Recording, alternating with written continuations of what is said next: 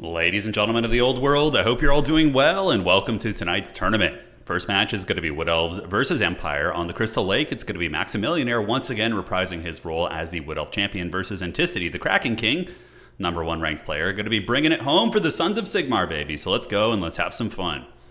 All right, one sec, guys. Just going to open a door here. And there we go.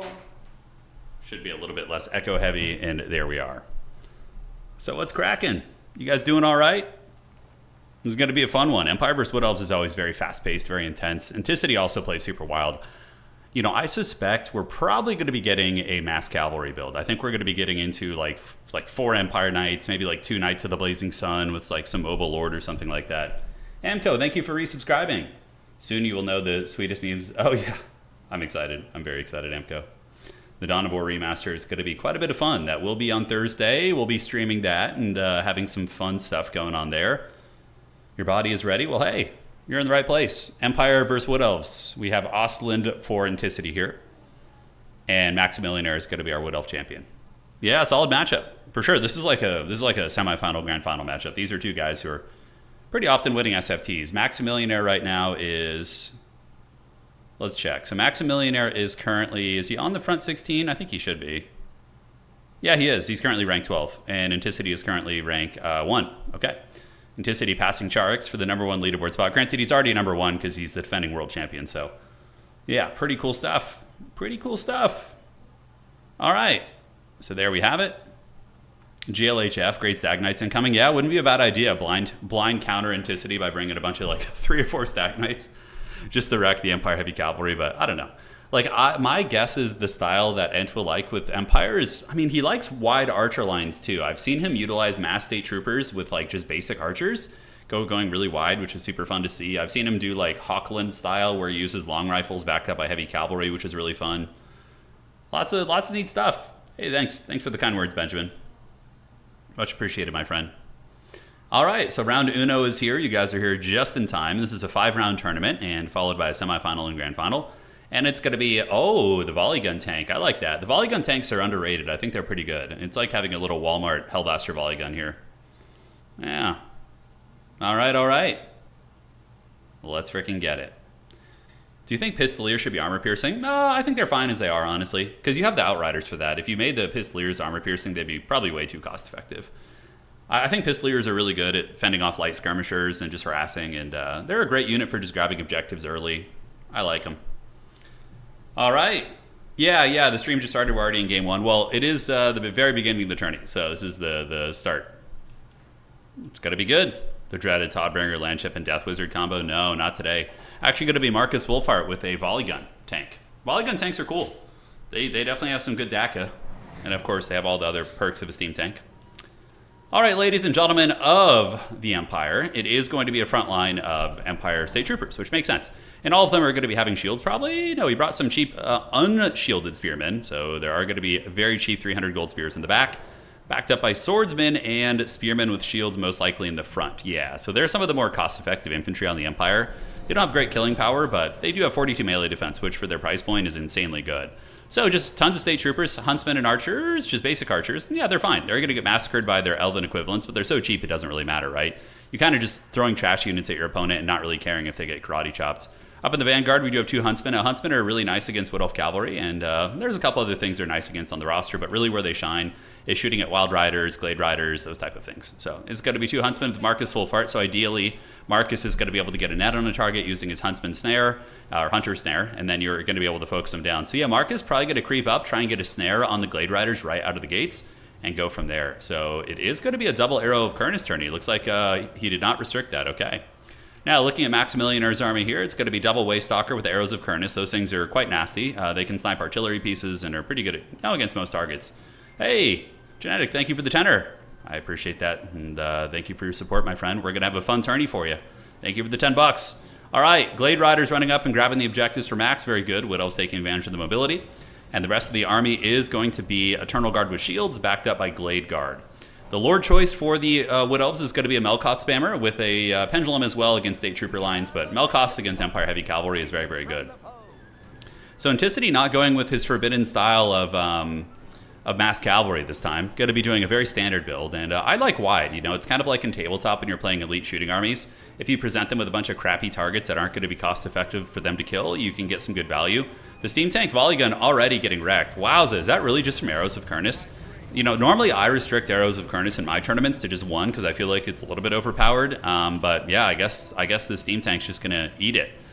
Because man, that's like 40% HP. I mean, are these guys gonna be able to solo that thing between the 6 arrows of Kurnus shots? That's pretty insane. Yeah, how much damage do they do each? So they do have, let's see, it's going to be 3 projectiles, each of which does 160 damage, and half of that is going to be armor piercing. Okay, so yeah, it's gonna add up. It is gonna add up. All right, guys, the Empire is going to be advancing up, and the volley gun tank is advancing as well, and it is shooting some volley fire into the Glade Riders back here, picking off a couple models. The Way Stalkers are going to be one of the big issues. I wonder what caster Anticity has in reserve, right? Because we see that the Empire army of the Kraken King here does not have a wizard in its opening army, but Knights of the Blazing Sun going to be called out. Maybe they're going to go for a snipe or a surround on these Way Stalkers. Wood Elves could, of course, call out Great Stag Knights or Wild Hunters of Kurnus to counterfight that, but maybe if the Empire's nearby with a couple units of these huntsmen, they're going to be able to do some work. So volley gun shooting, and the volley gun is popping shots downtown into the Glade Riders. Arrows of Kurnus are going to be off cooldown relatively soon. They do have a 1.5-minute cooldown, and it's been almost a 1.5 minutes since they used their first volley. So big cavalry engagement's going to be coming in. It is going to be the Glade Riders moving, and the arrows of Kurnus are on the tank. Let's see what kind of damage. So 61 down to 52. Wow, so it's like 1,000 damage. That ability's pretty cracked. It's really, really strong. All right, so Huntsmen do get the Hunter Snare activated, but the other two are still going to get a charge in. Now, these are the weaker Glade Riders. They're not the combat variants. But overall, not a bad trade for Anticity here, as he does get a Snare and picks off one of the Glade Riders, and we're going to see how he recovers from this. Huntsmen are not great melee fighters, but probably good enough to fend off like Horse Archers and whatnot, right? Wild Hunters of Kurnus are called out from Maximilianaire, which is a very nice play, and Anticity is going to be retreating back as he does secure 2 objectives. And his tank in the back is going to keep its volley gun shooting while it can. But overall, the ambushes have been a little bit more advantageous here for the forces of the Hardwood. A little bit of lag going down here. Hopefully there's no disconnect or something. That would be really, really too bad. But it would be up to the tournament host, which thankfully is not me today, to make that decision. So, yeah, this looks looking pretty laggy right here. Looks like it's just like a complete freeze. I'm going to check in the Discord and see if there's any issues. All right, let's check here. That would probably just be a replay since it's so early, but it's a shame, though, for Maximilianaire, and considering he's gotten some good plays for sure. But we'll see who actually disconnects here. Rip tank, yeah, maybe so. Maybe so. Anticity dropped from the game. Okay, that's fine. So we're going to see what the tournament host has to say. It's not my problem.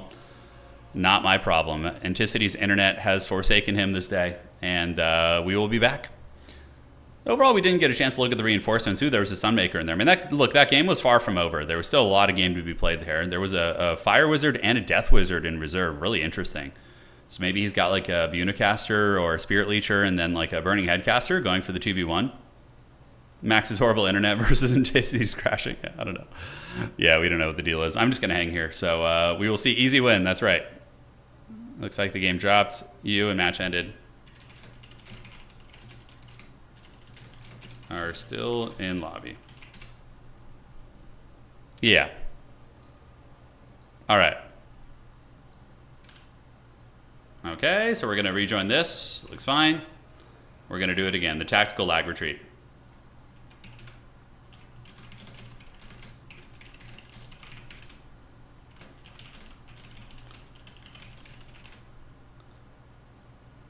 Okay, so failed to join, connection timed out. Okay, interesting. So he should have a new lobby set up here. Okay. Talking to him right now, and let's see. There's some funniness going on with the lobbies, but on the bright side, it's going to allow more time for people to get here and witness the game. Okay. Let's do this. Anticity should have a new lobby now. Let's see, is that one gonna work? I think it will. All right, so checking to see, oh, that's right, I don't have to do any admin stuff. Oh, it's so nice just being able to chill. Okay, cool. But yeah, no, that was very strong. The arrows of Kurnus into the tank. I mean, the exact same thing's gonna happen, really. It's not gonna be too crazy. It'll just be a similar opening, basically just a fast forward, rewind of that duel. Okay, so now we're just waiting for Max there. And this gives me a little bit of time. I'm gonna go grab my water real quick. I will BRB, my friends.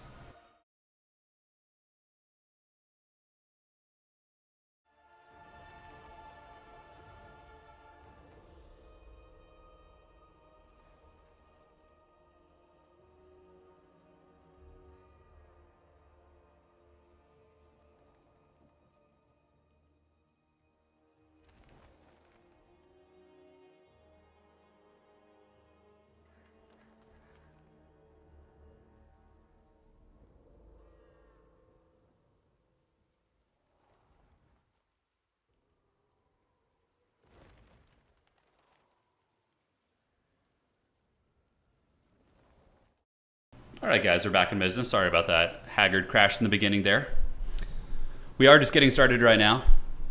And I think Arrows of Kurnus is like an artillery piece. I don't think you can like block it with like missile block chance and things like that. Yeah, personally, I think Arrows of Kurnus should be limited to 1. There's some people who don't limit it in their tournaments, but I think it's still a little bit too strong. They did nerf it, I think, too. There was like a nerf on it, but it's just so damn cost effective.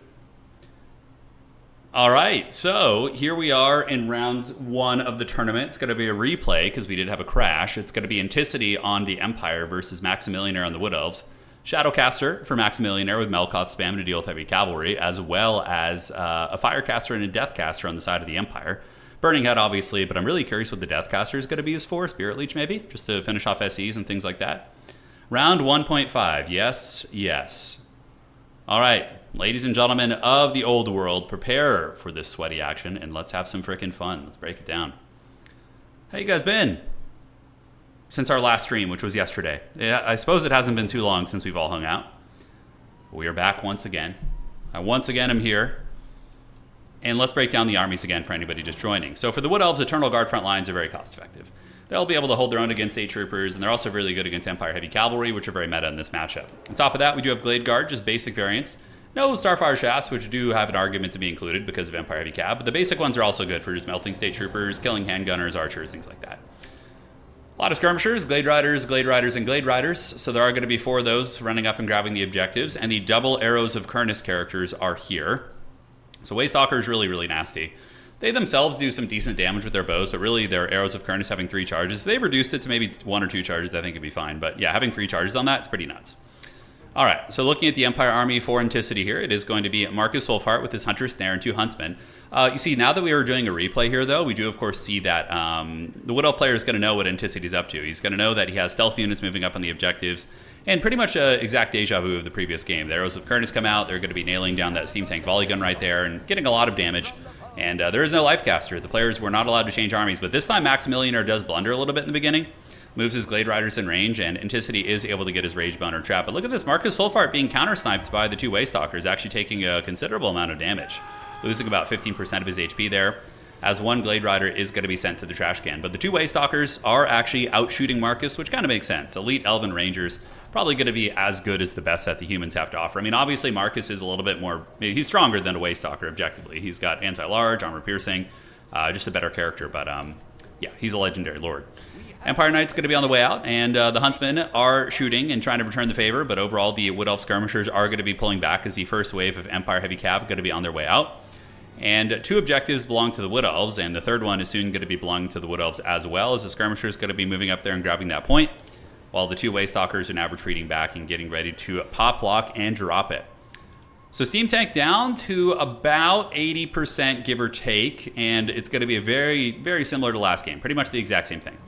Honestly, if I were Maximillionaire, I'd probably just unsummon these guys right now, get them back in the pool, and get a fresh unit out, and get what little refund you can while they're still out there. Steam Tank Volley Gun shooting in, and I like this play from the Steam Tank Volley Gun, being a little bit more aggressive towards the mainline Wood Elf army and trying to get some Volley Gun value while it still can. 129 value, but yeah, shooting at the Glade Guard and the Eternal Guard is going to be cost effective. But the Empire is the one who brought a more headstrong army where they can just kind of plop down on 2 objectives and say, come at me, bro. Empire does have some artillery. We have the Sunmaker. Now, what's kind of cool about the Steam Tank pick here is that even though the Steam Tank is getting wrecked by the Arrows of Kurnus pretty badly, it's already down to like half health, is that it's going to be eating all of the Arrows of Kurnus, right? So all of the shots from the arrows are going to be used very soon. And then if Anticity baits out, that would be a pretty big brain play, like using that as bait. And then you call in the Sunmaker, and then there's not going to be any answer for it, because typically Wood Elves hard counter your artillery by basically shooting Arrows of Kurnus at it or diving recklessly with cavalry, which is very difficult to do. Typically Arrows of Kurnus are their best friends. So 3 objectives here are in play. 2 belong to the Empire. Volley Gun going to be shooting downtown into the Glade Guard. Glade Guard going to be losing a couple models here. It's like I said, a Walmart, we have this at home, Hellblaster Volley Gun. And it is able to pick off a couple of these bad boys, which isn't bad value. I mean, at least it's doing something before it potentially dies, getting about 200 value so far. Archer is going to be moving up and trying to shoot into it. Of course, does have the directional shielding, so from the front it takes like no damage from archers. Arrows of Kurnus is a different story though, because it counts as an artillery piece, so it's a little bit different. But we do have the objectives here. Objective 3 and 2 belong to the Sons of Sigmar. And now, look at this, Hawklon long rifles coming out. Now, these guys are not stealth, by the way. So if the opponent sees them coming, can definitely intercept them, like sneak up on them with some stealth units if they have any. But Hawk and Long Rifles have been very good against Wood Elves, I would say, because Wood Elf Archers, the maximum range is like 190 on the Waystalkers, and these guys have 260 range. But again, what counters them? Arrows of Kurnus. Arrows of Kurnus is like the one thing that Wood Elves have that can really shut down range units. Even better a second time. That's right, Sebastian. Thank you for the $4.99. Really appreciate the support, boss. And let's keep it going. All right, Huntsman shooting into the enemy skirmishers here, and one Glade Rider going to be sent running to the Shadow Realm as they lose quite a bit of HP there. So probably going to be breaking. And what are the Waystalkers shooting? The Waystalkers are actually shooting the Huntsman. I think it would be a little bit better to actually just sit on Marcus. Although Marcus is hidden right now, so understandably that's why the Waystalkers aren't able to get those shots. Hawk and Long Rifles are on their way. Volley Gun going to be shooting into the enemy skirmishers. So the Glade Rider's losing a couple models as we do have 54 kills. Another Arrow of Kurnus going to be coming out there, down to 4,300. And the other Arrow of Kurnus should be coming soon, as I think we only saw one there. I wonder if he's saving an Arrow of Kurnus charge for the Sunmaker, because since they did crash, they saw each other's builds. So, you know, they're going to know what's in reserve, right? One Huntsman is offline. Anticity probably going to just be unsummoning that bad boy to get him back in the pool. And the Steam Tank Volley Gun is absorbing these shots like a champ. I mean, it still does have, how much HP? 3,500 at 160 armor and directional armor. It's still very much in play. It's going to take quite a bit more effort to kill it. And looking at the Elven army, there's honestly not much here that can kill it. Okay. So this is what's going to be happening here. We do see a bunch of Dryads coming out of the trees. So this is when the Wood Elves are going to go. They're going to move like 4 Dryad units up, and then they're going to collapse from the top side as well and do like a big envelop on the Empire army and try and Alpha Strike them. Certainly not going to be easy because, oh, this is so good. I was about to say, what do you guys think is the counter to this? Knights of the Blazing Sun, Empire Knights. Maximillionaire, Ever the Tactician, has the Wild Hunters of Kurnus waiting in the back to protect them. I love that. It's just good decision making, good tacticianship. It's very, very clean. Firecaster is on its way in, so Flaming Sword of Ruin as well as the Burning Head. Anticity with his beloved buffing spells, as we do see Melkoth's Mystifying Miasma being activated here. Look at this, the Hawkland's actually getting some good sniper shots on the Wood Elf Lord. It's taking a little bit of damage right there. Dryads pulling back. On the wings, we do see Empire Knights and Knights of the Blazing Sun hanging out, and the Deathcaster's also here. Wow, look at that, the Buna tech. So Anticity with a little bit of a, what I like to call a toolbox build. He has like a little... He has a wrench for everything. You need an Allen wrench, you need a Phillips head, whatever. He's got, or a screwdriver, you guys get the idea. But he's got the frickin' Fate of Buna here, just waiting for the Wild Hunters of Kurnus. Now, first, Burning Head? No, that's a pendulum, interesting. So that was a really weird pendulum. I think that must have been a misclick there by Maximillionaire, because that one was not good at all. And here we do see the Steam Tank coming over to provide some supporting fire against the Wild Hunters of Kurnus. And there's going to be a Fate of Buna going down to the Wild Hunters, and they're going to get afflicted by that pretty good while the Steam Tank continues to shoot at them. So very, very good Fate of Buna.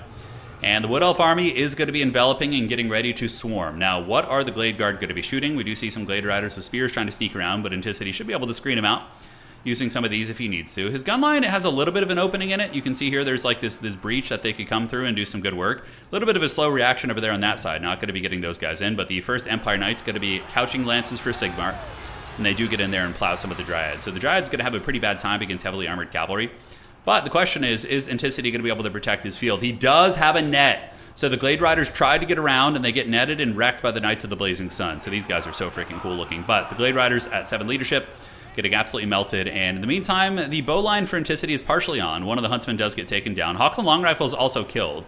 So it looks like an archer unit was able to get them. So both players are trading back and forth. Maximillionaire able to get his archer line here to melt the Hawk and Long Rifles and send those guys running. On the flank, Empire Knights versus Wild Hunters of Kurnus. There's a Steam Tank in there too. Steam Tanks are okay in melee. It's going to be providing some buffering, and you can see the Wild Hunters are actually shaken. I don't know if they're ITP. I don't think they are. So they can be terror-routed by the tank, which is going to be very tough for them.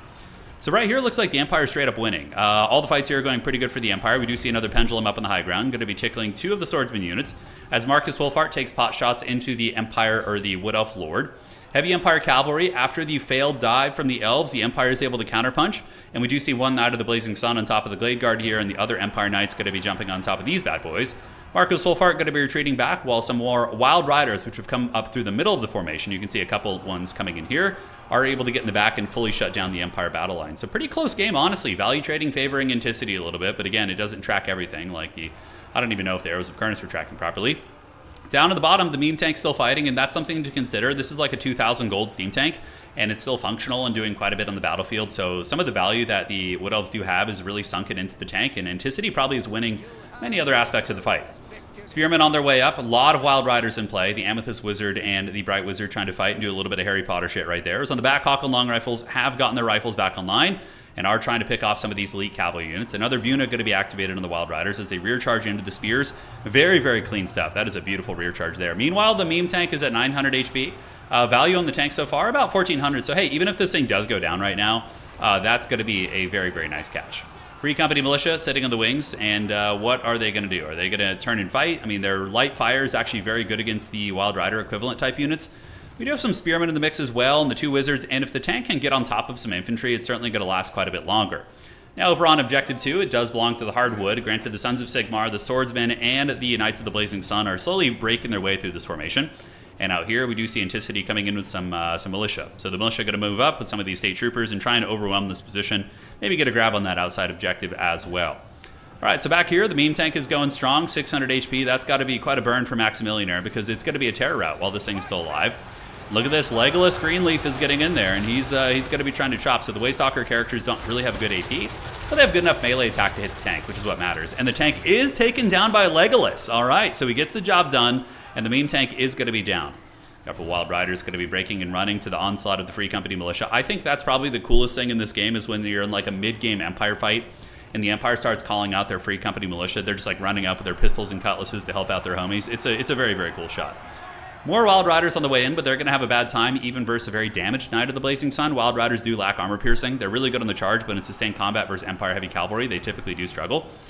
Over here, though, we do see more cav coming in. It is going to be the Wild Riders, and what are they going to be trying to clear out? There's a Spearman with shields here. If they turn and face these guys, Anticity does. He gets the Spearman in front. They're not braced, though, so they will take some considerable damage on the charge. But maybe with the Free Company Militia, they're going to be able to hold. We'll have to see. All right, so Objectives 2 and 1 belong to the Wood Elves. Objective 3 belongs to the Kraken King down here, as Anticity continues to pull a value lead here in this game. More Hawk and Long Rifles going to be called out of the back, and those are a nice tool in the mid-game for sure, but very vulnerable. If a single Glade Rider, like here for example, if like a really shitty Glade Rider unit that just got chased into the woods here rallies, it can come back and take these bad boys down, right? So the Hawk and Long Rifle, very vulnerable, high-risk, high-reward unit. But look at this, the Hardwood is going to be taking this objective back, guys. We do see lots of Wild Riders here. Dryads and the double Legolas is here as well. So the Legolas unit's giving a lot of trouble. And Anticity really kind of looks like he's struggling on objectives. We do see Mantide coming up a little bit. A nice burning head there. It's all right. Kind of tickles some of the Eternal Guard and Dryads.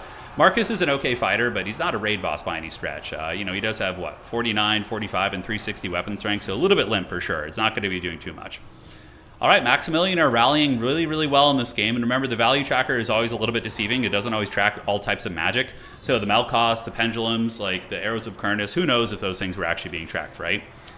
Okay, so Marcus Wolfhart going to be cruising in. Wood Elves are really dominant on this objective. The Dryads have been able to win most of their fights. Hawk and Long Rifles and Archers and Huntsmen are on their way back in. One Huntsman unit does get up on objective number 1 here, and it's going to start flipping that one. Hawk and Long Rifles and State Troopers going to be coming, so the game plan for Anticity is probably just to secure these 2 objectives if he can. Certainly not going to be easy, especially since the Wood Elves are about to butter these Huntsmen's bread super hard. Wood Elf mobility is really, really no joke. All right, guys, here they come. It is going to be the Wild Rider charge, and you're going to be seeing the end of the Huntsman. Hawk and Long Rifles definitely need to turn their sights onto the cavalry right now. And this one Wild Rider unit is honestly going to bowling pin so many of these units. Anticity does have Cav down there. It's going to be some Empire Knights, but yeah, this is like losing a 600 gold archer unit just like this is so bad.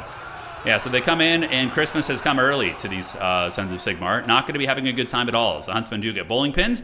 And on the other side, Hawk and Long Rifle is going to be shooting into the Wild Riders here. State Troopers coming, Mantide, but Max is just pulling even more of a points lead right now.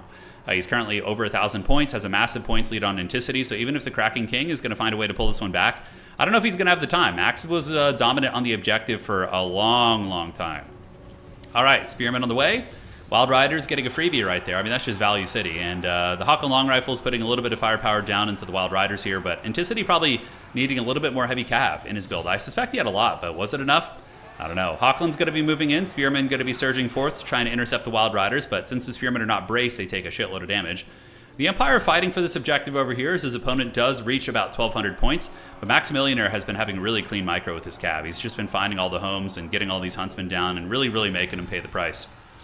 All right, so what do we got? We do have the Objective 3 flipping here because these characters do have 3 capture weight apiece. So that's going to be 9 capture weight there. And the Empire Heavy Cavalry maybe going to be able to fend off these Wild Riders with the support of Marcus Wolfhart. One objective going to Anticity, but the other one's looking pretty bleak. More spearmen, more state troopers are on the way up, but Wood Elf infantry typically beat Empire infantry with the exception of greatswords, but greatswords just get wrecked by wild riders and shooting, so typically you don't see them in this matchup.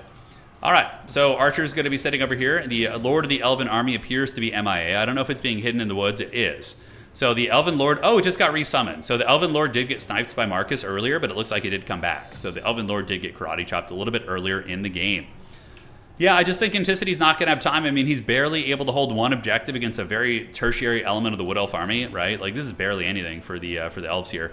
And the Elves have a pretty good pocket of strength over here. They got the Dryads ripping up the State Troopers. Here he's able to run down another Archer unit, and the Hawk and Long Rifle is also getting run down. You can see they're running right now, and he's going to be a very, very easy pick as well. So that is going to be that most likely. As we do approach 1,400 points, going to be a bit of an upset here in Game 1. Maximilian are getting in there with the Wood Elves, and getting a dub against the Kraken King's Empire. Now, this is a 5-round tournament, so Anticity is likely to still go 4-1 after this. And then we could see him back in the finals for revenge. But overall, I think that is going to be all she wrote. Wild Rider's able to get another beautiful charge, and the Empire State Troopers sally forth, but they will not be able to get through in time, as it is going to be 1,400 points, which is going to be 50 seconds in total, so really less than a minute for Anticity to get all 3 objectives. I mean, there is a big man-tide coming. Knights of the Blazing Sun are really good against Wood Elves. I think they're one of the best units, and there is a lot of man-tide action. I mean, okay, is there still a chance? I mean, you always, with Anticity, there's always a little bit of a weird chance. He's got a lot of man-tide coming up, guys. No way. He's going to pull this back. No freaking way. The Wild Rider's moving in, but the Spears are up on the objective. Currently, as it stands, it is in the favor of the Empire, but just barely. We're going to see if the Spearmen are going to be able to push their way back. Anticity does have Blazing Suns coming in, and oh my god, is he going to win this? No way. No freaking way he's going to win this. All right, objective number 3 belongs to the Wood Elves, 1476. This one is in the process of flipping, but the Spearmen are wavering at the moment, so that's really, really bad if they break. Dude, there's no way he's going to get this. More Wood Elf Cavalry coming in to try and salvage this. 1494. That objective is going to be taken by the Empire. This one's a couple seconds away, and Max wins by 3 seconds. Oh my god, he won by 3 seconds, dude. Wow, that's crazy, dude. That's crazy. That was like a 3-second, and Anticity wins that game. You think he's going to lose, and then somehow, like Palpatine, he returns. But that is a win for Maximilian. A very good win in the round there. Very, very good win. All right, so what do we got here? Arrows of Kurnus, 1,600 value, pretty insane. Heavy Cavalry were really good for the Wood Elves. They performed quite well. Anticity, he only had 3 Cav units. I think that was the big weakness of his build.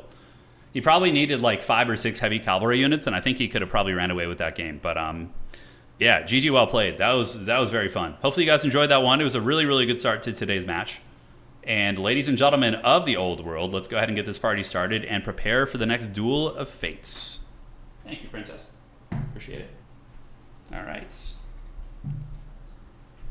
So, let's see how the round is looking. I assume that was the last game of the round. And let's go ahead and find... Oh, the dreaded Blood Knights. That's an old school one right there. Let's keep it going. We're going to keep it going. It's going to be good games all throughout the night, I can assure you. All right, so that just finished, and we have Blood Penguin playing SAG on the other side. Okay. Then we should be good to go. All right. So let's do this. Let's do that. And where is this? Desktop capture. All right, so we got Anticity versus Max, which is finished. And then we're going to have Blood Penguin versus SAG, which should be wrapping up soon. Calphus defeating a Real Kitty, Scrambled Egg defeating Tommy, Apostate defeating Dumber, and Ricochet losing to Boss Toss. Alexander Nuts, the big Nuts man, winning with Vampire Coast last night, by the way. Coming back in and getting a dub in round 1 against the Big H. Hobo Honkers losing to Claw. And yeah, the battle continues. We're just waiting for this last match, and then we should be all good to go. All right. Thank you guys for joining tonight. It's kind of an impulsive stream, just last minute. Fired this bad boy up. Wanted to hang out. All right. So where are we? Yes, multiplayer battles. We can keep working on our prophesized Kislev build guide. Yeah, so we were working on the Khorne matchup last night, right? I think that was where we stopped off. Yeah, we're working on Khorne. All right, I'm having a great day. All's good. Hobo Honkers, yeah, he's great. He's really solid. He usually plays Nurgle too, which is fun. That tank getting wrecked by the Arrows of Kurnus was really unexpected. It was very, very strong. All right. So we're working on a build against the Khorne dogs, right? Wrathmongers are a bit of a problem, but I think this style is good. So we open with Kostalton. We don't need that. We need Salak's Lullaby and the Song of Sunlight. Blaze of Devotion is also quite good for Death Stars, and we want to get his healing ability, which is Ursun's Ward, and then we can get Courage of Sacrifice as well, but that's if he's really low, right? No, Enduring Devotion. Okay, that one's good. Great. So we just get a super Giga Chad Kostalton here. And, but we don't have enough for the Warbear now. He needs to be on a bear. Yeah, I had him on foot. Damn it. Okay, maybe like 2 sleds? We go Light War sled for our last one. God, Kostalton gets expensive quick when you get all these abilities. Okay, so you need the Ursun's Ward ability. Enduring Devotion is, okay, when he's in melee, nearby units get melee defense and leadership. That one's probably one we can afford to cut. Okay, and then aside from that, we could get like 2 skirmishers against Khorne just to grab objectives out of the gates. Yeah, that feels better. Okay. So people had been wondering where the sled builds were. So we're going to get 1 Oath Brother of Tor, because magic damage is really good against demons. We're going to do 2 of these and mass probably on those. Do we want another Patriarch? We do need a wizard. Even though it's Khorne, having a wizard is still good. So you have a lot of anti-large with the Frostworms. Kostalton's going to be buffing them up, and then you have a Patriarch. You have the heavy war sleds to run over the infantry. It kind of covers all your bases, right? So, aside from that, what lore is going to be best here, you know? What lore is going to be best? Yeah, Khorngors are a problem for sure, but I feel like you can trample them and, with monsters still and catch them off guard. 1 little Grom in the reserve, maybe 2 sleds is adequate. I don't think we need another one. Yeah, so let's see here. Things in the woods are not bad. A couple Streltsy against Khorne probably isn't a bad idea either. This is very much like a mobility build. Okay, ice. We could do the Frostblades. Frostblades is alright. Heart of Winter is kind of cute. For Tempest, we could... You know what? Probably Tempest. Because what we do is we do Hawks of Miska, and that's going to break the leadership of demons who are very low. And then we just do a Hailstorm, and I think that's going to be that. Alright, we're going to get you there. So we got 2,000 left. So now, how do we deal with like Khorngors and stuff, right? So Armored Kossars, you usually don't see much armor from Khorne in the infantry department. Probably going to be Bloodletters and Khorngors. Yeah, I think. I'm just checking the brackets. All right, so we got round 2, by the way. So we're going to do, we did that. So we're going to do Scrambled Egg Special. We're going to do his game versus Claw, which is going to be fun. Go, lobby code, please. Slaughter Guard, yeah. Slaughter Guard could be a menace. But the cool thing about the heavy war sleds is they do have shooting too, so you can use them to shoot these various threats as well. 1 little Grom in reserve is kind of a cheeky idea, although you do have to commit to protecting it against Furies and things like that, but little Grom shooting into the elite infantry on some maps might actually be pretty good. And then maybe a Streltsy unit, or do we want to go double Streltsy instead of little Grom? That might be better. Then we get a Kislevites Warrior, and I would like to maybe get 1 more Kislevites Warrior here. I like this build. This build feels pretty good. All right, so that's going to be Kislev versus Khorne. And hopefully you guys enjoy this kind of like theory crafting in between rounds. I think it's good. It's like we can all learn, and then eventually, you know, we stream almost every day. Eventually we'll have a build guide.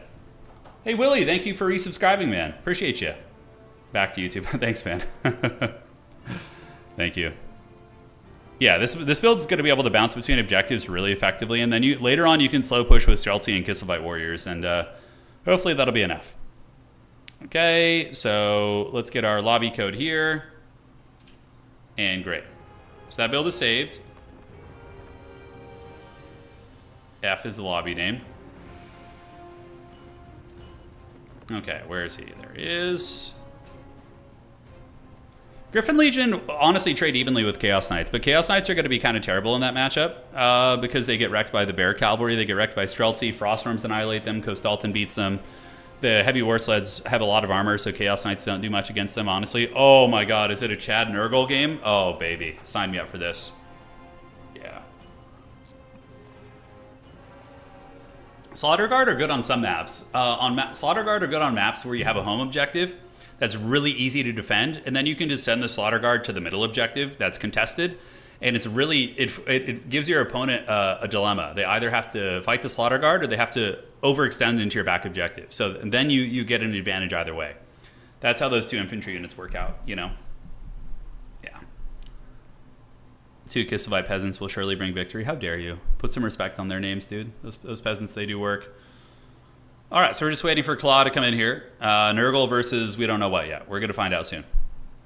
We will find out on today's episode of Dragon Ball Z.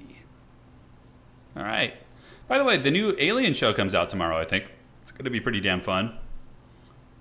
Checking here to see. Oh, that's right. I'm not the admin. I keep minimizing it. I'm like, oh, let's see what admin issues we need to deal with. Who's dropping? Yo, Anticity, what's up, man? GG, dog. By the way, I got your miniature all spray primed. It's going to be getting. I just finished the other paint project I had going, so now I'm going to start on your mini soon. The wife and I are going to hammer it out. It looks really good. It's awesome, dude. It's awesome. I had a question for you, Ents, while I have you here. Preference. So I was going to paint the skin on your miniature as like human skin, like with your face, and or I could paint it like, since you played a Farseer, I could do it like orcish. Would you prefer like orcish skin, or would you prefer like human? I was gonna go human, just so it's like really recognizably you. Just let me know, dog. The wolves, I'm gonna paint them like the wolves from Warcraft 3. They're gonna be purple spirit wolves. Yeah, so I just wanted to get your preference on that while I have you here. Actually, I was staring at it last night at my little workbench, and I was like, The mini we'll show you once I make some progress. I'll show you guys. Can you paint it? We'll paint it like one of our French girls. Yeah. Paint Anticity like one of our French girls. Okay, I'll do human skin. I'm glad you said that, because I'm better at that. The orc skin is a little bit tricky for me, so I've just been painting a bunch of human skin for my Isengard for Saruman. I just finished painting him, so yeah, very cool. Very cool. All right, Dark Elves versus Nurgle. Now, this is a fine matchup. It's probably at the highest level. Like, if you have like Daniken on Dark Elves, it's probably Dark Elf favored, but for the most part, it's winnable for Nurgle. Yeah. It's going to be fun. Show me the money. So it begins. The Dark Elves versus Nurgle. Scrambled Egg is a champion of the downtrodden.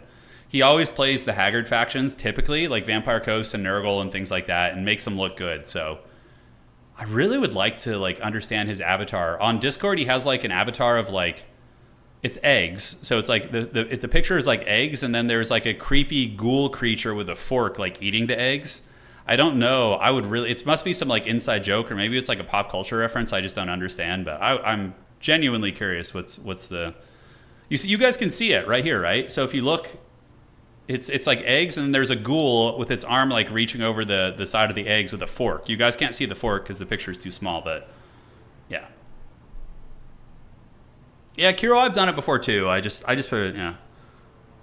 Like the orcs that I have used in my Chaos Dwarf army, I have some black orcs. I actually painted them like Durotar. So like they have like a Warcraft 3 like pre-corruption orc skin. Yeah.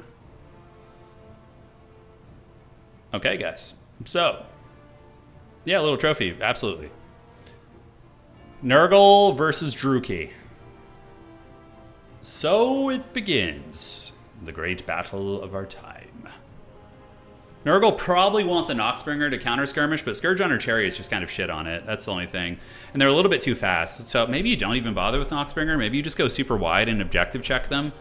That could be the way to play it. You just go like a million infantry with a like lore passive spam and just like slam the objectives. Like play it like you do against Empire, where you just get like mass Pestigors and Marauders and just swamp the objectives, No, I'm an Alliance enjoyer. Don't worry, Dancho. I always played the Alliance myself. Odessian, video game controller. Hey, Odessian, thank you for the $2. Appreciate it. I wouldn't trust Nurgle scrambled eggs. I mean, who would? Who would? Jeez Louise. I loves Eggs Vampire Count play from a while back. Yeah. He plays the downtrodden factions for sure. And here he is, Nurgle. Nurgle is like a very difficult faction to win consistently with. I mean, I think we even saw Daniken fail to make top 4 the other night with them. They're not easy. Scramble should be a man of the people and bring Uncle for Uncle. Oh my god, no.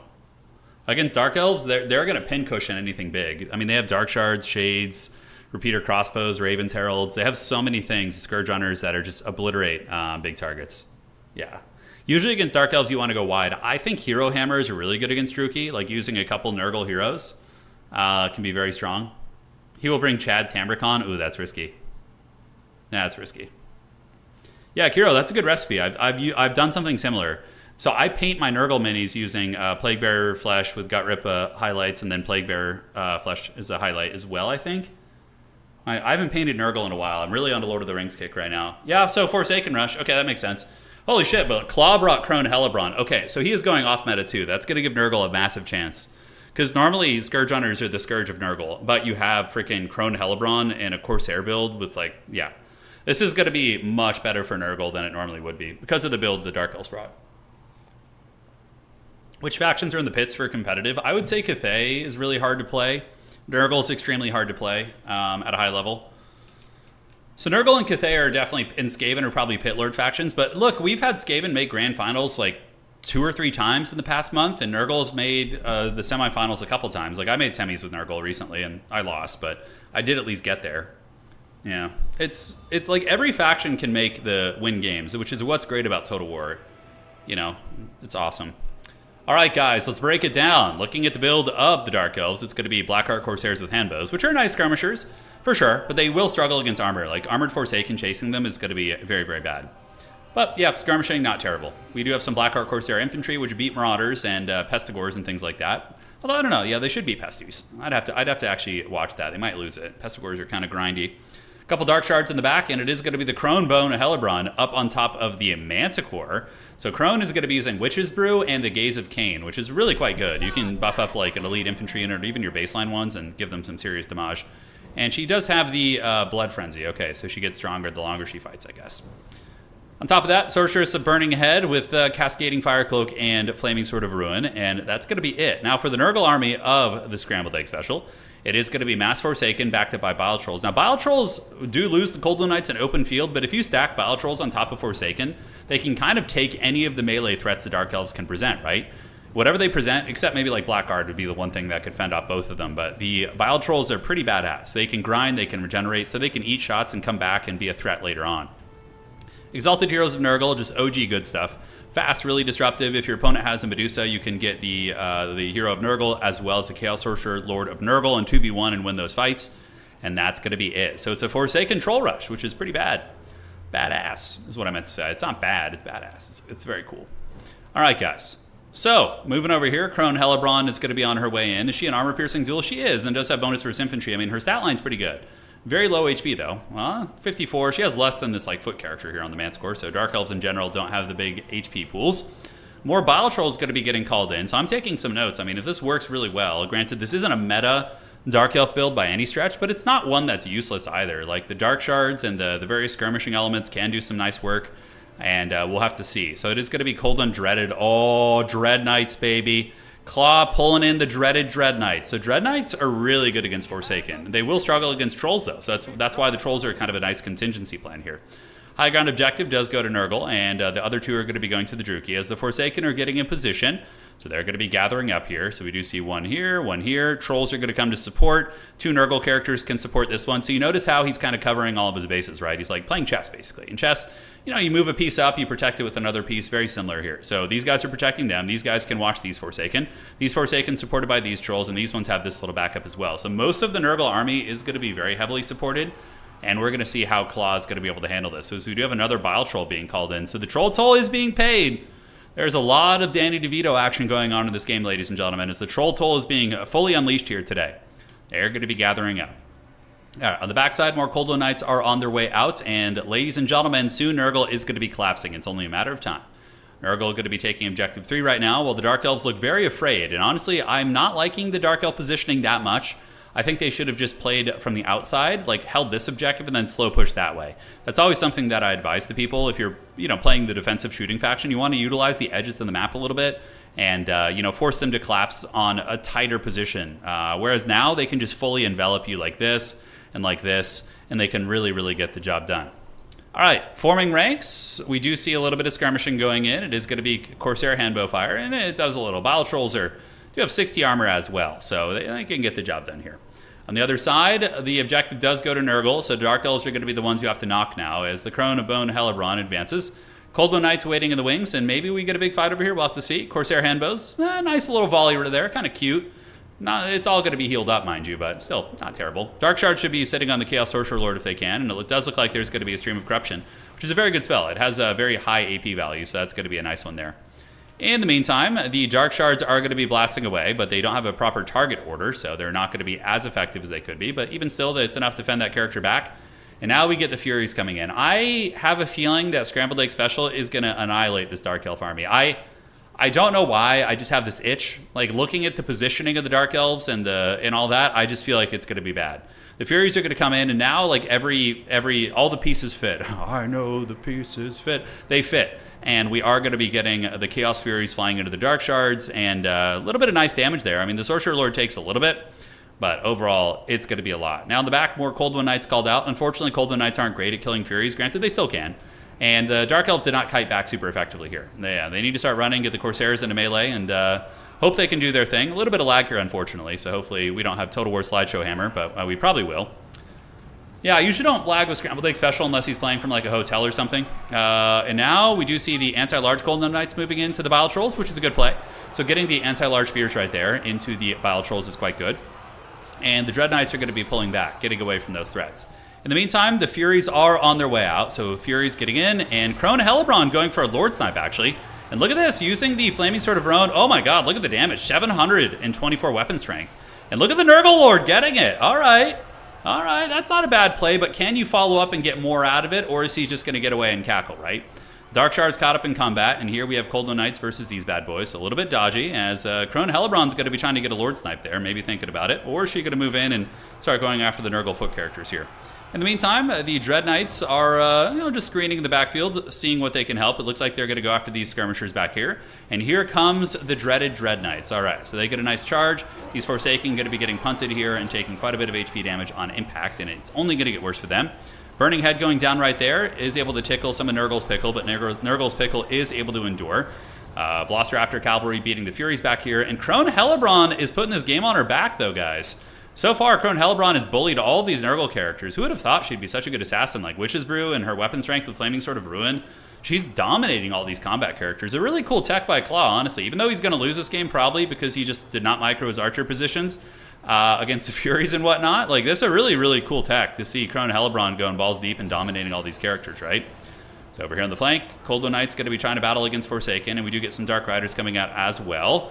Over here, the dreaded Dread Knights and some Dark Riders going to be able to push back. Value difference is 5.8 against 4.2 right there.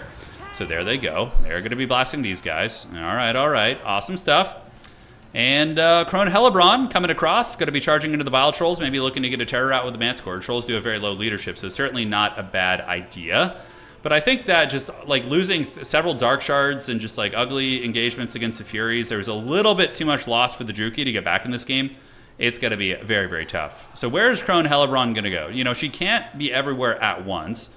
The Cold One Dread Knight's able to force back the backfield. Burning Head is not really good against Forsaken, so that's going to have a problem there. And now Crone Hellebron's going to be landing with her Dark Riders, maybe trying to get a terror route, some sort of a route on these guys. We'll have to see. Does she have her Mortis effect? I know she has, like, yeah, the Cursed Blade. So this one triggers if the affected unit's losing a melee combat. Okay, so that's not terrible. Kind of cool. All right, so advancing back up, we see Burning Heads going down, and another Stream of Corruption from Scrambled Egg Special is going to be very nice. Dread Knights do find a way into the Bile Trolls, and the Bile Trolls, unfortunately, are a counter to them.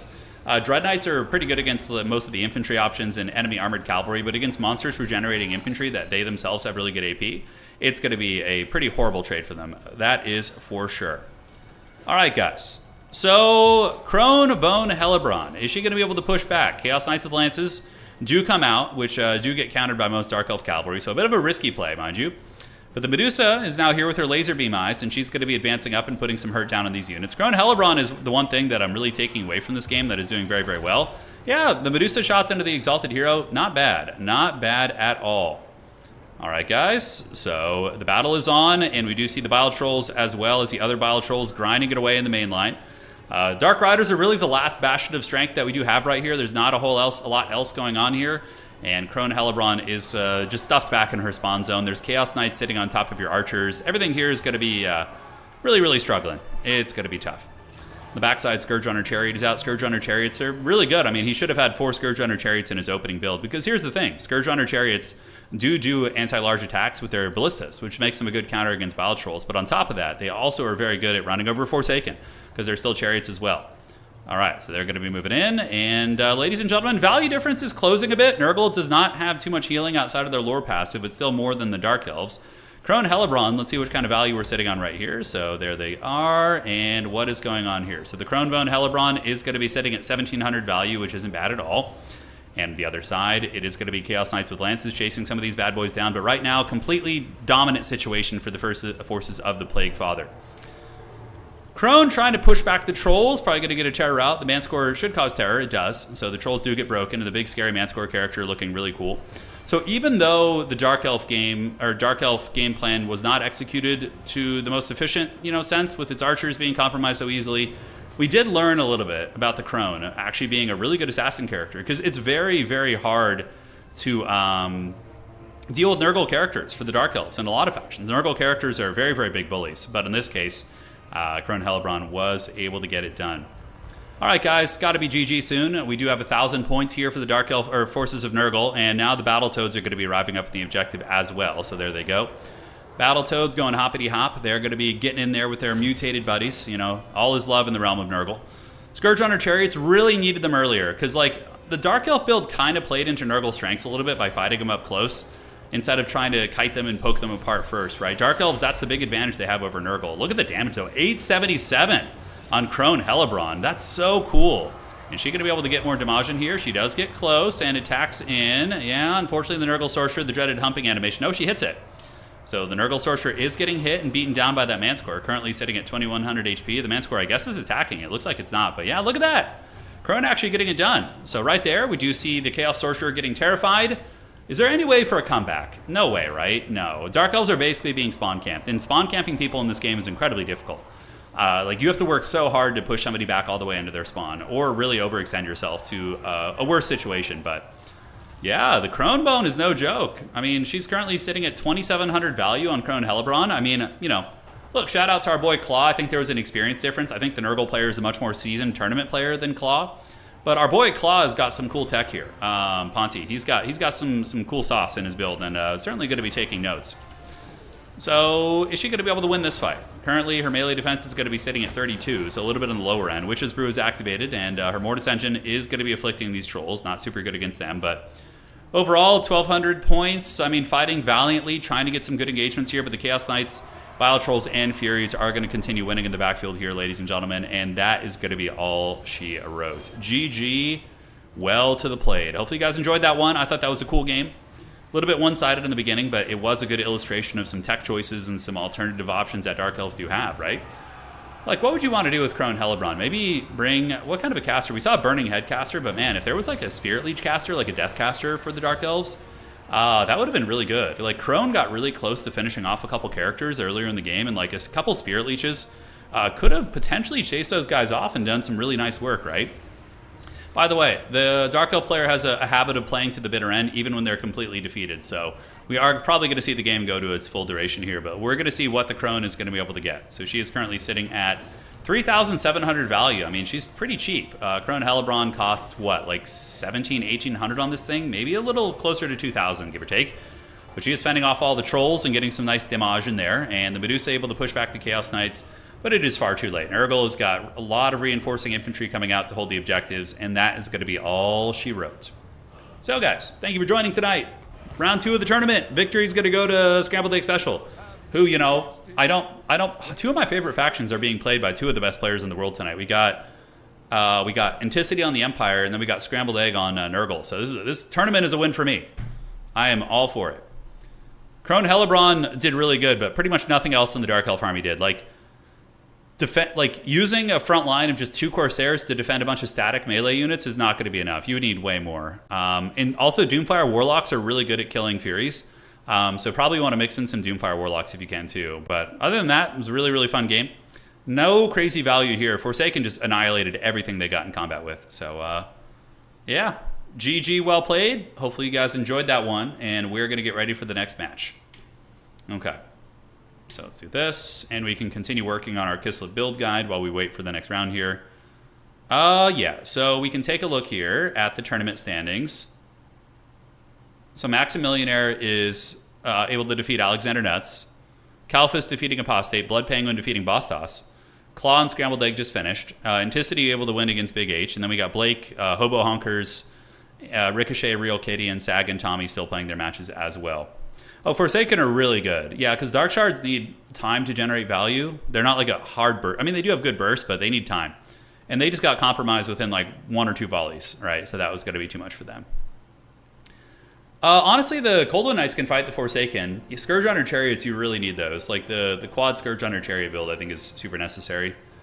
All right, so now we have Kislev versus Norska, which is an interesting one. Monster Mash is pretty good here, but you got to watch out for the javelins. Yeah, they can be a bit of a problem. So against Norska, you for sure want 1 Little Grom. I think we're going to get a Armored Kossar front line, followed up by a couple of these guys. Yeah, I think so. That's going to be nice. We'll do 2 Skirmishers. Maybe 3 Skirmishers out of the gates is pretty nice, too. You for sure want an Ice Witch. Like, Monster Mash is good against Norska, but if they go Javelin heavy and Marauder Horsemen throwing axes and Skinwolves, you can have a bad time. Yeah, Forsaken are probably one of the best infantry units in the entire game. Who are considered the best players among the community? Anticity is. So the Empire player who lost Game 1 is the #1 ranked player in the world right now. You can go to our website, which is totaltavern.com. Right here, let me show you. It's a comprehensive kind of database for Total Warhammer 3 competitive. So you can see the current rankings. We're on Season 11 of our Championship Series. And Anticity is the #1 ranked player there. But if you really want to see who the best player is, you go to the Warhammer 3 Hall of Fame. You scroll down to the bottom and you look at Total Tavern Season 10. And you can see who the defending world champion is, because they won the most recent world championship, which is Anticity. So that's how you would check that. And you can also see like who ranked in top 16 of the world for previous seasons and stuff. You can see here, et cetera, et cetera. So yeah, it's a lot of fun. It's a lot of fun. All right, so let's get back to this build. So we are working against Norska, right? Yes. So Tempest, Hoxamiska is S tier against these guys, so probably just go Hoxamiska. You can get the horse, so now we have 1,000 gold.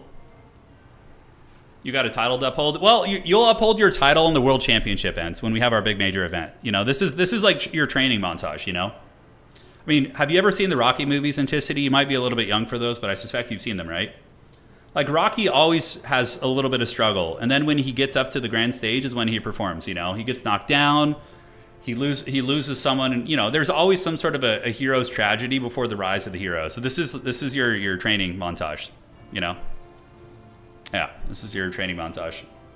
Professor Pone is the real GOAT. That's right, he is. He's the real big dog of Total War competitive. We're working on builds right now, Sour Patch, while we wait. You know the meme? Oh, Anticity, you gotta go watch Rocky movies, dude. Come on, dog. Don't do us dirty like that. You gotta go watch them.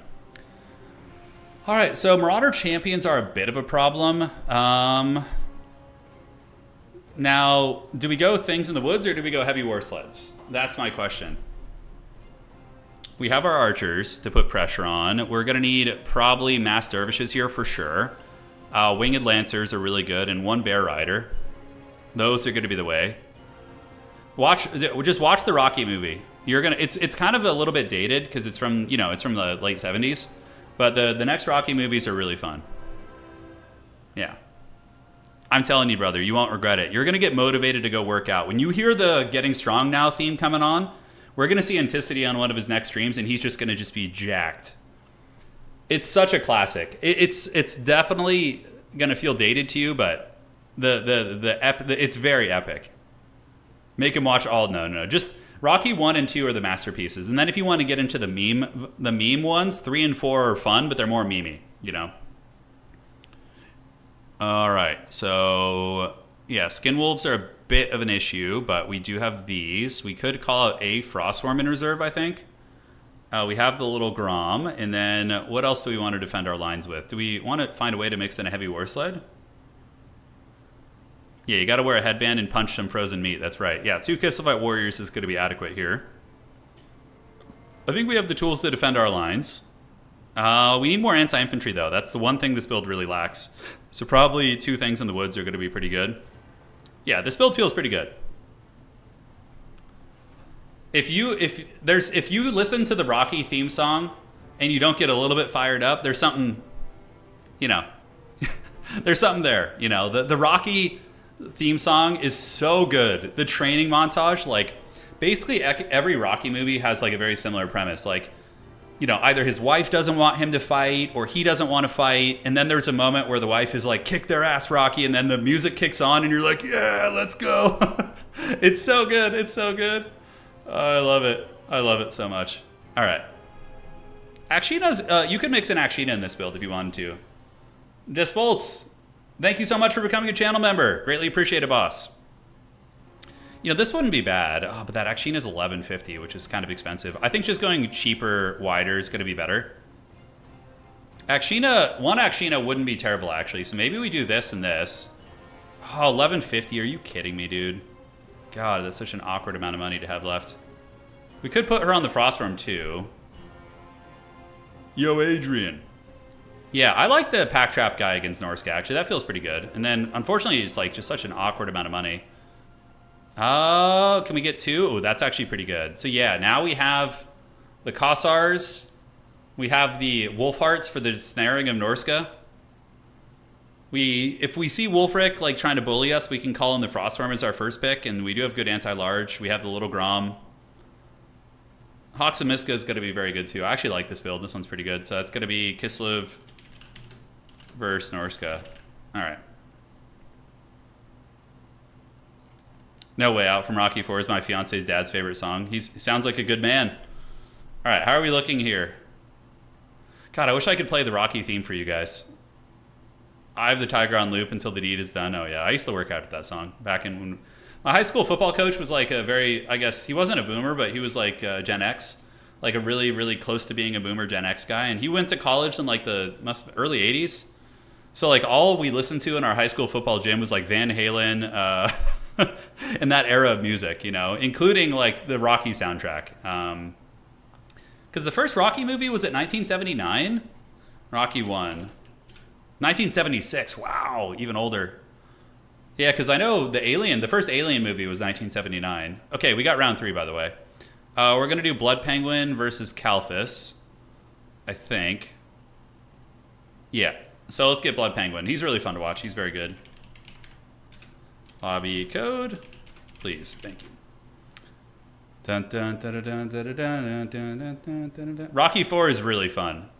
It's always interesting to see how the Rocky movies like capture the feeling of the time, right? Like the Cold War era Rocky was like him battling the dreaded Ivan Drago. Yeah. Dr. Dragon says your high school football coach made the team put their heads down and listen to Eye of the Tiger before games. Oh, that guy's an American hero right there. He knows how to do it. Okay, so we're gonna cast the Penguins game. We're trying to get a nice variety of players to give you guys different factions. Okay, is there a spec slot? Let's see. Refresh list. Should appear here in a moment.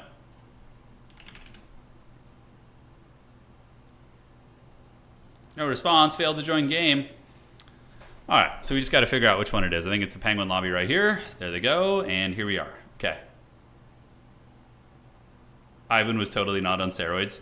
There's like legit just scenes of them injecting him with steroids in that movie, you know?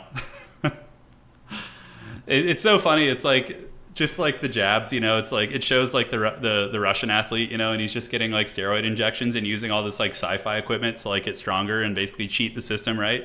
And then you get Rocky Balboa like out in the snow carrying like a giant log and just like chopping wood and shit.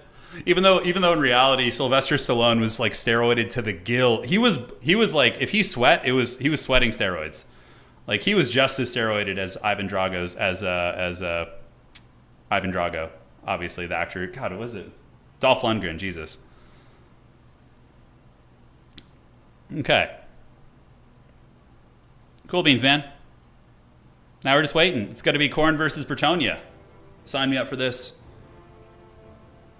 Cola says, Turin, do you ever get embarrassed when showing an older movie to a friend, only to realize it didn't age as well as you remember?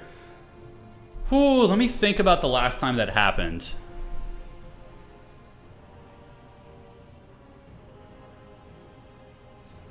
Let me ask Anna real quick. Darling, has there ever been a movie I showed you that I was like really obsessed about and like excited, and you were just like, this is a piece of shit?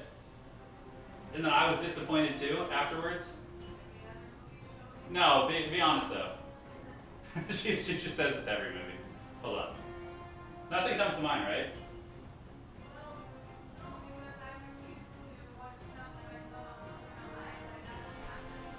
Yeah, no, it's... I don't think so, guys. I don't think so.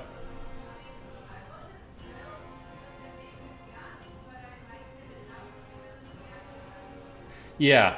Yeah, but that wasn't me showing. The question from chat was that, have I ever, like, shown something to either you or a friend that, like, didn't age well, and I, like, I didn't enjoy it when it came back? Yeah. That was what she said, every movie, no. We have pretty similar tastes in movies. Yeah. Anna and I. She's like really into horror movies. I actually really enjoy horror movies too. Not as much as her, but we usually have pretty similar stuff. Oh, I watched all the Tulsa King episodes. It's so haggard, but I don't care. Just, getting Stallone is fun. Whatever. Adam Sandler movies, yeah, but I don't like. I've never like Anna just like if I try and make her watch like one of my terrible Adam Sandler movies, like Grown Ups or something, she just won't watch it. So. I don't know, not really, honestly, because Anna and I have pretty similar tastes, and most of my friends too. Like I have very low brow, low sense of humor. Like Naked Gun is like, and like Scary Movie is like my style of humor. So it's very, yeah. I don't know, hard to say. Yeah, we're gonna watch Weapon soon. We will. I think it's in theaters right now, so next time we head out of town, we'll go check it out. We live in a small town. We have a local theater that like barely plays anything, so. All right, guys. Grown Ups is awful, man. It is. But I don't really watch it. Like Adam Sandler comedy movies, I just put on the background while I'm painting minis, because I know I don't have to watch it. Like I get frustrated if I put a movie on that I actually want to watch while I'm painting minis, because I miss things, and I'm like, oh, shit. So we usually put on haggard shit or stuff that you don't really need to watch. And Adam Sandler movies are perfect for that. You just look up and there's like a fart joke or like a dick joke, and you laugh, and then you go back to painting your minis. It's like it's straight up. It's good. Yeah, Anna's here in chat. There you go. All right, guys. Ladies and gentlemen, this is going to be a fun one. We saw Khorne Chaos Knights versus Bretonian Royal Hippos. I mean, it's going to be awesome. Oh, Kung Fu Hustle is so good. That's one of the really fun parts about aging. So I'm 37 now. And over the past 5 years, I've been going back and watching movies I watched when I was 10, 11, 12, 13, in that ballpark. And I don't remember all the details, so it's like I get to watch it again. Rewatching the Blade movies, rewatching the Priest movie, and various Carl Urban movies. It's great. You get to watch everything again. You remember bits and pieces, but I love Kung Fu Hustle. And Shaolin Soccer, I think, is the other one that's really fun. Kung Fu Hustle is the goated one, though. Yeah, that's the one in the apartment building, right? It's so freaking good. Oh, we love Reacher. Reacher's one of our favorite shows. We watch that. He's just such an absurd Giga Chad. Just the way he walks, he can barely fit through doors. He just never loses any fights. Just except one or two maybe, but yeah, it's really fun. All right, ladies and gentlemen, here you are. Let's get this party started. I'm going to focus on the game now. It is going to be Khorne versus Bretonia. Big skirmisher fight out of the gates. Throwing axes are 100% mandatory with Khorne against Bretonia. They counter the big cavalry units, and they're really good against the enemy heroes and just most things in general, honestly. Very, very good. Skirmishers and Furies over here for final boss, and the rest of his army is going to be double Chaos Knight of Khorne, which is just a huge, huge risk because they kind of downtrade into Grail Knights, Grail Guardians, Pegasus Knights, Royal Hippogriff Knights. This is a really, really risky gambit here by final boss, and if they're able to make it work, it's going to be tough. Skull Taker's obviously S tier, really good fighter, coming off a nerf, but still, even though he's on a chariot, he's good against pretty much everything, and he heals, so I do like that. Now, for Plague Penguin, he's going to be doing Royal Hippogriff Knights. We got two of those, Henri Le Massif, as well as the Fey Enchantress. So the Fey Enchantress is going to be here with her More Dissension effect, which is going to be bumping and draining. And Khorne is going to be getting at least two objectives out of the gates, forcing back the Bretonian skirmishers, obviously who are not quite as good in combat, but the Royal Hippogriff Knights are going to be coming up, and Khorne really needs to get these objectives. Double Chaos Knights coming out. It's like these guys agreed beforehand. They're like, hey, let's do some weird-ass builds and see whose weird build is going to be more effective. I can't help but think, though, the Royal Hippogriff Knights are just going to dominate these Chaos Knights, and it's going to be a really bad time. Ooh, do not want to send Furies into those guys. Yeah, you don't. So throwing axes is the correct play. So it is going to be the final boss here using the Marauder Horsemen with throwing axes to get those big volley fires into these bad boys. Skulltaker is on the way. The Skulltaker is going to be chasing back these mounted yeomen here. Meanwhile, on the other side, the mounted yeomen archers are going to be fending off the Khorne forces, but still losing the objective. On the outside, really nice pick by Bretonia, able to find a Fleshhound of Khorne and basically just dominate it. So losing a 750 gold cav unit, or monstrous cav dog unit, is very, very rough. Hippogriff Knights and Fey Enchantress trading very well, and Khorne is able to get its clutches on these objectives. So this is where if you're the Khorne player, you just start spamming Khorne Gores like the rest of the game. Khorne Gores are going to be very good against everything that they have here. And I really, really am stressing it for Khorne. I think they're going to have a bad time. Because the Yeoman Archers do outtrade the Horsemen with 90 range or 70 range against 125. And Hippogriff Knights counter the Chaos Knights. So like everything in the Khorne build kind of gets soft countered or hard countered even by the Bretonian forces. Which is dodgy. Alright, so it is going to be Knights of the Realm gathering. Knights of the Realm going to be getting ready to charge into the dreaded Skulltaker. As here we do see the Fleshhounds of Khorne. They're going to be charging across and maybe getting a pick here, but Blood Penguin, or Plague Penguin as he's going by now, is one of the best players in the world. He's extremely good at domination and very good at, the other game modes as well that people play, which is, of course, Land Battle and Conquest, but he's very, very good here. All right, so on the backside, Yeoman Archer is going to be shooting into the Marauder Horsemen, and here Chaos Knight's going to be surging forth to battle against the Knights of the Realm. On the other side, Questing Knights being called in, which is great. Another counter against the Armored Chaos Knights here. Now, Chaos Knights chasing the Royal Hippogriff Knights, which is very ballsy, with a couple of Fleshhounds as well. But you guys ready to see a bit of a massacre there? All right, so there they go, and the battle is on. Chaos Knights versus Questing Knights. Now, Chaos Knights might look scary, and in lore, they would probably win pretty decisively against Questing Knights, but this ain't lore. This is Total War Warhammer here. And the Royal Hippogriff Knights are now going to just pounce on them, and you're going to see an absolute massacre. These Chaos Knights are going to want to retreat, or else they're just going to lose this fight. Marauder Horsemen are trying, but man, this is such clean play. Marauder Horsemen are a great counter against a lot of the cavalry units, but man, Plague Penguins like Skirmisher Micro with these cav units, fending off all the Marauder Horsemen and really putting a lot of pressure on them is quite brutal. Now, Khorne is going to be calling in Sila Angfingrim, so the dreaded Monkey of Khorne is here, and it is going to be going in to help out Skulltaker. Oh, is it popping its buff? Let's see if it's doing its rampage. Is it? Bloody Onslaught is activated, but the Chaos Harambe did not use its rampage ability, so it's not going to be getting the pick. Now, the Marauder Horsemen here are getting some okay damage in, but Plague Penguin is really just massacring his opponent right now. He's taking him to Pound Town pretty good. Over here, the Chaos Knights do get folded and killed almost to the last rider. Chaos Harambe and Skulltaker are just being kited and left to their own devices, so it's not great for them. A couple of Marauder Horsemen still doing their thing, but he's showing why he's one of the best Bretonian players in the world. He's going to make the game very, very hard. All right.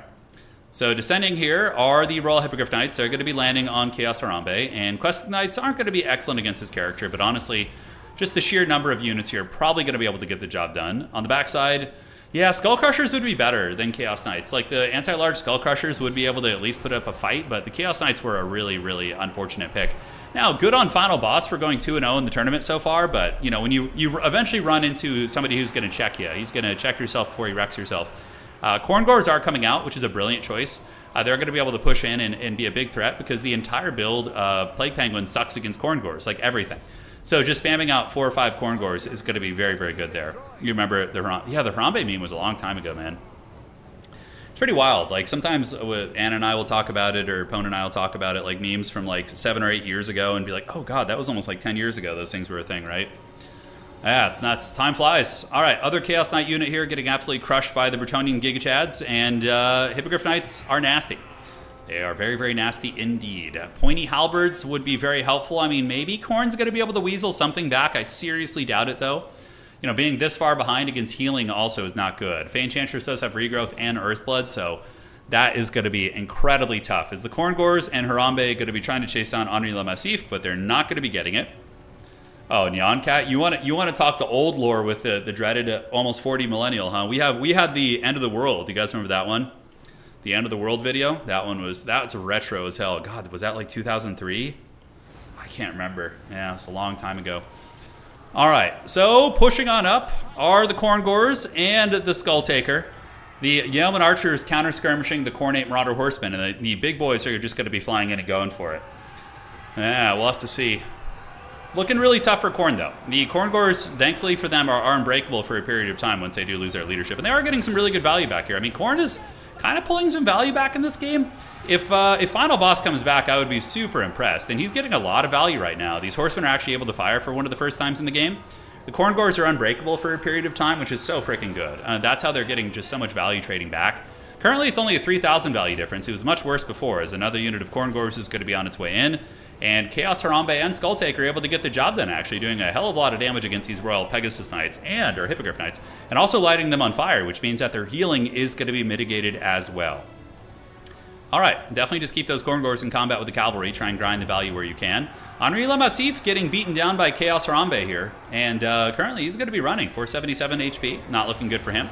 And now the Corngors are wavering and terrified. They can only proc that unbreakable thing once. So it is going to be two big heavy hitters moving and attacking into Silent Engfingrim as well as the Skulltaker right here. Yeah, talk about a lot of damage. I mean, look at Harambe going down here. We do see Silent Engfingrim having a terrible time. Skulltaker trying his best. Got to get some of those Corngors in there, and on the backside it is going to be Wrathmongers. Wrathmongers should have been called out a while ago. They're for sure not bad in this matchup. They can do pretty good against most things, although the Royal Hippo Knights can tend to cycle charge them to death. Locus of Fury activated from the Herald from the Skulltaker here, but overall the big Chaos monsters are doing a little bit too much damage. This is one way to throw the game. Getting the Fey Enchantress surrounded by halberds and losing a lot of HP is really, really nice for Khorne, as she is down to about half health, so if he forgets about the Fey Enchantress there, and that Mortis Engine blob could be something. Skulltaker is getting pretty close to dying, though. Currently, you can see Skulltaker is losing a lot of HP. Wrathmonger is going to be coming to try and secure this outside objective. And what is Khorne going to be calling in? It is going to be Corngors going for the outside objective. And Skulltaker is shaken and stirred. Kind of a cool comeback attempt from Khorne. I mean, they had some decent fights here, but the beginning, the Chaos Knights were just so bad. Like, they were just so awful in this matchup. And I think that's what really cost Final Boss. Final Boss played pretty well after the Chaos Knights were gone. You know, like some of the decision-making with the Corngors and the engagements, but, you know, just giving your opponent, 3,000 gold for free is just a little bit too much. Wrathmongers coming on in here. There they go. They're going to be chopping it on up. All right, all right. Obviously, Foot Squires are going to lose this fight pretty badly. Wrathmongers are one of the most elite infantry units in the entire game. Corngors is going to be trying to capture the outside as well. Skulltaker is dead, and Khorne Harambe is dead as well. So the lore accuracy of that is certainly not being looked past. Big heal going down, 12,000 value against 8, so 4,000 value lead for Bretonia. With healing included, it's probably more like 6,000 with all the Earthbloods and Hippogriff heals that we've seen over the course of the game. And now we're about to see the Wrathmongers get the business from the big Chad Bretonians. Oh, yeah. Hippogriff Knights are so freaking cool. It's too bad they don't exist in Tabletop. They're so freaking rad. So they do get in there, although Bretonia is really OP in Tabletop anyways. They don't need more OP shit. All right, Wrathmongers getting the biz. More doggies on their way in. Fleshhounds of Khorne going to be trying to help the Wrathmongers out, and Wrathmongers are extremely elite and can certainly hold. Corngors will lose the Foot Squires, so nice tech here by Plague Penguin, having an answer right there. And, yeah, it's going to be it. Wrathmongers, how much value are we looking at on these guys? They have gotten about 1,000 value. I mean, Wrathmongers are so freaking hard to kill. They're so freaking hard to kill. All right, moving around the outside, Questing Knight's going to be lurking, and ladies and gentlemen of the old world, I think it's safe to call it GG now. You know, earlier I was like, maybe, you know, there's a couple things. If Plague Penguin AFKs his Lord and loses it, then Khorne can maybe come back. But yeah, that didn't happen. Fey Enchantress was microed out of the Halberd Blob and is going to be in good shape here. So we do see the Fleshhounds of Khorne disintegrating here. Wrathmongers are going to be breaking in a moment as well. They're wavering and now they're terrified. And not before they get 1,500 value in bad circumstances, which is really good. If I had to say, this matchup probably played at the highest level is a little bit Khorne favored. Maybe not by much, like 55-45 for Khorne. Khorne can do some really, really nice work. Lore-wise are their chosen knights. Chaos Knights in this game are basically chosen, but in Tabletop there's a difference. In Tabletop you have chosen Chaos Knights and regular Chaos Knights. The chosen Chaos Knights have a better armor save, I think, and they also just have better stats, and they have an extra attack too, so yeah, that would be cool. It would be cool to get chosen Knights, but it's kind of redundant, honestly. They're already very elite, and, you know, you have Rot Knights, and then you, like, Rot Knights are like chosen Chaos Knights of Nurgle, basically, and then you have Skull Crushers, which are kind of like, you know, the chosen equivalent, you know, so I think it'd be a bit redundant, to be honest. Yeah, Plague Penguin's sitting on 3,000 points in reserve, and I think it's because he's just not losing shit, so he doesn't have anything to summon, which is really, really funny, actually. We are going to be getting into 900 points. If I were the Khorne player, I'd probably just tap out here. I mean, there's really not much that could be done. I don't even know what Plague Penguin is doing in terms of his resources. It's because, yeah, I think he just has such a small elite army. He doesn't have a lot. But yeah, in Tabletop, I often run chosen Chaos Knights of Nurgle or Khorne. They're very fun and very strong. All right, all right. So we do see these guys getting wrecked. Minotaurs of Khorne are a great counter against all these units, but sometimes numbers are numbers. Henri Le Massif is there with anti-large. The Minotaur is going to be getting circle beaten. A couple of Khorngors are coming in. The Beastmen Khorne army trying its best. But yeah, Minotaurs get broken in a matter of seconds. And he's basically tabled. Yeah, GG, well played. Nice try. Honestly, I think that the Khorne player seems like a good player, but just maybe not the correct build. Final boss was solid, but going double Chaos Knight against Bretonia is an awful idea, because like half of the Bretonian cavalry units are a counter against Chaos Knights. Knights of the Realm, Questing Knights, Hippogriff Knights, Pegasus Knights, Grail Knights, Grail Guardians. All of those units counter Chaos Knights really hard. Like, you're going to have a terrible time. So I think that the Chaos Knights probably just need to go back into the locker from whence they came, because that was not the matchup for them. But a nice try. You know, I love seeing people innovate and try different things. Value 3,600, 3,200. Honor, you got good value as well. And yeah, the rest of the Bretonian army. Okay, he legit did not have anything to summon there. Skulltaker did good. Chaos Knights got wrecked. Horsemen did okay considering the circumstances. And yeah, Khorngors actually got some value, right? Like 1,000, 1,500 on the Wrathmongers.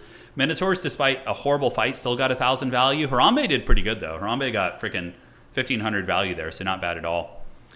All right, guys. GG, well played. That's going to be round trace in the tournament, and we're going to continue working on our build guide for now. Okay. Cool. So the round is coming along nicely. We do see Maximilianaire defeating Scrambled Egg Special with his Wood Elves. Blood Penguin winning against Kalphus, which is what we just saw. Anticity versus Bostos. It looks like Bostos has lost twice, so he's pretty much eliminated from the running now. Hobo Honkers and Alexander are fighting. Ricochet and Apostate. Claw and Tommy. Real Kitty able to win against Dumber there, and Big H and Sag are fighting it out. So the tournament still rampaging on. Still going strong, going hard in the old paint here. And let's see what's cooking. All right, all right. So we're going to minimize this and get ready for the next round. Every cavalry is gangster till the Rhinox Crushers show up. Yeah. How many rounds? It's a 5-rounder tonight. Yeah, we got a 5-rounder. So it's going to be a nice thick one, which is going to be great. Okay. There we go. Sorry, guys. Just adjusting some of the positioning of things here, which is good. Okay, so what matchup are we on? We just did versus Norska, so against Skaven. Yeah, Skaven's kind of a tricksy one. I think mass cav pressure is probably the way you play Kislev against Skaven. Little Groms are really good against Skaven too, because they kind of dominate all their range tools, which is really nice. And Hawks and Miska is like S tier here too, because their leadership sucks so bad, so you can just route the rats like instantly.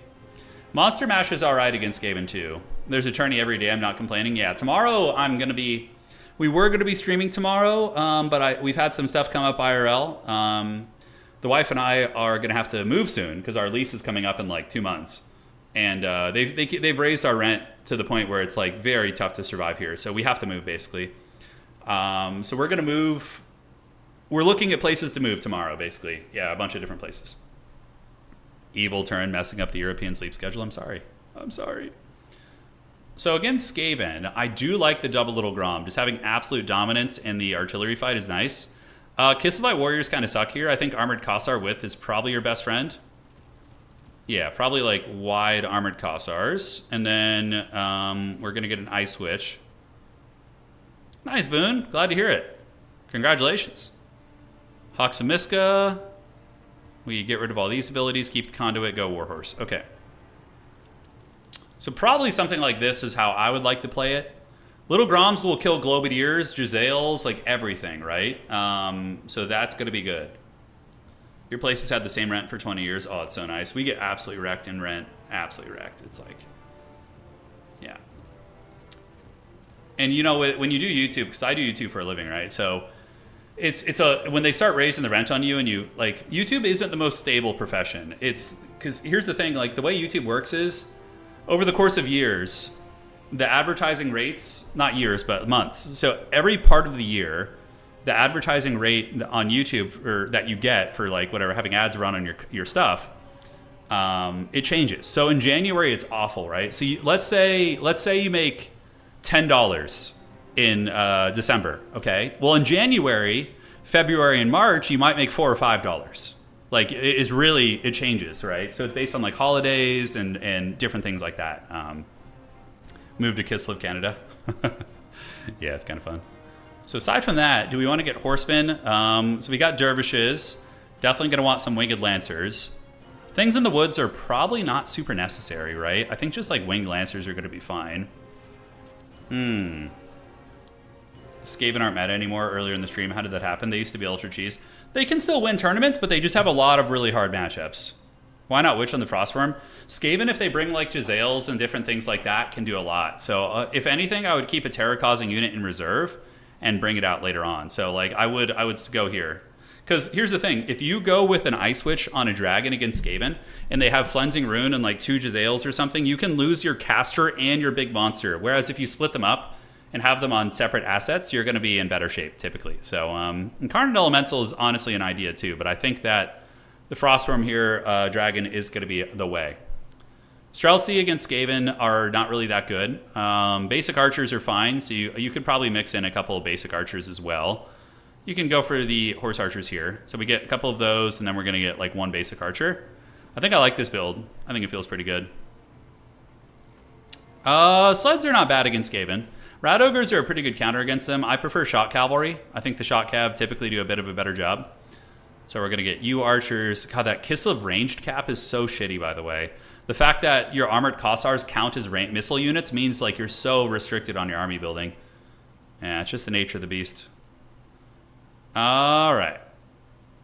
So how are we looking? There we go. That looks fine to me. So just in case they do go like infantry, but if they go Storm Vermin, it's going to be halberds, right? So the things in the woods wouldn't even be particularly good. I think getting 1 Snow Leopard to chase like an Icket Claw around is a good choice. And then probably just another Griffin Legion, followed up by... do we do 2 of these? And then that leaves us with what, 800 left?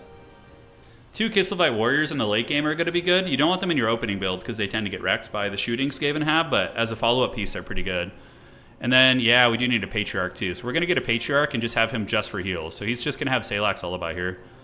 Salak's Lullaby and Horseback. Perfect. That build feels really clean. That feels really clean. All right, save army preset. So that's going to be Kislev versus Skaven.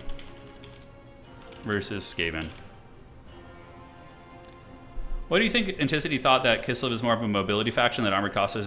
Yeah, I mean, it doesn't suit my style as much because, you know, I'm doing a build guide for myself.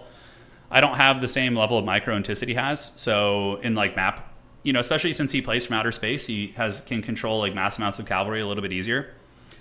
Yeah, but mass cavalry against Skaven can be pretty good for sure. You can really stuff them back, but it's not necessarily my style. So Armored Kossars are, they're okay. The shooting is nice, the armor's nice. The idea is that if you kill the Globadiers and Rat Ogres with your little Groms, then you'll be able to dominate the infantry fight and just win the objectives, you know? Yeah. Okay, so next up we have Tzeentch. Tzeentch is an interesting one. Tzeentch you can definitely kiss a little Streltsy check, I think. I think you can do that. So we're going to switch this to Tzeentch now. Get that going here. All right. Yeah, debug camera.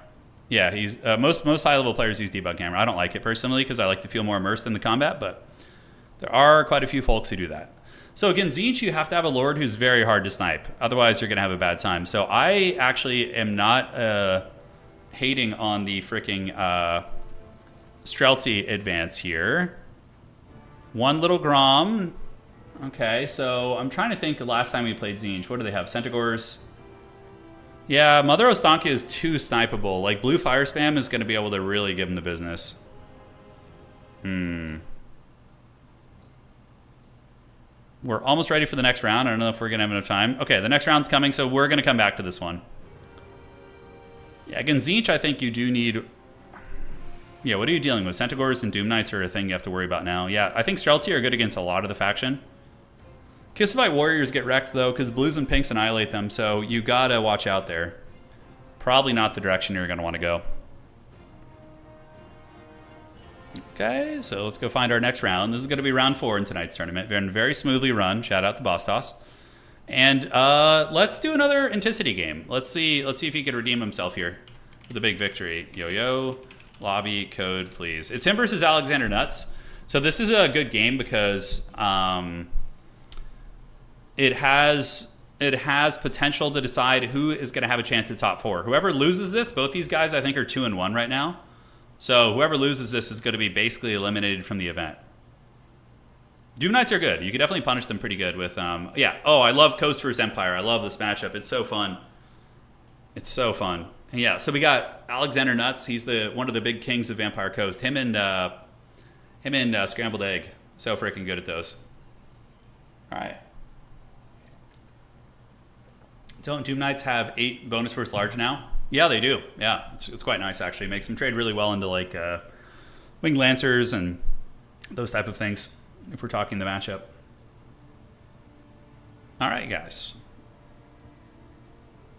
So, checking here. I'm not the admin. That's right. I don't need to check anything. Oh, so nice. And let me see if this actually is a 5-rounder. Yeah, it is. Okay, it is a 5-rounder. And, oh, wait, only if there's... Okay, there might not be a 5th round, actually. How many people do we have playing in the event? 2, 4, 6, 8, 10... Wait, let's see. 2, 4, 6, 8, 10, 12, 14, 16. Okay, so this might actually be the last round here of regulation. Then we go to the top 4. Yeah. King of the Dead still play? Not really, no. I don't think King of the Dead plays anymore. Yeah, he's moved on. Moved on to greener pastures. You guys hyped for the Dawn of War this week? It's going to be so freaking fun. Oh, I'm pumped for that. That's going to be great. Dawn of War 1 remaster. I never played it. It's going to be a learning curve. You guys are going to have to teach me the ways. Let me see. Dawn of War 1 Chaos roster. Okay, so looking here to see what they have. Okay, they're showing me all the voice lines. Okay, so you have the Heretic, the Cultist, Raptor Obliterator Squad, Chaos Space Marines, Rhinos, Defilers, Predators, Horror Squad, Possessed and Demon Prince, Chaos Lord, Chaos Sorcerer, and Bloodthirster is like their ultimate. Interesting. Yeah, so it's got some modern units in there. We're going to play Dow 1 this Thursday. Yeah, Thursday we're going to have a big old Dow 1 stream, which is going to be great. Yeah. I know we're not going to be streaming tomorrow, though, Noctilus. I got some stuff I got to take care of. Maybe tomorrow night. We'll see. But more than likely, we're not going to. We'll see. Pariah is probably a Necron unit, right? I'm not sure. And it comes with the proper army painter. Oh, that's so cool.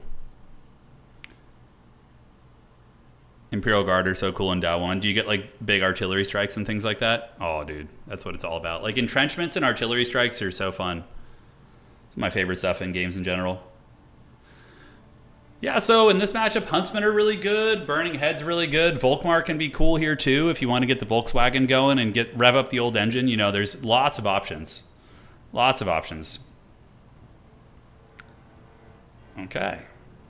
Prepare for the greatest voice acting in video game history. Does it get really crazy?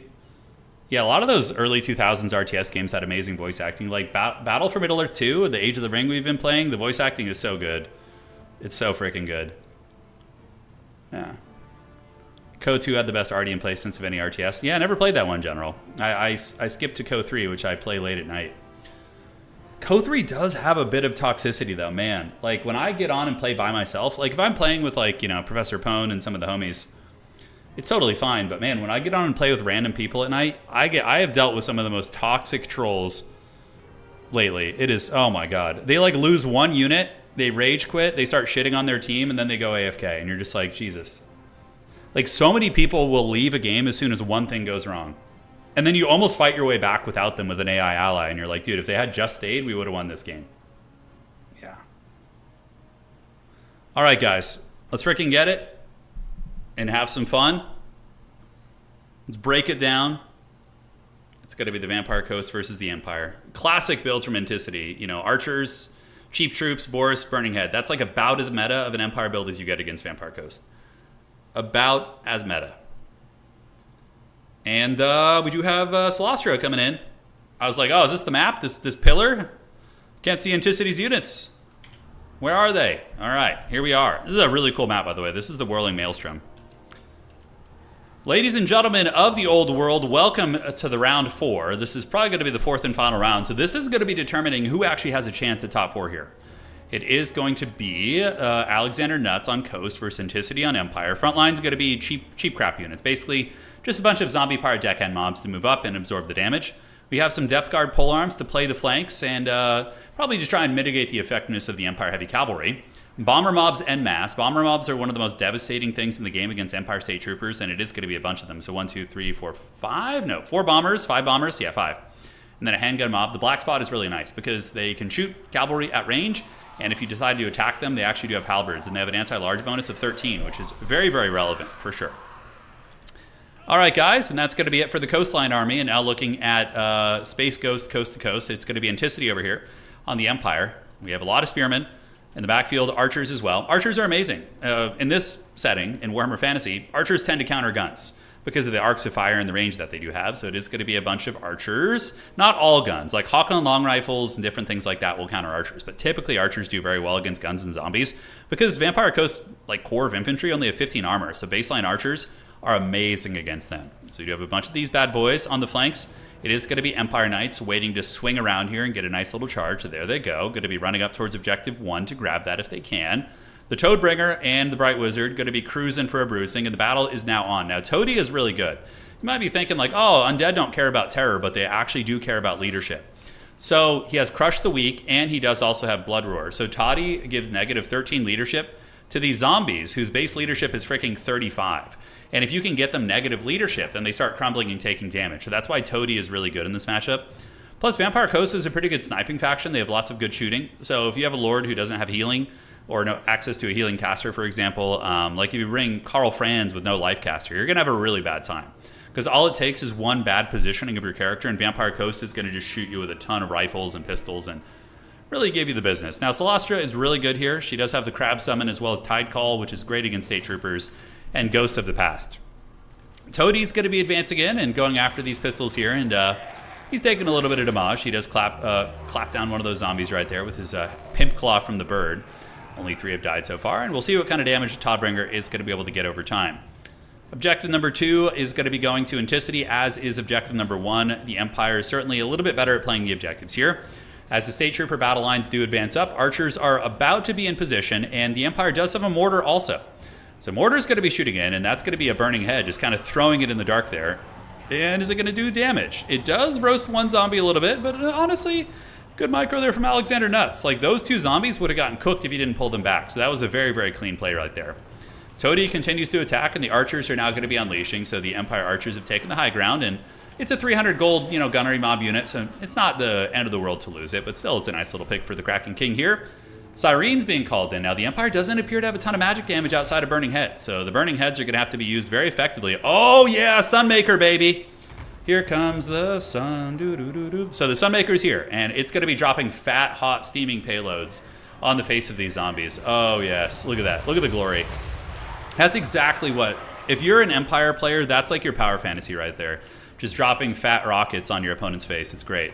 Now, Toadbringer getting Flaming Sword of Ruin, giving him magic damage, and he's going to actually be bullying Celastra. I mean, we could see Alexander Nuts losing Celastra here, as that freaking Sunmaker is just doing so much damage. One Bomber Mob is pretty much on death's bed, the other one's on death's bed as well, and Anticity is kiting him back, so he's moving his army back up the hill and forcing the Bomber Mobs forward while he just gets a ton of value. Celastra is still in good shape. She was able to mitigate that. She's going to be trying to get back there and probably drop her Knights Errant to shut down the Sunmaker. We're going to see if it's going to be possible. In the meantime, the zombies are getting hammered by that Sunmaker, and it's killed a lot already. The Black Spot is dead. That's an expensive cav unit. And how epic is that? Now that the chaff has been cleared out, the heavy cavalry of Sigmar are going to be charging in. Glorious stuff. And they are going to get some brutal damage as they start to run over the zombies. Very, very good stuff. Now, on the other side, we do see crabs being summoned. So Celastra summons a bunch of rotting Prometheans to try and protect herself against Boris Toadbringer, which is a good call, because the crabs have really good mass, and they're going to be able to trap Toddy, and Toddy's also taking some halberd damage as well. So not bad at all. Bomber mobs thrown into the side of the spearmen, and we do see Syrenes moving through. The big old bombard there, the Sunmaker, getting a ton of value. Already gotten 1,200 value there, which is very good. And the Empire Knights are cleaning up a lot. As long as they can stay away from the depth guard right here in these kind of units, then they're going to be okay. Just got to stay away from the old halberds. All right, so Syrene's getting obliterated by shooting, and even though they do have the Fizz Res, it's still a lot of damage coming in from the overlapping archers. Anticity is up on value right now as Toddy continues hunting down old Celastra, and her Fizz Res is helping her a lot. She's still in good binding. The Empire is being pushed into the hills a little bit. We do see some scurvy dogs on the backside trying to get around. Anticity able to intercept them with Empire Knights. So some doggies did come around this way. Empire Knights intercepted them and do have them a little bit trapped here as the Mortar keeps shooting and the Sunmaker keeps shooting. So looking very tough for the Vampire Coast here as Celestra is getting close to death.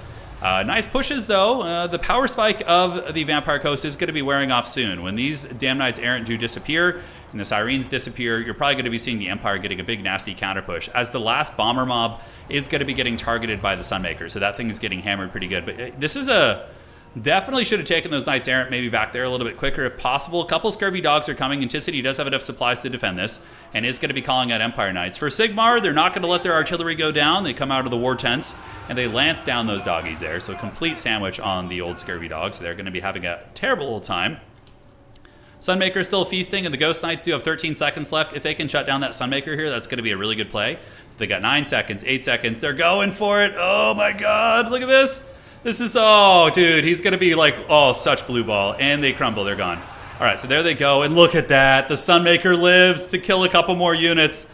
Oh, poor Alexander Nuts. That's really rough. In the meantime, the big Toadbringer continues taking Celestra to Pound Town here. Critical binding, -7 leadership. Toddy's taking some damage himself. The Depth Guard polearms are doing some really, really good work. And Toddy is currently down to 2,900 HP. He's going to be healing. Celestra is going to be trying to fight, which is a good idea. Turn and fight. Toddy actually getting broken here. Could this be a comeback opportunity? Man, if there was a Fellbat to chase Toddy off the battlefield, that would be so freaking powerful. But the Empire is holding back the onslaught of the dead. We do see some of the bomber mobs getting a good salvo into the archers as Empire Heavy Cav do get in there. Sunmaker was unsummoned, giving a big refund to the Empire. And Boris Todbringer does get routed up into the sky, but there's no Fellbats to chase him. If Alexander had called out a Fellbat immediately and gotten on top of Boris Todbringer, he would probably be off the battlefield, which would be huge. Unfortunately for the Vampire Coast, he's going to be rallying here in a minute, most likely. And this part of the battlefield is looking very favored for the Empire, right? Like this fight. Empire Knights are going to win that fight. Archers shooting into the halberds. We do see the war wagons coming in as well, which is kind of a nice tech. Empire Heavy Cavalry and Spearmen. Again, Sirene's a bit tricky, but overall, I think they do have the overwhelming numbers. And does the Firecaster still exist? It does. Toddy, somehow Palpatoddy has returned. We don't see Fireball on the Bright Wizard. There's a Flaming Sword of Ruin. Going to be trying to steal this objective right now. Currently, the value is favoring the Empire, but, you know, Vampire Coast is still scrapping, and Sirens are a really big menace. If you don't have some source of magic damage, Sirens can really, they'll kill your Empire Heavy Cavalry and grind with your infantry very, very well. So I don't hate that. I don't hate that at all. So advancing up are the archers. The bomber mobs here out of ammunition being ground down. There's going to be a Tide Call activated right there to trigger the Icebane's Kiss. Is the mortar still online? It looks like the mortar did get unsummoned and or was taken offline here. But Vampire Coast has got a nasty holding spot, guys. We do see the spears. We see the halberds as well. I mean, that's a depth guard unit, guys. They're not going to be easy to kill. On the backside, more zombies being called up, more Sirens. There is a chance that Vampire Coast can still win this game. I mean, the value difference is there, but it's not the end of the world. Toddy coming in. Beautiful Flaming Sword of Ruin, by the way. Going to be giving magic damage to all these units, and then the Sirens will actually start taking full damage. You can see they're weak binding right now. Boris Todbringer crumbling their leadership. The big Elector count of Midland doing some nice work. Depth Guard Polearm's going to massacre these state troopers here. Celestra still causes terror, so even just having her in combat right here is going to be very good. You can see the Spearmen are like, screw this shit, I'm going home. They're going to flee the scene. Flagellant's coming out, so the Fanatics of Sigmar are on their way. And on this side, Empire Knights going to be charging into the Sirens to try and get that. But Sirens do defeat Empire Knights in combat. And there's also going to be a pistol mob coming up from Alexander Nutt. So Alexander going to be cruising up. And this is a fight for the top 4 to see who's going to be making it here tonight. There goes the pistol mobs shooting into the old Empire Knights. Sirens are hot on their tail. And that objective is going to be going to Vampire Coast. It is. So right now, triple cap, guys. Celestra is killed, though. That's a very nice pick for the Kraken King. Having Celestra be karate chopped is quite massive because now there's -16 leadership on the entire Vampire Coast army, which means all the zombies and various units are going to be crumbling that much easier. On the backside, still getting stuffed back a little bit. It does not seem like Anticity has a good answer for the Depth Guard. The Depth Guard are really, really problematic for him right now. And these ones are finally going to be breaking, but it took great effort, and their value is about 1,200, which isn't bad. I mean, that's about as much as they cost, so they did well despite, facing some adversity here. Wagons and Toddy able to break their leadership. This middle objective is in flux. Over here, the Empire is slow pushing this objective. They do Anticity playing campaign right now. He's got his checkerboard of archers and shooting into the Sirens, and that damage is adding up. -9 leadership. Maybe going to be able to get the kill. What you would want to do is whichever unit the Siren attacks, you just run with and have the archers provide covering fire. But Alexander Nutt's going to be coming in with Scurvy Dogs, which is going to be very clean. Definitely need to get those Empire Knights to rear charge into the Sirens. And the doggies do get in combat with the archers, so those archers going to be having a bad time. Flagellants and Sigmar Sons heading towards Objective 3. The middle objective is going to be going to the Empire as well. And it does look like Anticity is going to be having the time he needs to get back in this match and probably scrap it. Here with the Sigmar Suns coming in and the Flagellants, they're going to crush these zombies in combat. We do see the doggies getting taken down. The Sirens here are at negative 23 leadership, so those bad boys are going to be crumbling down and having a badish time. Huntsman at the ready, going to be shooting into the deckhand mobs as well. So this objective I would feel very comfortable calling a solid victory for Sigmar. The Empire is going to be able to hold this one. Now over towards objective 2 here, it's still a little bit contested with a healthy unit of depth guard arriving. Alexander Nutt's able to get those depth guard in and actually almost break one of the war wagons. Talk about cost effective. And Toddy also has to run a little bit. And the Vampire Coast does stabilize its middle objective. Depth guard being absolute Giga Chad. State Troopers on their way down. And this is the big advantage that the Empire has. They have a big, terror-causing, not that terror matters, but leadership debuffing unit that can bounce between objectives and help secure them, right? And somehow the Palpatine Vampire Coast has returned. I mean, they're not relinquishing this objective easily. Going to have to grind down those zombies. And we are going to be seeing Alexander Nuts breaching 1,000 points here, which is not quite a triple cap situation for Anticity yet, but it will be very, very soon. But that is a long triple cap, right? It's a long one. Considering Anticity has a value lead of about 3,000, I think that this game is probably over. If I were a wagering man, I would say that Anticity probably is going to be cleaning up shop here. This is Archers getting a hellish salvo into the zombies here in the middle. More zombies moving in, but they're just going to be countered by Archers. State Troopers on this low ground objective will eventually kill these gunnery mobs who only have 6 melee defense, so it makes these spearmen look like frickin' chosen. And yeah, there's going to be 2 of those bad boys approaching, 1 and 2. And the Archers are melting the zombies, backed up by old Todbringer. So the Elector Count of Midland shouting his battle cries, the rallying cry of the general, as the Empire's combined arms is going to be unifying to drag down the fell vampires here. So they are going to be getting crumbled. And Objective 3 belongs to Anticity very, very firmly. I don't think Alexander's even going to make a play for it anymore.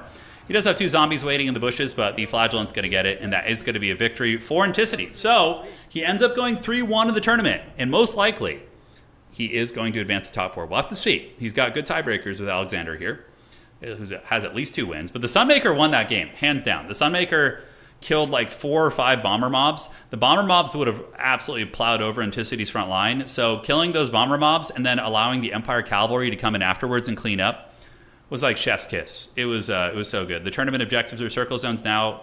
No, they are, yeah. So Kian on every map. So basically how it works is every single map has 3 objectives and gives you 1 victory ticket per second. Now, you'll notice in that game, for example, the Vampire Coast had 600 more points than the Empire, but he surrendered because he had no army left on the field to even contest the objectives anymore, and Anticity was simply going to get all the objectives back and then bully him for the rest of the game. So it's a combination of playing the objectives and value trading with your opponent. With value trading being the priority, typically games are more decided by fighting rather than objectives, but sometimes they are. If it's a really even fight or if one person's a little bit too defensive, they can certainly lose on objectives. But yeah, hopefully that helps answer your question, my friend, and happy to have you here. All right. So Solastra's chillin'. Yeah, all right. Sirens were a good choice. But the Sunmaker having no Fellbats was a big mistake. I think that Alexander needed Fellbats to disrupt the artillery and really force Anticity on the back foot, and maybe that could have gotten it done. We'll have to see. All right, so checking the tournament, and we are going to message Vastas. Vastas, we doing 5th or just top 4?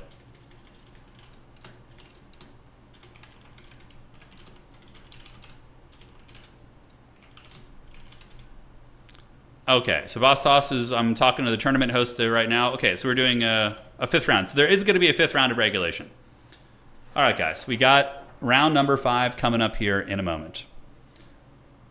All right, so let's refresh this real quick and we can take a look at the current standings. Can Vampire Counts match Empire's artillery? They could, yeah. You could bring some cannons. It depends on the map, Zero.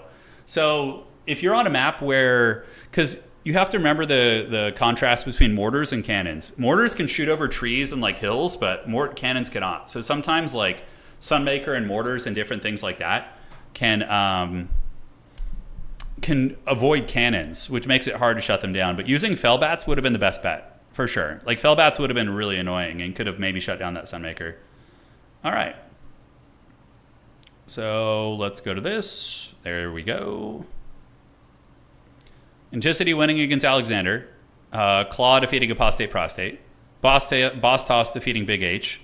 And a handful of other games coming in. So right now, yeah, top 4 is coming into fruition. We'll see who gets there. The Dark Elf player, by the way, who used Crone Hellebron is 3-1 right now. So the Crone Hellebron game was the only game they lost. Engines, I'm doing really good. Thank you for the kind words. Thank you, thank you. All right. Let's refresh this and see what is crack-a-lackin'.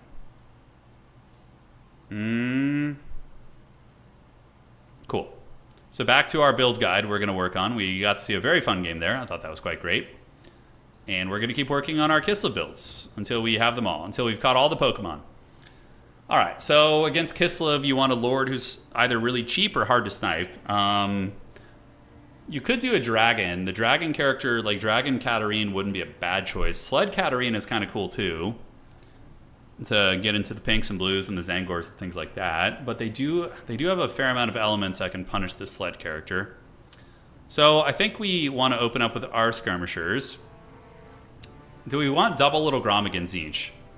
Double Little Grom is pretty ambitious, I think, because we could get swarmed and have a bit of a rough time. I think it has to be a Hawks of Miska caster, so I think we go with the Frostworm. We're going to get Hawks of Miska.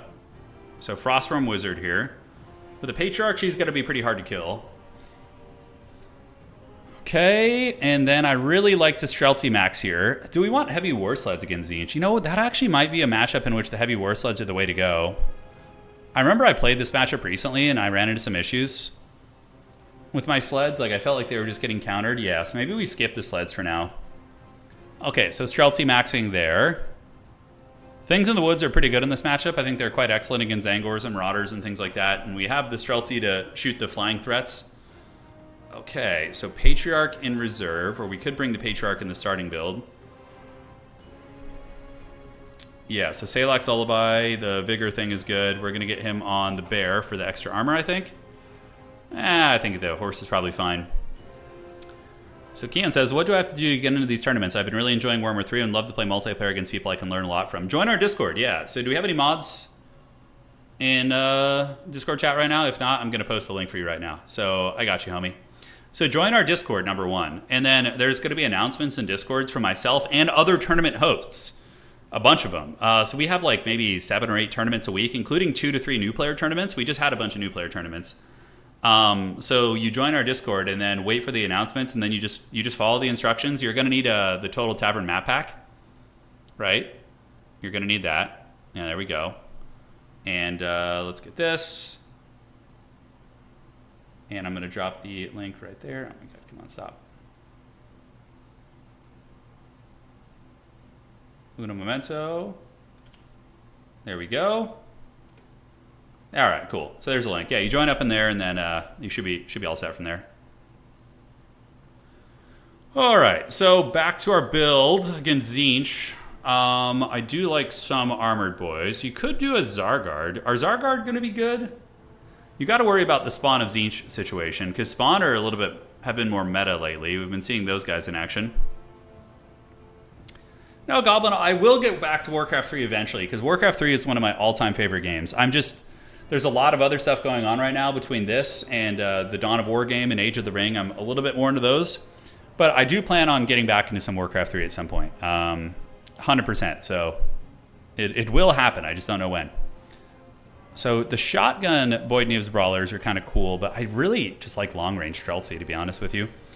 So Dervishes, yes, we want them in the backup build. Probably 3 is fine. Bear Riders, are they good here? Griffin Legion, Winged Lancers are probably your go-to. I feel like we have enough anti-large. And then in terms of the infantry game, we can do you. We could do that and maybe 1 Kislev Warrior just to hold the back objective kind of thing. That feels like it's an alright build. I think we're going to want to get more Kossars because we need a little bit more infantry quality. Do we need more Streltsy is the question. I mean, the answer for me is always yes, because Streltsy are just so freaking cool. So 2 Dervishes is probably adequate. 3 Things in the Woods. Maybe let's go 2 Things in the Woods. I think that's enough. And then that's going to allow us to get a Zargard. I think a shielded Zargard isn't a bad idea to like move up on the objective there. Do we need double Frostworm in this matchup? I don't think so. I think 1 is fine. It's not, I don't want to like have a cheese build. Playing Kislev Monster Mash cheese is, the Hag Rampage is really good, but the Hag dies way too quickly. If Tzeentch goes blue fire spam, like you're going to have a bad time. Okay, so the question is, can we kill Changebringers? I think so. We have the Horse Archers, we have the Streltsy, we have the Little Grom. Arguably, we could bring a second Little Grom in reserve as well. Final Boss, Penguin wrecked me. Thanks for casting. Appreciated the feedback. Only started playing end of May. Well, you're really good already, Final Boss. Let me give you a build. I can help a homie out with that. I think this build isn't perfect, but it's like a good foundation to build upon. Do we want a Snow Leopard for any reason? I don't think so. Yeah, that awkward amount of money, so we would be able to get the Boyd Nibs Brawlers. Now they're 1050. Patriarch, is there anything else we want to bring on him? I don't think so. So he's just there to heal the Ice Witch. Yeah, okay, this is fine for now. So that's going to be Kislev versus Zinch. It's a playable build. So if you're playing Khorne against Bretonia, you're going to want something like this. Let me show you the way, brother. So open with the Battle Line of Marauders, just as chaff, probably, just to get the objectives. You're going to want a Khorngor max. You can even use the Khorngors in the initial build, just to Vanguard up on the objectives. So you could like open with like 3 of them or something. The Marauder Horsemen were a very good choice. Yeah, very, very good choice. You're going to want a couple of those. Okay. And then from here, because you might think like, why Marauders? It's just because like if he's attacking the Marauders with his big stuff, it's not that big of a deal for you, and that will give you probably access to a triple cap pretty quickly. Then you have the option of Minotaurs or Blood Beasts, right, to deal with big threats. Furies are really quite good in reserve. You could even start with the ROR Wrathmongers or Slaughterguard, because he did have Fey Enchantress, but like a Slaughterguard pick honestly isn't a terrible idea. Valkia is probably one of your better friends in this matchup. You go Valkia, and you get the Spear and the Demon Shield, and then you can cut like 1 unit somewhere around here. We just like slap you in there, and what else do we want to get? We got 600 left. Very awkward amount of money. Yeah, so Slaughterguard are cool because you can just move them up on an objective and say, come at me, bro. The one thing this build is going to struggle with is the Yeoman Archers a little bit, but you just harry them with Furies, but you need to micro very well. Otherwise, they're just going to die. Now for more infantry choices. Are we Khorngor maxed? We are. Wrathmongers are pretty good. I think you want to find a way to maybe get the Bloodwake Berserkers out. And Forsaken are always a decent choice. But Khorne Forsaken are a little bit weaker. I don't know. I'm not a huge enjoyer of them. So maybe let's mix in some Minotaurs of Khorne at this point. So 2 Minotaurs of Khorne I think are going to be a really good call-in for you. Yeah, we could switch you down here and get you in here. Oh, God, 25 gold, really? Really, dog? You're going to do me dirty like this? Just let me have it. Because you need both these items for Valkyrie, or else she kind of loses. All right, so Khorngor, I think we go back to what we had then. We're going to get 425 again, just a super awkward amount of money. Feels bad. You could bring the shotgun, if you want to get a little bit sweaty, you could bring the shotgun Hellforged Bellowers. So cut this. Like, this build is actually pretty good too. What do we have at 500 that we could bring at 550? Okay, so this is good because you use these to counter his skirmishers, and then if he tries to dive you, you have the horsemen to protect. So you have a counter skirmishing tool to shoot against his horsemen and big guys, and then if he dives you, you have the horsemen, you have Valkia, and you have the Minotaurs to come in. Probably cut 1 Fury. You don't really need that many Furies in this matchup. And we got 1,000 gold. Fleshhounds are okay. They tend to get wrecked by all the Bretonian stuff, though, so I think going with another horseman is going to be the way. And then if I could find a way, maybe we downscale to one of these and just get... Yeah, so you need something to kill Foot Squires. Foot Squires will have a bad time versus the horsemen, the shotgun, Valkia, as well as the Minotaurs, so I think you are okay on that base. Yeah, you could get, like, the Fleshhounds. Maybe, like, the Arwar Fleshhound isn't a bad idea. Because they can rip up, like, the chaff shit, and they regenerate, too, which is really good. Just throw some chevrons on these guys. So, like, I think this build is pretty good. Skull Crushers are okay, but the problem is Skull Crushers are going to get jumped by double Hippogriff Knight because they are not flying. So that's a little scary. Minotaurs, I think, are more cost-effective, and they're cheaper to get out, whereas a Skull Crusher is going to cost you, what, like 17 or 1,800? Yeah. Like, these guys are 400 gold cheaper. They perform really well. And then you just Khorngor check. Like, so the way you play this is you shoot his skirmishers and elite units with the Hellforged Bellowers. You shield his missiles with the Marauders. Valkia counterpunches, and then you just saturate the objectives with Halberds, Minotaurs, Wrathmongers, and you just win that way. I think that's probably how I would play the matchup. I've won 1 tournament with Khorne before. It was a long time ago, but it was very similar style. Yeah. So hopefully that helps you, brother. All right, we're still waiting on 1 game. We got Maximillionaire versus the Plague Penguin, and we are going to be having a 5-rounder tonight, by the way. But this isn't the only way to play this matchup, by the way. There's other ways to play it. This is actually a matchup where you can use Scarbrand. Scarbrand is pretty good because you can rampage the Bretonian big cavalry into bad fights. Like if the Hippogriff Knights are flying over Scarbrand, you can rampage them, and you can do some work. But Slaughter Guard are really tough to kill. They're really tough for Bretonia to kill. They can pretty much dominate the entire roster. Like, so if you just have Slaughter Guard on one objective, your opponent's really not going to play it. So you just put them on one objective and then focus all your efforts on the other objective. You know, that's kind of the idea. They're a good insurance plan.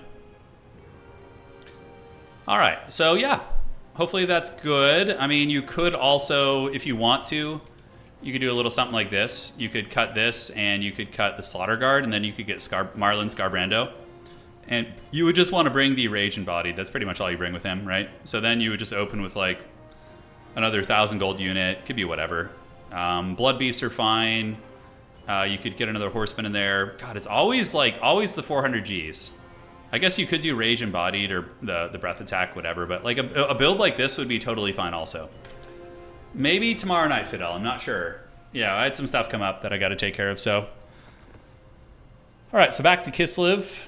Kislev time. Okay, so Kislev, we were working on Walk. Yeah, Walk is a weird one because they're so hard to predict. Basically, when you're playing Warriors of Chaos, you have to pretend like you're just facing Hellstriders. Like, that's it. But sleds are actually really good here. So I am personally an enjoyer of like one little Grom is good in almost every single matchup. And then to counter the Hell Cannon, then you can go for Heavy War Sleds, Bear Riders in reserve probably.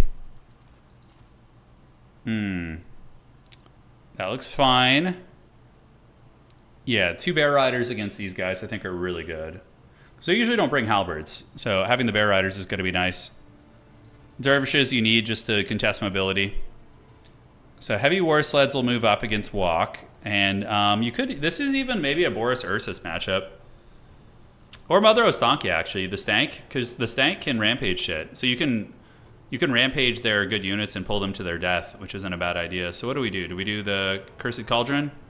Malediction of Madness, yeah. And then we probably just bring Goulash and Spirit Bear. Now, do we need Heavy War Sleds, or can we go for light ones? This is just kind of a degenerate build. Just kind of a cheese build, I would say. Like something like this out of the gates against Walk could be decent. Because the Hellstriders are going to come in, and then you just call Bear Riders to counter them, right? And then for your infantry choices, the meta for Warriors of Chaos is Forsaken spam. That's why I'm leaning into this. So probably just going triple Great Weapon, maybe double Halberd Warrior here. You can cut this, get some things in the woods and things in the woods. Probably cut you and get 1 dragon. Yeah. This is like a cheese build, though. Like the idea is you just rampage their guys into bad fights. Although, yeah, is the Stank really going to be the way here? Witch's Brew, Forbidden Fens is not bad. It's good for slowing shit down. No Striders and Warriors of Chaos versus Kislev. Kislev heavy cap. Yes, to an extent. You'd be surprised. No, you'd still, trust me, you still see Hellstriders. Because they have 100 speed, so they usually never take a bad fight unless they have to, you know? Streltsy are not bad here too, but this is, we're really leaning into the cheese. We could go double War Sled if we want to and just kind of normalize it a little bit. You know, get like you and then, or some Warriors or something, or like some Skirmish Cavalry wouldn't be bad. So 1 and 2. Why is the Stank so expensive? Oh, because we brought this freaking item. Okay. And the Goulash also isn't very good. So I think we could do something like this. Yeah, this build's a little bit more dynamic. If they bring a Rot Knight, you're not that worried because you have Little Grom to shoot it, and you have a Frostworm and a Warbear Rider. So you can rampage it using the Malediction of Madness, which will lower its stats, and then you just get it into a good fight for yourself, right? The Arwar Streltsy are really good, but I haven't experimented with them too much. I'm not super confident on including them in my builds. But, God, don't you hate that awkward amount of money we have left over? It's like the 150. It's just like, ugh, it feels so bad.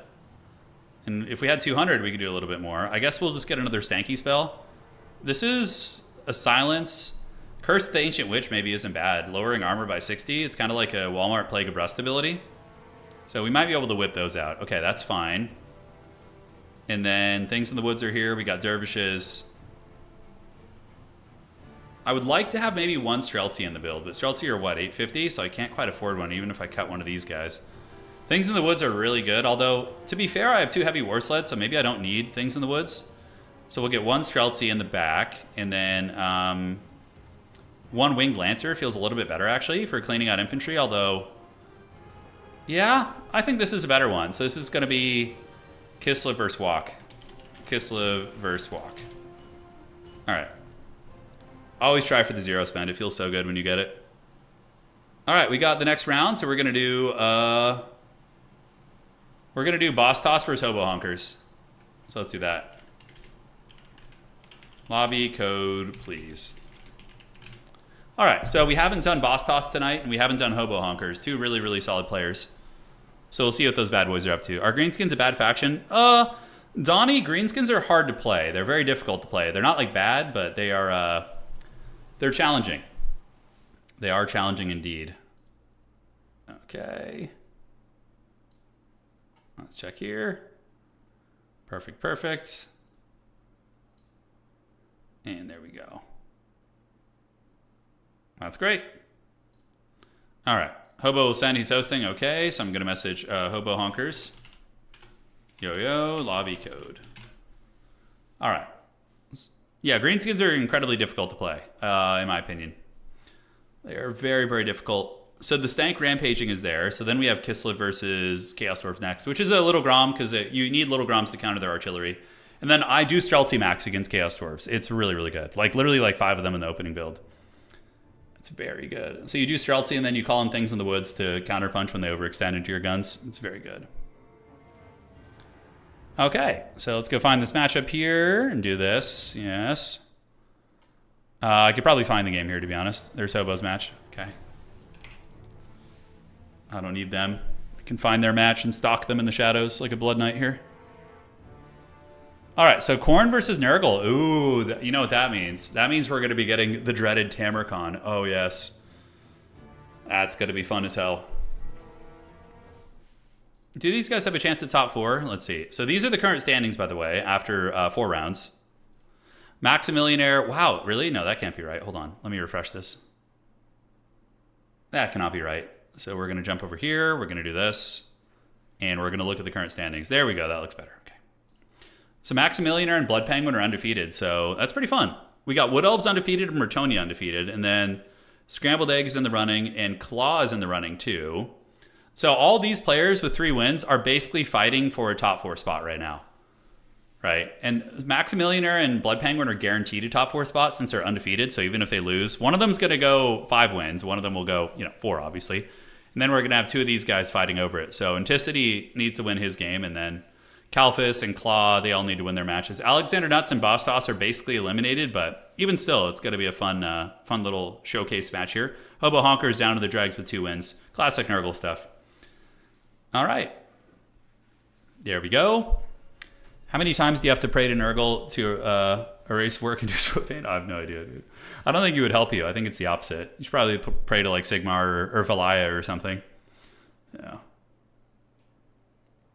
Greenskins that have a lot of like weird units. They're low leadership and they're very swarmy. Swarm factions are typically harder for new players because you have to micro like 1 million units and also rally units that are running and get them back in the fight. It's a lot. Give me that toe dragon thickness. What the hell is this shit? Quad Beast of Nurgle? Okay, Hobo Honkers is going apeshit tonight, guys. He's got 4 Beasts of Nurgle on this. I don't think it's going to work, but I would love to see it work. He's facing off against the Heralds of Khorne's Fury, as well as the Double Skull Cannon 2, which is pretty rad. And here we go. All right, 4 Beasts of Nurgle. Were you guys expecting that? I don't know. Looking pretty evil here. All right, guys. Let's see if this works. I seriously doubt it, but I'm very excited to see. So, ladies and gentlemen of the old world, it's going to be a Plague Bearer frontline. Plague Bearers they're okay. They're a very good infantry unit, I think, for their price. 700, they can fight against most Khornate units, and they're not going to win any beauty contests, but they get the job done. Now, it is going to be 4 Beasts of Nurgle. I didn't even know you could bring 4 of these. But, they regenerate, they fight. They're hard to kill. They have 6,000 HP. I have no idea how this is going to work. We do also have a Herald of Nurgle who's going to be there with the 2 spells. It's going to be the Curse of the Leper and Stream of Corruption. Nice. And then the Exalted Plague Bearers. All right, guys. That is going to be all she wrote. Now looking at the build of Boss Toss here, it is going to be a front line of Marauder Horsemen throwing axes, which are very good against Nurgle. Fire damage and ranged kiting is just in general very effective against Nurgle. Double Skull Cannon, including the Hellforged Bellowers, the Knights of the Brazen Throne, and last but not least, it is going to be a Herald of Khorne on a motorcycle, who is going to be having the buffing spells, or the buffing abilities, the Totem of Endless Bloodletting and Tormentor Sword 2 to lock things down in combat. All right, so Nurgle's Rot is here. Furies are on the way up. Plague Bearers are going to need a little bit of smoke. A little bit of help here. You know, something to screen out these Horsemen. Otherwise, the Horsemen are just going to farm like 1,400 value off these guys, and it's not what you want. Yeah, I don't know what the Beasts of Nurgle are even capable of. I mean, if Hobo Honkers has just developed some forbidden meta tech, I mean, I'm going to be very excited, but we'll see. The Hell Cannons shooting up into the Furies in the sky and getting some good damage. Meanwhile, the Horsemen are going to be farming the Plague Bearers. Boss Toss, of course. Very, very good decision making here. And oh my god, the Heralds, the Knights of the Brazen Throne are just going to crush these guys. Oh god, Nurgle's going to have a bad time here, guys. Because the slugs can only be so many places at once. He probably should have deployed a couple slugs over here to help out. And the Plague Bearers are going to be scattering to the wind because these guys are basically just a counter against Plague Bearers. They don't do magic damage, though. Wow, he didn't actually want to go for it. He pulls back. Okay, I thought that the Knights of the Brazen Throne were going to come and charge some of the Plague Bearers, but that's not the case. So Khorne is going to get a triple cap here. So attacker faction versus defensive faction. Yes, two very, very opposite playstyles. The Nurgle build, though, for anybody who's a little bit newer, is considered a meme build. This is not like a meta build by any stretch of the imagination, but we're going to see what it can get done. So Nurgle does get its way over here, calling out their own horsemen, and up in the sky, we do get a battle. Curse of the Leper overcasted. Pretty nice. Going to be giving him the advantage. But oh, look at that. The counterplay. The Herald using the Tormentor Sword to lock these guys down when they have the advantage. Really, really nice. The Nurgle Sorcerer Lord on his Rot Beast going to be hunting down one Skull Cannon and doing some pretty effective work against that. And now the slugs are here. I mean, Khorne is going to have to get through those slugs one way or the other, guys. The Beasts of Nurgle. I wonder what an army of like 20 Beasts of Nurgle would be like. Would that have any play? Probably not. All right, Plague Bearers going to be cruising up, going to be getting charged by the big old scaries here, and on the backside, the Exalted Plague Bearers are at the ready. Big charge there coming in from the Bulldog Cavalry, really able to rampage in there and wreck a lot of those guys. Doing about 15-20% HP damage, but the Throwing Axes and the Unholy Hand Grenades going to be returning the favor. Up in the sky, the Nurgle Fury is going to be losing the fight, while look at the Slug Squad, look! Oh my god, that's so haggard. Oh my god, there's 4 of them. And they're just chasing the Herald while getting killed by throwing weapons. Oh, that's so painful. Get those things back, dude. No, not like this, Beast of Nurgle. Oh, I think he just wants it to be over. All right, does he have any heals for these guys? I don't think so. Plague Bearers are going to be moving up.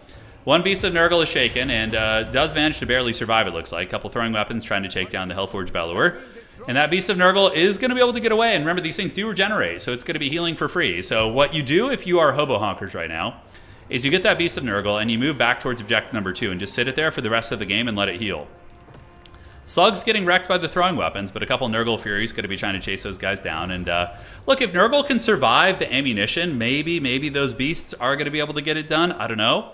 Skull Reapers called in. Now, Skull Reapers are an anti-demon unit. They have magic damage and anti-infantry, and they hit pretty damn hard. They look cool as hell, too. You almost never see them, but they are going to be heading towards the objectives now. Now, Nurgle is down in value, but Nurgle is always down in value.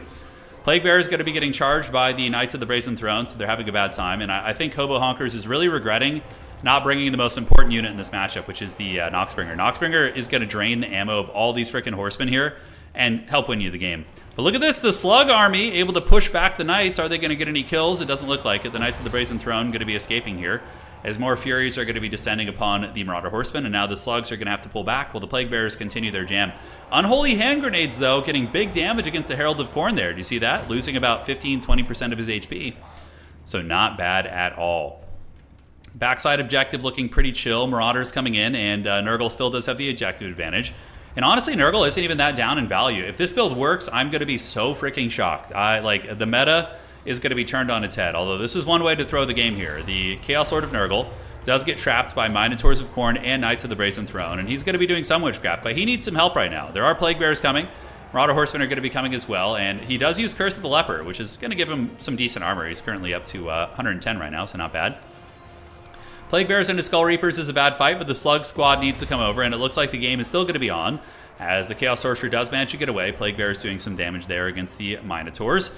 But Skull Reapers are a problem. They're really good against Plague Bears. Very much a hard counter. Chaos Sorcerer Lord going to be going back into the Herald. And it's slugging time, guys. All right, here they come. Yeah, in a way, the Beasts of Nurgle drained the ammunition of Khorne with the face-to-foot style. Yeah, they're going to be getting wimp load there as they just get punched in the face and generate value. The Beasts of Nurgle are chasing these bad boys back. The Herald of Khorne is going to be running away. And, guys, it is going down. Marauder Horseman with Throwing Axes is going to be trying to counterplay the Knights of the Brazen Throne as the Slug Squad continues to sit on this objective. Exalted Plague Bear is putting in work, though, man. Doing a shitload of damage against that Herald of Khorne with their unholy Death Heads grenades. They're so freaking good. Marauder Horseman also poking here. And honestly, guys, Nurgle's kind of winning this game now. I can't believe I'm saying it, but the quad Beast of Nurgle build, I think, might have some sauce here, guys. It might have some sauce. Pulling back here, the Marauder Horseman going to be retreating back to the objective. On the backside, Plague Ogres with the Great Weapons are on their way in as well. Minotaur is going to be circling, but I think the Minotaurs would lose the 4 Beasts of Nurgle with the Sorcerer character. We'll have to see. Khorne is getting a little bit of momentum now as their Plague Bear infantry are starting to get worn down. Plague Ogres are going to be a great tech, though. Throwing Axes do have some good ammunition as well, so they're still going to be a menace. The Skull Cannons are running low, though, so that is going to mitigate some of that value. Probably wouldn't be a bad idea to send one Plague Bear over to that objective to further secure it. I think it's a little bit lightly guarded right now, but yeah, nobody wants to deal with the 4 slugs. You see them clapping and shit? Look at these guys, dude. They're like straight up clapping their hands. It's so haggard. All right, so Plague Ogres are on their way back in. Not back in, but they're in for the first time. And the Plague Ogres are going to counter or trade evenly with the Minotaurs and prevent these slugs from being surrounded by Great Weapons. And so far, Nurgle's enduring, man. It's really funny. I mean, they're keeping the value close, which is not good. Nurgle does not have a lot of healing in their build outside of the slugs, but the slugs are healing a lot of HP since we last looked. Horsemen coming over, and now it looks like Khorne is going to be blitzing the back objective. But that's what Plague Bears want. Plague Bears want to just kind of sit and fight an ugly, grindy fight here. Battletoads being called out as the Slug Squad is now moving into open field. And what are they going to fight? Chaos Knights with Lances out here, actually. Interesting. So Slugs attacking into the Chaos Knights would be a good play here. Plague Ogres need to be microed over there for the Hobo Hunker as well. And on the backside objective, there's a Skull Cannon farming, but there are Marauder Horsemen there that can do some damage against it with their throwing weapons. We'll see. All right, Chaos Knights charging in, and they do engage against the Marauder Horsemen, which is very good, but there are Battletoads there. And the Plague Ogres of Tamarkon are now on their way over, and they're going to get their fat bonking axes with their anti-large bonus. And look at the slugs! Oh, it's slugging time, baby. All right, the slugs going to get in there and start giving the business to these Chaos Knights who are not having a good time. And you can see they're losing quite a bit of HP. And as far as the objective goes, still being held by Papa Nurgle. Back objective pretty comfortable for Nurgle. And one of the Skull Cannons back here is actually dying to the Plague Bears. Plague Bears do magic damage, which will circumvent the Phys-Res there. For Nurgle, the big thing is they can't really afford to lose this objective. That would be pretty rough for them. It might be hard to get it back, although I guess not. They still have those 4 Slug Beasts. Couple Furies on the way in. They could land on top of the Marauder Horsemen here for Nurgle, which would be very, very good. Skull Reapers are in combat with the Beast, but the Chaos Knights have been completely eviscerated. And the objective is going to be flipping to the Blood God. So that's a tough one. Nurgle is, wants to win on points here probably, but honestly, Nurgle is crushing in value as well. So the Slug is in full effect. All right, here comes the Quad Slug. They're going to be 3, 6, 9. Damn thing's fine. It's going to be 12 capture weight in total with 4 of them. So it's the equivalent of 2 infantry and a little bit more, which is cool. So the capture weight starts to come back to Nurgle. And they do have a debuff as well. They have the Slime Trail, so everybody around them is going to be getting debuffed. A little bit hard to see what's going on right here, but Marauders pushing up against Skull Reapers are going to lose that fight. 1 Skull Cannon gets killed by Marauder Horseman back here, which is a huge win for the Plague Father, so that's really, really nice. And the fight is on. Beasts of Nurgle, as well as the Chaos Sorcerer Lord of Nurgle, duking it out right here, ladies and gentlemen. And Knights of the Brazen Throne are also being tar-pitted by the Plague Ogres with Great Weapons. I think that Hobo Honkers has probably won this game. The Throwing Axes of Khorne are trying, but they're not able to isolate any one of the Beasts of Nurgle, which are just feasting. Fecundity activated, going to be really nice AoE healing. Minotaurs of Khorne are doing good work, but it does look like Nurgle is winning this bump and grind. They're getting it done. The forbidden meta is upon us. And now look at this. Nurgle's feeling so confident that they're actually going to push their opponent's home objective, which they have a lot more capture weight too. If they get all these units up in the point, Boss Toss could be in some trouble. This objective has gone back to Khorne. Is it staying with Khorne? It is. Oh, could Khorne pull this one back? Are the slugs going to be able to get it done? Stream of Corruption activated right there. Exalted Plague Bears are on the way out. How are the slugs doing? 1, 2, 3. So the slugs are still in good shape. Plague Ogres do kind of get worked on a little bit there. And it looks like Khorne might be finding their way back in the game. You notice the value climbing back for Khorne. Objective here is going to be going to the Plague Father most likely, as the Chaos Knights are going to get forced off probably by the Plague Bears. Boss Toss does have aerial dominance right there, so he is able to chase those guys back. But will Nurgle's bump and grind get it done? It is going to be the Exalted Plague Bearers on the way in. If they can take down the Minotaurs and or snipe the Herald of Khorne, that'd be pretty big. But the Slugs are not hearing any bell. They're going strong. Tormentor Sword activated, and Fury's going to be landing on the Plague Bearers there, trying to shut down their unholy hand grenades. Nurgle has taken the home objective of Khorne, which is quite strong, and Plague Bearers versus Skull Reapers does favor Skull Reapers, but it's going to take a while still. Unholy hand grenades melting the Minotaurs. So the Minotaur's getting wrecked right there. Getting wrecked. Oh god, I need some water. Almost lost my voice there for a second. But the Minotaurs of Khorne getting blitzed and taking a lot of unholy hand grenades to the face. Beast of Nurgle still fighting, and we do see some Nurgle Furies jumping in there to attack the Khorngors, which is very cost effective. In the meantime, Khorne is making an attempt on their opponent's back objective. Nurglings are chasing them, and the Toads should be able to get there in time and mitigate that, while the Plague Bearers continue holding that objective. Very, very close knockdown, drag-out fight, guys. Very close. But look, the healing of Nurgle is in effect. You guys are starting to see the healing cap approaching for these Beasts of Nurgle. That means they've just been healing an absolute shit ton. And the Plague Bearers on the point is going to be elite capture weight, so it's going to be 7 capture weight. And after all is said and done, the entropy of the Plague Father is able to win out on the objective. Meanwhile, the home objective of Khorne going to be coming back into their clutches soon, but it's going to take a hot minute. And it does look like Nurgle is going to be stabilizing its home objective. So Nurgle currently is up on points. They're going to be hitting 1,000 points here in just a minute. Furies from the top rope, absolutely. Folding up all those horsemen, finally getting the kill. And the Chaos Sorcerer of Nurgle on the Rot Beast probably going to be able to beat this Herald of Khorne, especially with the Battletoads here, the Slugs. The one Slug is in the danger zone. He's going to be the first to go back to the warp. He's going to go hug Grandfather back in the Abyss there. So there he goes. Farewell, sweet beast. But there's still 3 Battletoads here, Battle Slugs. I mean, they're not getting a lot of value, but they are sponging a lot of damage and providing capture weight, which is really, really interesting. A couple Chaos Knights going to be cruising in as Hobo Hunkers does get afflicted by the Tormentor Sword.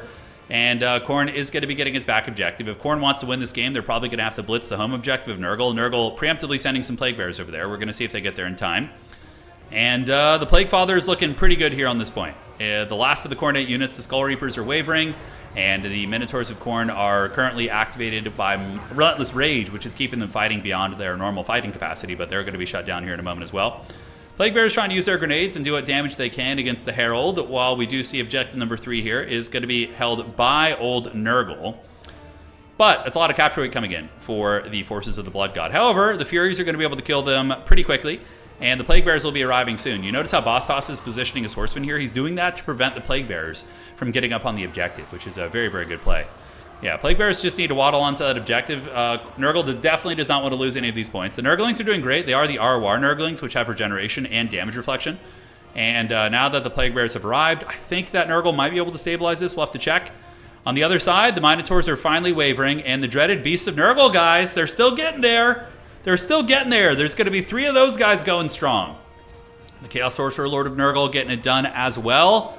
And, ooh, Khorne might be able to seal this, though. You guys know Bostos' reputation as an objective gremlin. He's really good at playing the objectives. And Nurgle should be able to reclaim it once these Plague Bearers arrive. So I don't think it's going to be a permanent objective theft, but yeah, that's a nice play by Bostos to kind of keep the game going a little bit longer. All right, 3 Beasts of Nurgle are approaching their healing caps. There are going to be 3 of those bad boys, Unidos and Trace. Those guys are getting it done. And you're going to need to leave some of them on that objective, probably. Chaos Knights are going to be retreating here, but I think Nurgle gets this objective back in just a moment. Skull Reaper is going to die, most likely to the Battletoads and Plague Bearer combo, and the Beasts of Nurgle are now heading back to Objective 1. It's going to be 369 capture weight against 3, maybe like 0.5 there, and then that's going to be another 5. So it is going to favor the Beasts of Nurgle here as they do move up. All right, guys. So Chaos Furies landing on the Marauder Horsemen. Nurgle going to be reclaiming its back objective, and it's very quickly going to become a triple cap situation as the Battletoads are doing it. And certainly Nurgle's chosen champion. I cannot believe that the quad Beast of Nurgle build is beating a top player in a matchup that also favors Khorne. This matchup is probably Khorne favored. Not by much, but 55-45, I would say. All right, back objective is going to be taken by Nurgle. They are going to get it done, and the Beasts are not hearing any bell. They're just sitting there. They're debuffing shit. They have their Slime Trail ability, which of course lowers melee attack and speed. And they're immune to flanking too, which I did not know. That's kind of a cool thing. Anyways, Nurgle is holding on to the point, but I believe it's going to be a triple cap situation here in just a minute. But, you know, Khorne has basically pulled everything to try and take this objective, so Nurgle's just going to be able to surge forth with their 28 movement speed or 23 on the Plague Bearers and get it done. A couple Marauders with dual weapons are in there. The Battle Slugs are still going. Probably not getting insane value, but... Oh, okay, I guess we'll save that. GG. I did not mean to click there, but I need to save that replay. All right, that was insane. Khorne surrenders. And the Beast of Nurgle build. Dude, what a great, great highlight of the stream. Oh, I loved it. I love that so much. I cannot believe that build worked. And I had never thought in a million years that shit would work, but it did. And it was against Bastos, who's very good too. So that's how you know it's not just a fluke, right? Like against like a lesser player, it actually worked against a good player. All right, guys. So let me go ahead and save that replay. I'm going to go into my folder and rename that one because I think I might want to cast that one separately. That was really good. Okay, let me do this, do that. And where's my autosave? Slugs. All right. So we got the replay saved. We are all good. Single entity cheese is back on the menu, boys. Yes. I will never be your beast of Nurgle. I get the reference. It's good. Plague Ogres, 1400 value. Beast of Nurgle, not crazy on the value, but the Exalted Plague Bearers were also very clutch. 900 on this one, and the other one got about 1,000 as well. Warhammer 3 launch build, yes. It's taking us back to the old school, guys. All right, so let's see how we're looking on the rounds. We're going to go look and see. That was a long-ish game, so I suspect a couple are coming to an end here. Yeah, we have 2 more left to go. Okay. 2 more left to go. We witnessed the dawn of a new meta. A new meta is rising. That's right. You did miss, Shuma, you did miss quad Beasts of Nurgle, and they actually legit won, dude. They won. It's insanity. I don't know what witchcraft or gods he sacrificed to, but it was able to get it done. All right, so where are we at? We are going to continue working on our build guide. We have a Warriors of Chaos build. So next up, it is going to be Kislev versus Chaos Dwarfs? Yeah, Chaos Dwarfs. So God, this matchup's hard because it's very map dependent. I think you just go 1 little Grom. You can do 2 little Groms here probably. And then you Streltsy max, which is very, very strong. Yeah, I think double Little Grom against Chaos Dwarfs is pretty menacing. And aside from that, what Lord do we do? Probably a cheap caster of some sort. Because Deathreakers often can kill your Lord, so just going cheap is usually the way. Blizzard is what you want, because Blizzard just wrecks like a good unit, like Fireglaves or something like that. You just drop Blizzard on them. And cool. So then we have 1150. So in reserve, we're going to want mass things in the woods to rip up the infantry. I think 4 of those, and dervishes as well. So we're going to want 4 dervishes. Heavy war sleds are cute, but I think the things in the woods are a little bit better here against the Dawizar troopers. Are we going to go double skirmisher? It might be an idea. I love the gun line here. Oh, you know, a Pack Trapper isn't bad, actually. Oh, perfect. So, yeah, Pack Trapper can snare things down, and also it's just good utility in general. Okay, so now we're going to need some infantry. Kislevite Warriors are pretty good, so I'm going to get 3 of those. We'll get 1 Snow Leopard, and I think that's it. No, Thursday the 14th is when the new Dawn of War remaster comes out. Yeah, it's going to be really fun. Okay. Are we just going Penta Kislevite Warrior? Or do we want some actual, like, Kossar boys in there? I feel like we probably want a Kossar. The Dervishes are really good here. But if I go Kossar, I have, like, an awkward amount of money left, and I can't really bring in much else. Although, that's fine. That actually is pretty good. Yeah, so this is the style I've been using against Chaos Dwarfs. Pretty good effect. You can kill the trains and artillery pretty well. And then you have the infantry in check with Blizzard, Streltsy, as well as the things in the woods. So I think that's pretty good. Although we probably want a Griffin Legion too. So let's cut this and this. Yeah, like I've had success with Griffin Legion and other units of that caliber here. Warbear Rider here. Yeah, you know, there's a couple things we're probably needing and I'm overlooking a little bit. So Warbear Rider, Griffin Legion, double things in the woods, and in case they go Gremlin heavy. Yeah, that looks really good to me, actually. I think that's a little bit cleaner. If they do armor check you, though, I guess you have the Streltsy to blast things. That's going to be Kislev versus Dwarfs. Okay. Here we go. So let's refresh this, see how we're looking for the top 4. 1 game still to go.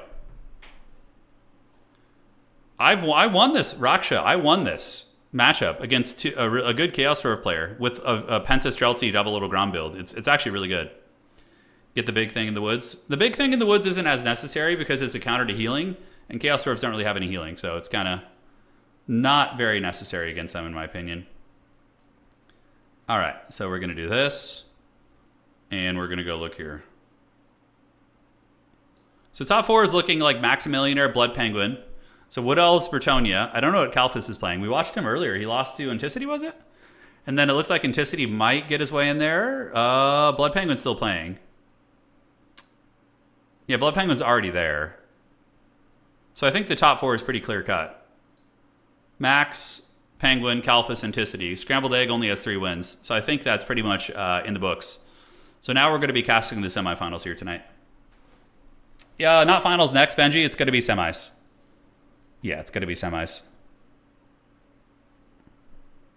Ah, Raksha. Yes, I'm not good at catching sarcasm. Okay. So I think we're ready for top 4. It's just a matter of time when he advances. Here we go. Hobo says, I stole this build from Scrambled Egg. So Hobo Honkers is saying the Nurgle build he used, he stole it from Scrambled Egg Special. I was really surprised. I can't believe that worked, by the way. I can't believe it. Oh, you're Kalphas. Nice. Well, final boss. Yeah, you were playing Corn earlier. Nice. So I'm happy to see you back in the top 4. I'm happy to see you recovered.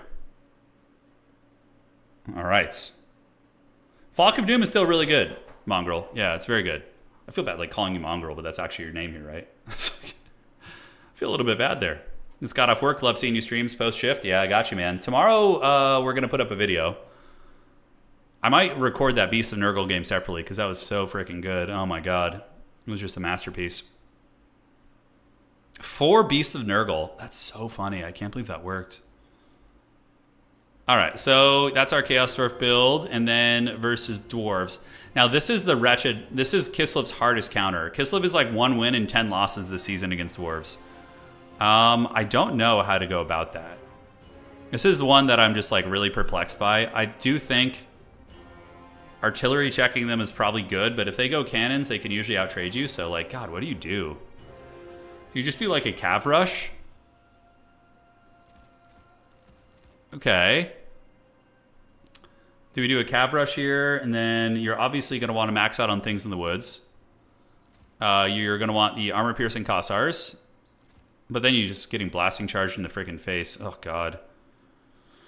What lord choices? I mean, what about the Boyar, Chef Boyardee? I mean, he's not even an AP character.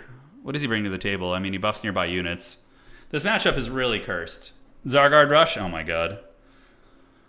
No, because if they go like Thunderbarge or Cannons, your Zargard are just going to get just plowed over. I think, honestly, there might be some play for actually... Oh, hold on. I might have come up with the Forbidden Sauce. So Mother Stank, she's going to have to hide, though. And we do the Curse of the Ancient Witch for the armor debuff. Oh, boy. What other spells could we afford to spam? Forbidden Fens and Witch's Brew. Okay, and then we probably want to bring that for the missile resist so she doesn't die as easily. Oh, dude. Goulash, we don't need that. Okay. So, Akshina ambushing. How do you like them apples? With the armor, the Walmart Plague of Rust. And then do we want to do like Golden Knight and Felix on foot? Golden Knight lacks AP, but is a pretty good fighter. If the Golden Knight had armor piercing, it could be a lot better. So,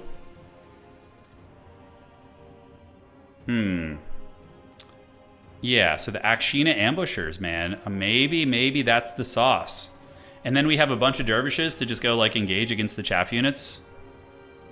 We could, yeah, but if they have cannons, man, it's really rough. The cannons really do give you a lot of trouble. I could also do a freaking Snow Leopard in the starting army just to go dive cannons in the backfield and be really annoying. Elemental Bear dies too quickly. Dwarven cannons and shooting are really good.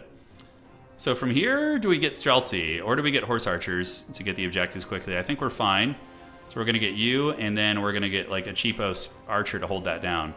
Now, the rest of the army is going to be probably Streltsies because they fight dwarves well in melee and their shooting is quite good. Kissify Warriors are not bad against Dowie, though they do get wrecked by blasting charges. So maybe you get this. Winged Lancers are good. Things in the Woods kind of cover you there. Heavy Warsleds are nice, but they're really vulnerable. All right. So Streltsy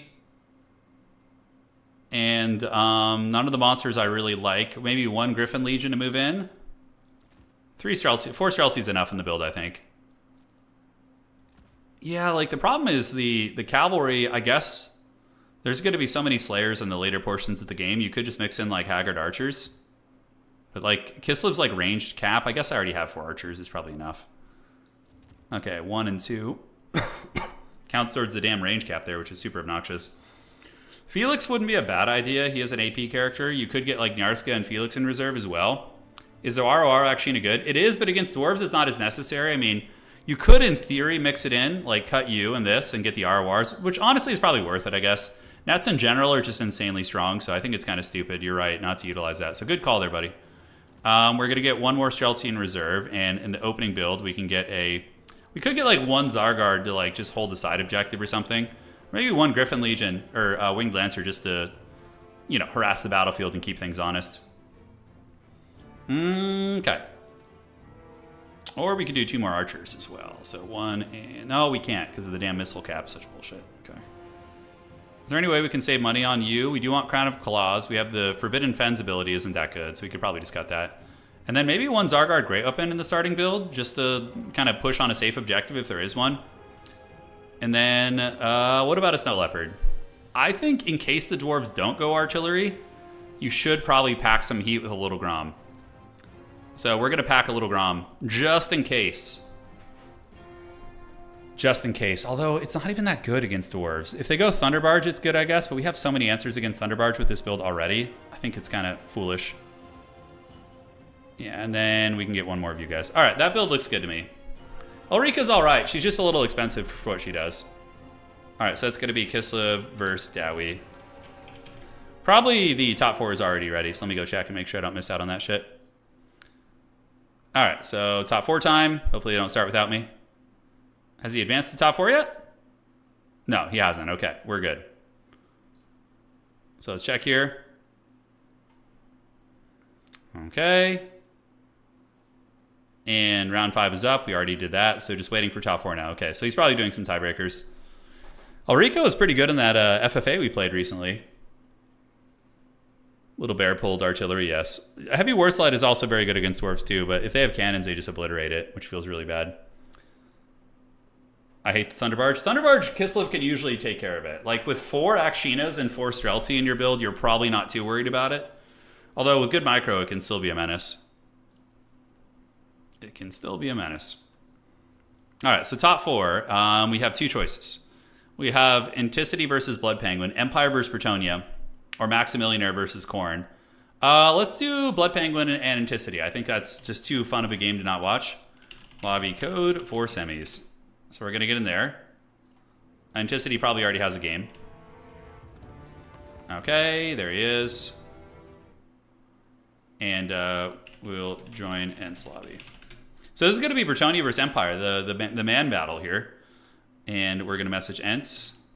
Slot, please. It's going to be the 3rd Ent game tonight. It's a smallish tournament, so we're kind of running into a lot of the same players, which is fine. Okay. And there we are. I'm really curious about the Mother Ostankia like armor sundering. That does seem like it could be a cool play. So Bretonia versus Empire on Imperial Ambush appears to be the map. So these guys are going to be battling it out here. And so it begins. The greatest battle of our time. The man-tide fight. Who will be the manliest winner here? Oh. Mother Ostankia with 4 ambushers in the woods. You got to bring the deer man to defend her. Oh, it's so risky. I mean, the Elemental Incarnate, in theory, is good against dwarves. Armor-piercing anti-infantry, but it's such a big target with lowish armor that dwarven quarrelers and bows and cannons just annihilate it. Just the pre-warm-up to the next world champs, yes. All right, cool. Who do you guys think is going to win? You rooting for the Kraken King, the defending world champ, or is the Plague Penguin the Lord of Bretonia? Now, Plague Penguin is so good at Bretonia. He makes them look like a viable competitive faction, which for most people they're not, but he makes them look that way, that's for sure. Dwarf infantry is some of the best infantry in the game, Potato. They're extremely cost-effective. Extremely cost-effective. You know. Is it slug meta? Yeah. We had the quad slugs, which apparently is a scrambled egg special build, but it was utilized by hobo honkers today. Damn hiccups. We're on the semifinals right now. Road to Talpheim's going to be the map. All right. So those guys are doing it. It's really nice not having to admin this stuff. I'm not going to lie. We're feeling pretty good here. Perfect. There's no chopping the quad slug. It's true. Yeah. I don't think we're going to have a build as cool as the quad slugs today in the semis or finals. Although Bretonia is always fun to watch. It's like with Bretonia, you always feel like you're watching an underdog. And same with the Empire. Like most of the man factions kind of feel like underdogs. Kislev a little bit less so since they're kind of elite, but you know. Zeriok says, I love Unticity, but I love French cavalry charges more. There you go. Scrambled slug special? Oh, that's so good. That should be scrambled slug special. So how many new folks to the channel do we have hanging here tonight? How many of you guys have just maybe found your way here in the last week? Out of curiosity. Always curious to check in. Nice. That's cool, Melody. That's nice. Pone, how dare you, dude? Are you gonna be? Do you have work tomorrow, Pone Dog? You don't, right? If you're around after this, hit me up. If you're willing to stay awake, hit me up. We can party a little bit. Long-time viewer, recent subscriber. Well, cool, man. Well, thank you for that. All right, so let's check here. Looking good. When will you join a tournament? I played like 5 or 6 tournaments in a row, but I just felt like doing a couple casted ones just to kind of see what the meta looks like, and probably the next one I'm going to play in. This is the semifinal Pone, so we have this one and one more after it, and then that's it. Yeah, and that's going to be all she wrote. Okay. Outstanding. Found you through Grubby's tournament and finally got a live stream. Nice. Yeah, is Grubby going to be doing another Warcraft 3 Invitational? Has he talked about it at all? I know a lot of you guys probably watch him. I think that's honestly the first Warcraft 3 Invitational was really fun. The second one was really fun. I personally think that was some of the most fun stuff he's done. It's really, really fun to watch. Been watching on YouTube and here jumped in. Nice. What faction and Lord? I think I'm going to play Kislev because I've been working on this build guide, so I want to see if I can get Kislev going, you know? Yeah, I want to get that going. Go Observer, that's funny. So, looks like Empire's ready. Hockle long rifles are S tier here. Typically, it's like triple Hockle and long rifle, just going balls deep on Bretonians. And then you bring nets. So you go like a net caster with Boris Todbringer. You net down the cavalry, you just blast them with Hocklins. It's really devastating. And then you have Demograph Knights to sweep your backfield. There's a lot of good ways to do it.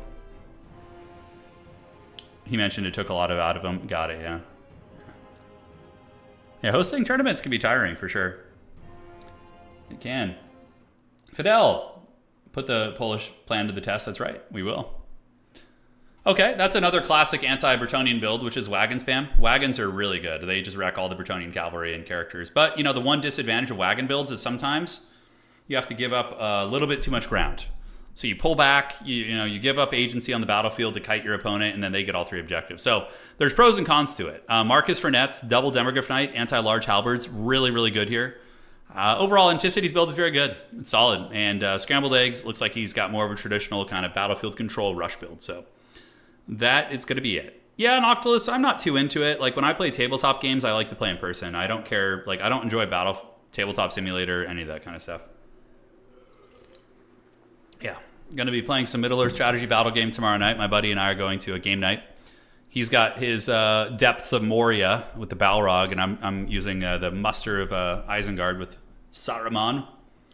He's looking pimp, all painted up and stuff. I could, remind me after this game, guys, I'll go to the garage and I'll take a quick picture and show it to you guys. He's looking pretty cool.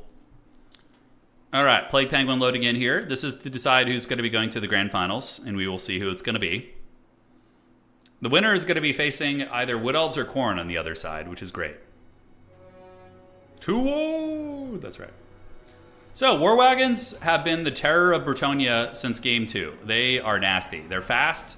They can kite Bretonian cavalry and shoot them to pieces while you chase them, which is tough. We got Marcus Wolfheart and a Bright Wizard with Burning Head. So the idea with Burning Head is to basically just cook your opponent's Bretonian peasantry and allow your wagons and demis to isolate the cavalry units. So Demograph Knights with Halberds are the best cav choice you have against Bretonia. They're really, really good. and I certainly love it. Now, looking at the Bretonian army of the Plague Penguin, he's got cheap cavalry, some Knights of the Realm, and Knights Errant, and questing Knights, so enough cavalry to put pressure on a Huckle and Long Rifle position with mostly cheap units and crap on the rest of the army. Yeah, so quad Knights Errant and a couple Knights of the Realm and just peasants to hold the objectives. So the meta for Bretonia against the Empire is basically a full stuffing strategy. So basically, you push in there and you go balls deep and keep your Empire opponent pinned. And even if they're winning on value, you can then win on objectives. That's usually the meta, because Empire usually outvalues Bretonia in straight fighting. But Bretonia can totally win on battlefield control, so it's very, very fun to see. All right, guys, the battle is on. Marcus Wolfhart is here with his bound nets. He does, of course, have 3 uses of the Hunter Snare. Demogorgon Knight's going to be waiting in ambush to try and get objective 3, as the War Wagons are going to be moving forward, and you guys are about ready to see some cool shooting here. So the shot should be ripped here in the Knights of the Realm in just a moment. He's just about in range, and there they go. So War Wagon's immediately getting some good value into the Knights of the Realm, as well as the Wizard there. So, you know, good value there. One Knight does get taken down. Anticity going to be poking with his wagons. What he's going to do is he's going to try and lure these cavalry forward, net them with Marcus right here, and then countercharge out of the woods probably. It would be my guess. What's he going to call in next? Oh, a great cannon. Interesting. So he calls in a great cannon in the back. Anticity using the artillery counterpunching style, which is one of my favorite ways to play domination mode in general. I love artillery. And yeah, cannons will wreck knights. I mean, you can see the bowling pins. There's a reason gunpowder modernized warfare, as the cannon is able to wreck some of those Knights of the Realm right there. And a mounted yeoman going to be absorbing some of the shots. Anticity does not have restock. Having an engineer with restock is very cost effective with the wagons. And are the Demogorgon Knights going to move out of the trees? So far, Anticity is just going for a value farming build. Just going to be farming whatever value he can. But, you know, Bretonia does have the triple cap right there, right? He does indeed. So charging in are the Yeomen. On the backside, Questing Knights and Knights Errant are going to be getting ready to swarm around. Yeah, so there they go, uno and dos. But the Demis wait in the trees. Demogorgon Knights, also one of my favorite units in tabletop and in this game, surge out of the tree line and chase back the Yeomen. The Yeomen are like, screw this shit, I'm going home. They get terrified as well. So the first pick is underway. Demogorgon Knights maybe going to overextend a little bit. We will see. Looks like some of the Knights of the Realm going to be turning about face to engage them, as Marcus Wolfhart stands nearby. Cannon is shooting, and the Knights Errant, they really want to get that Grand Cannon offline. They really, really want it. Demogorgon Knights obviously will beat Knights of the Realm in combat, but they'll take some damage in the process. And it's very strange to see Demogorgon Knights being used without frickin' healing. The Bright Wizard and Demogorgon Knights able to chase back 2 Knights Errants, or a Knights Errant and a Questing Knight back here. Meanwhile, the Cannon going to be getting attacked. Anticity is really definitely farming his opponent value-wise. He's getting the trades, but his opponent has full battlefield control, and those 3 victory tickets are going to keep going for a long time. Now, Marcus is going to be popping a net. That was a good net, because what it does is it locks down a lot of these units and allows some of the Demis to escape into this other combat. But the Demogryphs are getting worn down. Another Demi is going to be on its way out to engage against the Yeoman. Burning Head probably going to be used here soon. War Wagon's getting some nice shots, and the Empire Great Cannon is able to stabilize, which is very, very powerful. Plague Penguin pulling some value back, though. Getting a kill on Royal Altdorf Griffites is very good, and they were held to only 800 value there. Knights Errant surging forth as a 3rd Demogorgon Knight Halberd is called out. They are hands down the best cavalry unit against Bretonia, because they beat most of their cavalry, except the elites, which is very, very good. And the cannon is also back online. Now going to be shooting into these units, but honestly, Plague Penguin is in his natural habitat. He's going to be doing a full court press. I have played Empire against Plague Penguin's Bretonia probably 3 or 4 times, maybe more than that. And he's one of the few Bretonian players who's been able to take games against Empire that I've seen. I mean, the Hawk and Long Rifles, I've had success there, but yeah, he has won games by stuffing you back and doing exactly this. Like, you see how he's got like a big defensive circle, like in Anticity spawn, basically. And that's how you punish wagons, because wagons are, you know, going to be able to poke and shoot, but it's not like insane early damage or quick damage that's going to just roll your opponent up, right? Knights Errant here have engaged. A lot of Bretonians are nearby, and Alberic is... Oh, that's so good, by the way. So Alberic is giving bonus first large to these Knights Errant of freaking 12, which is one of the most cracked things ever. And the Empire Spear is trying to hold. Nice Burning Head going to be coming down for the Cracking King. Going to be cooking a bunch of these bad boys while his cannon is back online here. And Demogorgon Knights surging through once again. Marcus is going to have to use a net here, most likely, or else he's going to be potentially losing this. Demogorgon Knight did chase a unit off, and it looks like the cannons might be taken down. So Plague Penguin is creeping back on value a little bit, and the Empire Mantide is pushed back in its spawn zone pretty heavily. Marcus Wolfhart, of course, a character that can't really turn the tide of fights too much. He's more of a progressive poking character and a utility character, but I think that the Penguin is just way too far ahead on points. Unless Anticity just crushes him back here, it's going to be really, really tough to get back in the game. because Alberic is such a force multiplier in these fights. He's giving bonus versus large to all these low tier units and really feasting. And oh, the big boys are in here now, guys. It's going to be Grail Knights being called in by the Plague Penguin. So those guys are in the mix, and they're going to be for sure able to put some big hurt on Demis. Also getting buffed by Alberic. That's going to be God's here. Now, all the wagons are going to zero in onto the Grail Knights, of course. That's the ideal target. Demi's getting worn down here. State Troopers fighting on the flanks. And does Anticity have ground anywhere else? It doesn't look like it. He's got his Bright Wizard. He's got some State Troopers moving up slowly but surely. Marcus Wolfhart still has a lot of ammo. And a second Demogryph Knight going to be coming in. Really cool Flaming Sword of Ruin as well. So Flaming Sword going to be giving him 66 weapon strength. The magic damage is cool, but not terribly relevant against ward save. And here, we do get another Burning Hit. We're going to be cooking some of these Knights, allowing these Spearmen to continue feasting. And Anticity does have a value lead, but there is healing on the Bretonian side. And just like we talked about in the previous pre-game show, this is really, really how you beat Empire's Bretonia. Granted, I still think it's an Empire-favored matchup. I think at the very highest levels, when people are playing the most optimal builds, I think that Empire will win more often than not against Bretonia, but maybe 55-45. It's nothing out of the realm of possibility, right? And you're also playing somebody who exclusively plays Bretonia nonstop against Anticity, who kind of dabbles in a bunch of factions, right? So it's a bit different here. On the backside, Knights of the Realm moving in, charging into the War Wagons, and Alberic going kind of balls deep, and the Bright Wizard is also dying. So Bretonia getting a pick on the Wizard of the Empire. Empire calls out another Demogryph Knight Halberd, but how is he going to get the objectives, guys? He's going to need to start playing the sides a little bit, but even if he plays the sides, so let's say you get a unit right here, you move up this way with some State Troopers, well, they're going to be isolated, and the cavalry, the peasants will hit him in the front, and the cav are going to get him from the back, which is going to be incredibly tough.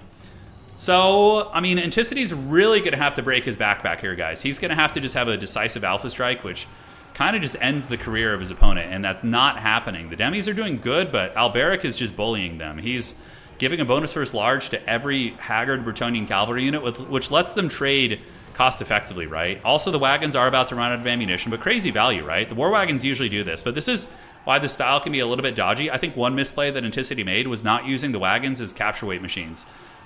Instead of fighting back here, maybe move the fight up to the middle and try and threaten some objectives with the capture weight of the wagons, but Bretonia's for sure got this game in the bag. I mean, Plague Penguin is really good, and with healing taken into account, I think he's just got this. He's probably even ahead of value on the Empire. Alberic is a bully, and Marcus is not going to carry this game. It ain't going to happen.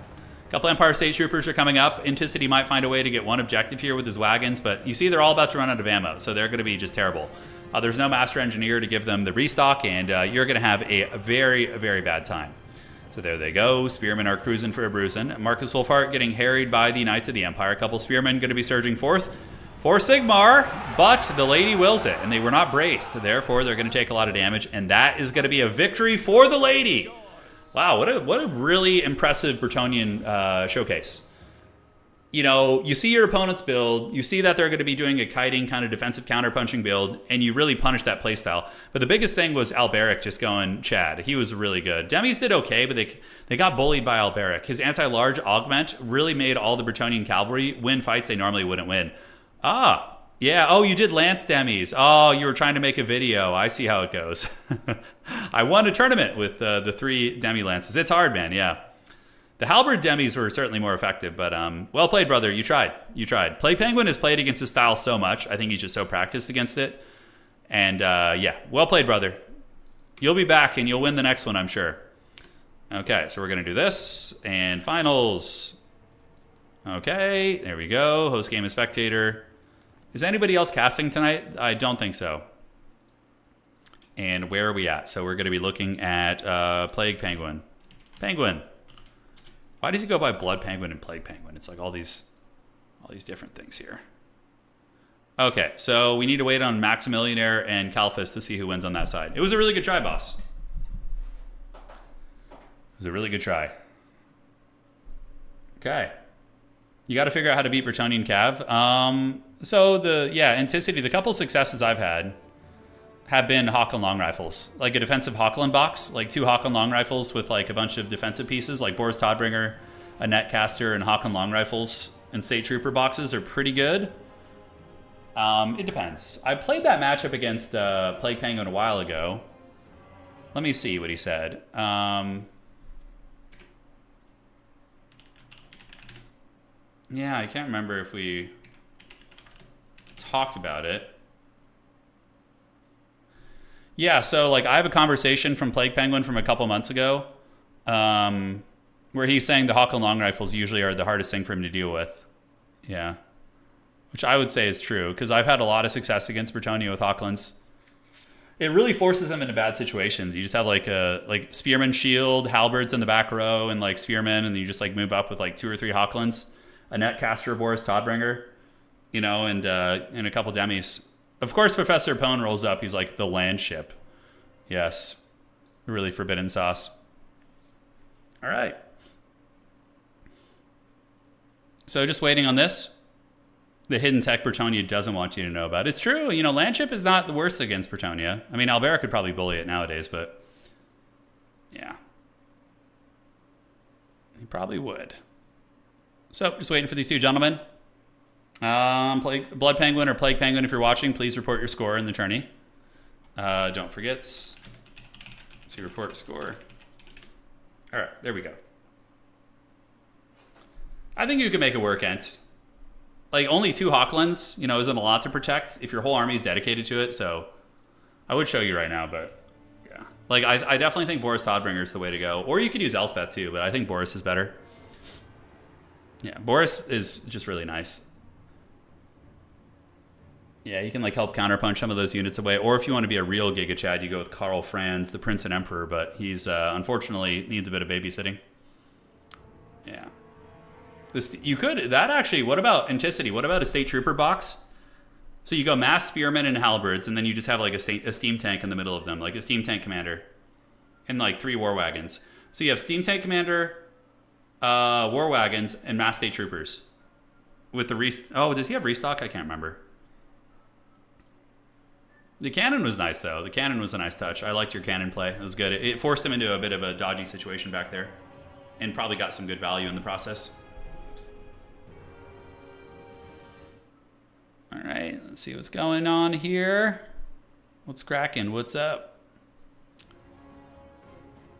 Waiting for the last homie to finish. Max and Kalphas having a duel of fates. It is Wood Elf versus Khorne, which is probably Wood Elf favored nowadays. Yeah, Bretonia is fun. They're very hard to play, but they're rewarding when you do learn them. And what's weird is, like, you guys remember that like Renaissance of Bretonia where everyone was like, there was a couple of people winning and having success, and everybody was like, oh, the Green Knight, the Green Knight, the Green Knight. He was like dominating everything, right? But like Plague Penguin doesn't even use the Green Knight. I don't think I've seen him use Green Knight in a long time. Yeah, and I have no idea, man. I have no idea. I could be completely wrong. You're much better than I, so I'm sure you'll figure it out, but that would just be my 2 cents. Okay. Oh, what about the Chad Luminarch? If only Luminarchs weren't so haggard. They're like shooting animations and just like idling and not shooting. It's like, ugh. Khorne might be suffering. Yeah, Green Knight is good. He's still really good, but Plague Penguin does not use him too often. He's very, very different with his style there, you know? Very different with his style. Okay, and let's see what's going on here. What's cooking? I will message Max, a millionaire. Let me know when done. All right, there we go. Yeah, like a single steam tank could be cool. Like just in the middle of your formation, just generating you steady value against Bretonia. I don't know. It's an idea. It is an idea. Does Karl Franz beat Alberic one-on-one? I mean, in just the straight-up duel, if with his activated items, probably yes. But Alberic, in the long run, is going to be more effective simply because his Trident is really good. He gives anti-large to everybody else nearby. So, yeah, Alberic is pretty good. Yeah, he's a very cost-effective character. Giving 12 bonus versus large to nearby units is insane. Like, 12 is a lot. Like, it makes Knights Errant, Knights, and all the questing Knights become, like, just super, super good. I would be interested to see. Bretonia historically has had success against Wood Elves. It's been one of those matchups in which Wood Elves used to fear the heavy cavalry, but then we got Stag Knights, and then we got Wild Hunters of Kurnus, and all these things that are really good against Bretonian cavalry. And of course, Waystalker, Prey of Anathrema is still very good there too. Khorne versus Bretonia would be fun. It'd be interesting to see a rematch between those guys. Because Khorne did lose pretty badly to Bretonia earlier. That was the gentleman who was on stream. He just started playing in May. So he started playing 3 months ago. May, June. Oh, more than that. About 4 or 5 months ago. And he's already making top 4, which is really cool to see. Yeah, Max is still in his game right now, so we got a little bit of time. RR Landship, Wagon, Demis, and a Cannon. That's getting real crunk. It's getting real crunk nasty right there. Yeah, Karl Franz would beat him in a straight fight, though, if he's allowed to use his items, you know. But then, you know, a good player with Alberic is just going to run away while your items are active and then just, you know, re-engage you later on. You want to see War Dancers? War Dancers are good. Yeah, they're a solid unit. Pretty dynamic, and they have the little woven mists or whatever that ability's called that does some nice work. This is for all the marbles, guys. This is for all the marbles. The big business is upon us. Franz is okay. Like, the biggest thing about Karl Franz is his magic damage, probably.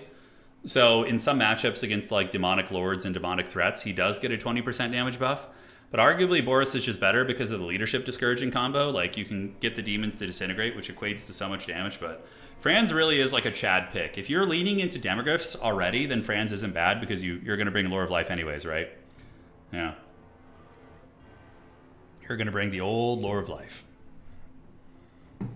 What factions have you guys been thirsting to see? Is there what have we not played in a long time? We did do Cathay. We had a good run with them actually. We went 4-1, which was pretty cool.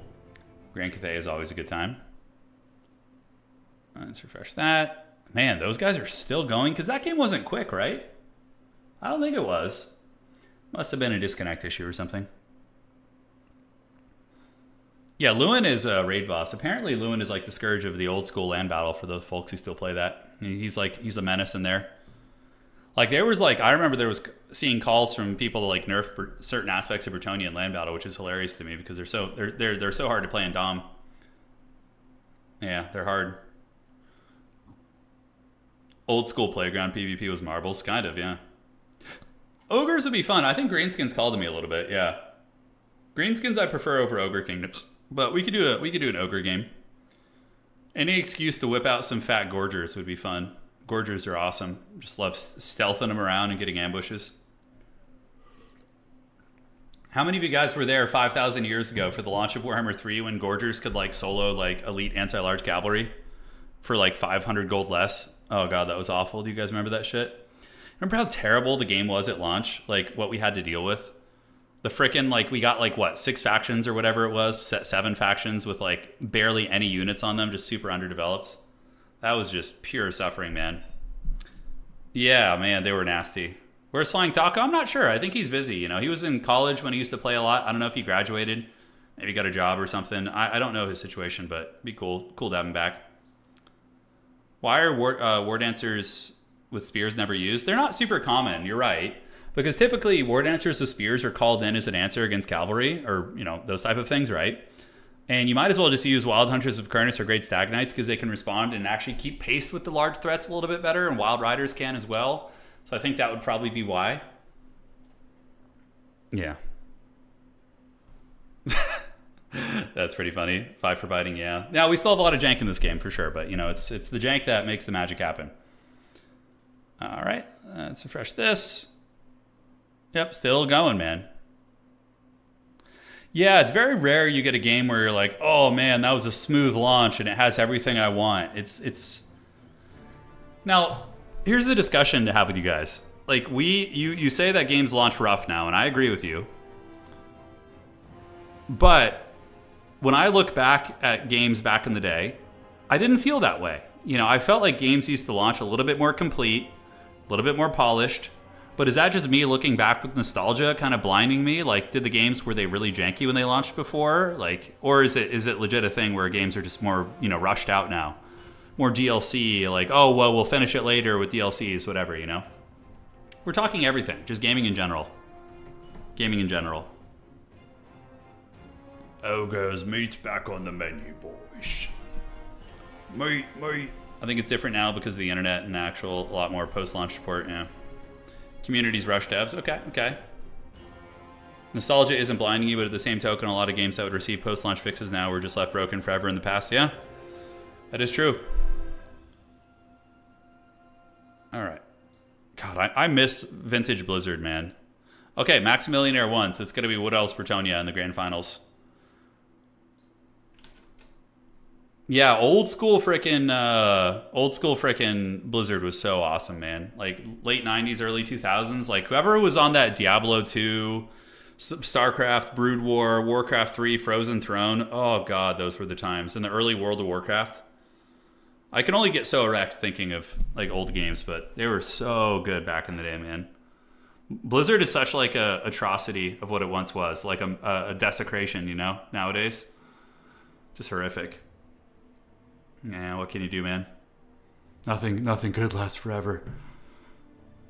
All right, let's see here. One sec, guys. All right. So, Bretonia versus the Hardwood. Bretonian Cav, or is it going to be weird trebuchet play? You never know. When ready. So I need to let them, they need to let me know the map, and we will, of course, get into this game and go from there. Early RTS was really goated, yeah. But RTS just isn't as popular anymore. Like, I have a couple friends who are, you know, later Gen Z. And I have a couple friends who are, of course, well, not friends, but family members who are generation, let me see when Gen Z ends. So, the youngest Gen Z. The youngest Gen Z individuals are 13, okay, yeah. So, I guess my brother is, yeah, I have my brother Joseph, who is, he's my age, basically. He's a couple years younger than me. But then I have another brother, a half brother, who's in his 20s, and I don't think he's ever expressed any interest in RTS games. And most younger people I've talked to just aren't super into RTS. There are a couple random folks, like Gojira, for example, who lurk in these like communities with old man gamers. But yeah, RTS definitely evolved into MOBAs, and MOBAs are way more accessible, right? Like if you get, I have friends who also aren't super into gaming, and it's way easier for them to just get onto a MOBA. They're like, oh, I like this character. This character has 4 buttons. I'm just going to learn this character and play that, right? Whereas in an RTS, it's like, it's a big learning curve, man. It's a big learning curve. Yeah. Grand strategy games also ate part of the RTS player base. Yeah, I think grand strategy games are like a retirement home for RTS players, for sure. Because as a lot of us RTS players get older, like they retire into auto battlers, grand strategy games, and those type of things, right? Like I remember when I was on stream chatting with Grubby, I was like, yeah, this like auto battlers are like, and tower defense games are like retirement homes for RTS players. You know, you start to get repetitive stress injury. You know, you get ladder anxiety a little bit more as you get older because it's getting sweatier and sweatier. You know, so I think that's an apt analogy for sure. Yeah. AoE 2 is learning curve all the way. Yeah, AoE 2 is a hard game from what I've heard. Like the individual micro in AoE 2 at the highest level, like watching the Viper micro these like units individually and like dodge like javelins and shit. I'm like, dude, that's nuts. Oh, man, there's a cursed fly in here. The wretched beast has invaded. I tried Battlefield, so V for Valletta.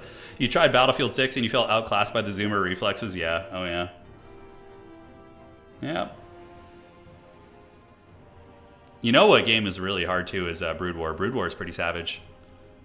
Like the fact that you can't like hotkey your production buildings, you have to like click on them. When I watch Artosis play that, I'm like, dude, my wrist just hurts watching him. It's nuts. All right, we are about ready. Let's get it going, and thank you guys for joining. Grand Finals is here. It's going to be Hardwood versus the Bretonians. So this is actually a lore battle. You know, Bretonia maybe got a little bit too comfortable on the Elven borders, and the Wood Elves are like, hey man, we're going to send you back to your coast here. See how this goes.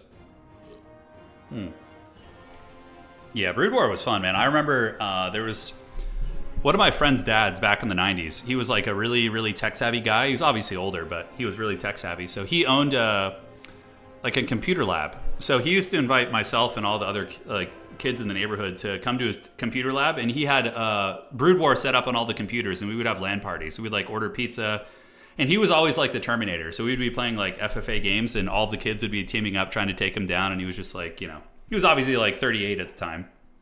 Just crushing a bunch of 12-year-olds at this game. Yeah. 11-year-olds, whatever age we were. Oh, it was so good, man. RTS was so fun. We still get some good RTS games, though. Like, Total War is solid. Total War is great. Because, yeah, it is a grand strategy game, but it has really amazing RTS in it, too. Like, Even though this game was developed more or less for single player, we've been able to make an amazing multiplayer community out of it. Yeah. Like Kramer in the karate class? Yes. Absolutely. Hell Let Loose. Okay. Yeah, I've never played that one. I think Pone has mentioned it a couple times. And, oh, I forgot to change the map. I am what you call an idiot. Map is Whirling Maelstrom. Okay. They're probably both waiting for me. They're like, is Turin just ranting about food again? Okay. Are they actually ready, though? Map is Maelstrom. Map is Maelstrom. Okay. So the map is the Maelstrom. They weren't ready anyway, so it's fine. Hearts of Iron 4. Yeah, Hearts of Iron 4 looks intense in multiplayer. Isn't it, I remember I was playing against, in the Grubby tournament, I was playing against Tommy K, who I think he's a Hearts of Iron guy. And apparently, like, he's like, just plays these, like, marathon Hearts of Iron multiplayer games and has, like, insane macro and micro. And I was a little bit nervous about that when I was playing him. I was like, oh, this guy's going to have really good micro. But thankfully, we got by it. Hasn't tried Crusader Kings 3. I would try Crusader Kings 3 again because of the Lord of the Rings mod. That would probably be something I'd be interested in. Will you try an RTS if I gift it? Probably not at the moment, CJ. Yeah, there's a couple other things I'm more interested in at the moment, but maybe in the future someday. Yeah, don't save your money, brother. Hearts of Iron is a fun game, but difficult to get into. You're playing that mod right now. How good is the Lord of the Rings mod? Because, you know, one thing I didn't like about Crusader Kings is, like, I'm a little bit more unga bunga with grand strategy. Like, I want to get my army and I want to point it somewhere and be able to take that territory. Like, the whole, like, duchy system and having to, like, you know, accomplish certain things before you can truly capture a territory. I would rather play the Lord of the Rings mod of Crusader Kings, right? And just, like, unga bunga, like, get my orcs and just go, you know, do my thing. But how good is the Lord of the Rings mod for Crusader Kings? Is it really in-depth? Like, I could play Isengard and have, like, Uruk-hai and, like, a cool army. Yeah. So go play orcs who can fight any neighbor. Nice. Okay. All right, guys. Here we are in the grand finals of today's tournament. It's going to be King Luan Leonkar versus the Wood Elves. Going to be a Glade Lord, most likely on a dragon with Prey of Anathrema. Maybe a double dragon build. Certainly not bad at all. And there we go. All right, guys, let's have some freaking fun. You guys have actually piqued my interest. I think I'm going to look at that Lord of the Rings mod. I think that'd be fun. And if we could play a multiplayer, you know, like get a couple people together and, you know, get down and party, I think that'd be good. No evil person would have a library. Saruman definitely has a library, and he's pretty evil, so. Oh my god, Hearts of Iron has that much DLC, really? $2,000 worth? We thought Total War was a lot. You know, Total War definitely has a big roadblock. I've lobbied CA several times to make the factions free in multiplayer, since barely anybody plays it anyways, but unfortunately they couldn't get them to budge on it. I think it's like a tech issue, is what they said, but it could just be an excuse, who knows. But I would really, really like to see that, because like it's like 2% of the player base, 3% plays multiplayer actively, right? If you just made the factions free for them, you know, they would probably be like, oh, I want to go play this guy's campaign now. I think it'd be a financial win for them too. All things considered. Anyways, lads, here we are in the grand finals of tonight's tournament. It is going to be Maximillionaire on the Wood Elves facing off against Plague Penguin on the Bretonians. Once again, you know, seeing different factions. We're not seeing one faction come in and just steamroll everybody, right?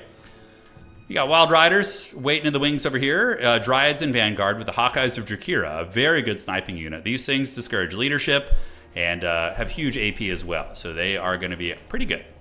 Shadowcaster for Melkoth spam, and Earthblood is really good for the 2 dragons, and it is going to be a dreaded double dragon build. So we got a Glade Lord here, a Forest Dragon here, a couple spears down to the low ground, ladies and gentlemen, and that is going to be all she wrote. Now, looking at the armies of the Penguin of Plagues, the plaguiest of penguins, the sickest of the sick. He is down with the sickness, and he is going to be rocking King Luan, who's an amazing fighter. Can definitely fight dragons. What's cool about Luan, too, if you get him caught in a Prey of Anathrema, you can activate the Lion Shield ability, which gives him 40% missile resist, which stacks with his already 15%.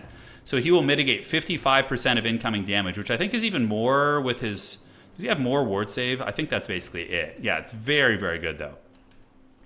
All right. Front battle line is going to be peasant mobs backed up by a couple of men-at-arms, just chaff, 3 peasant archers. Understandably, they will lose against Bretonia or Wood Elf archers, but, you know, it's just a numbers game. Like 3 crappy archers shooting into 1 good elven archer. It's not terrible. Knights Errant and Damsel of Life. Cool build for Bretonia, pretty standard. You know, cheap, crappy Bretonian infantry, semi-elite cab. It's going to be Knights Errant, though. Knights Errant will trade well enough into Glade Riders and beat the Wood Elf chaff infantry. Dryads, more specifically. Eternal Guard will beat them, but we will see. Let us know. Who do you guys think is going to win? For all of you guys on YouTube and Twitch, let us know your predictions here in chat.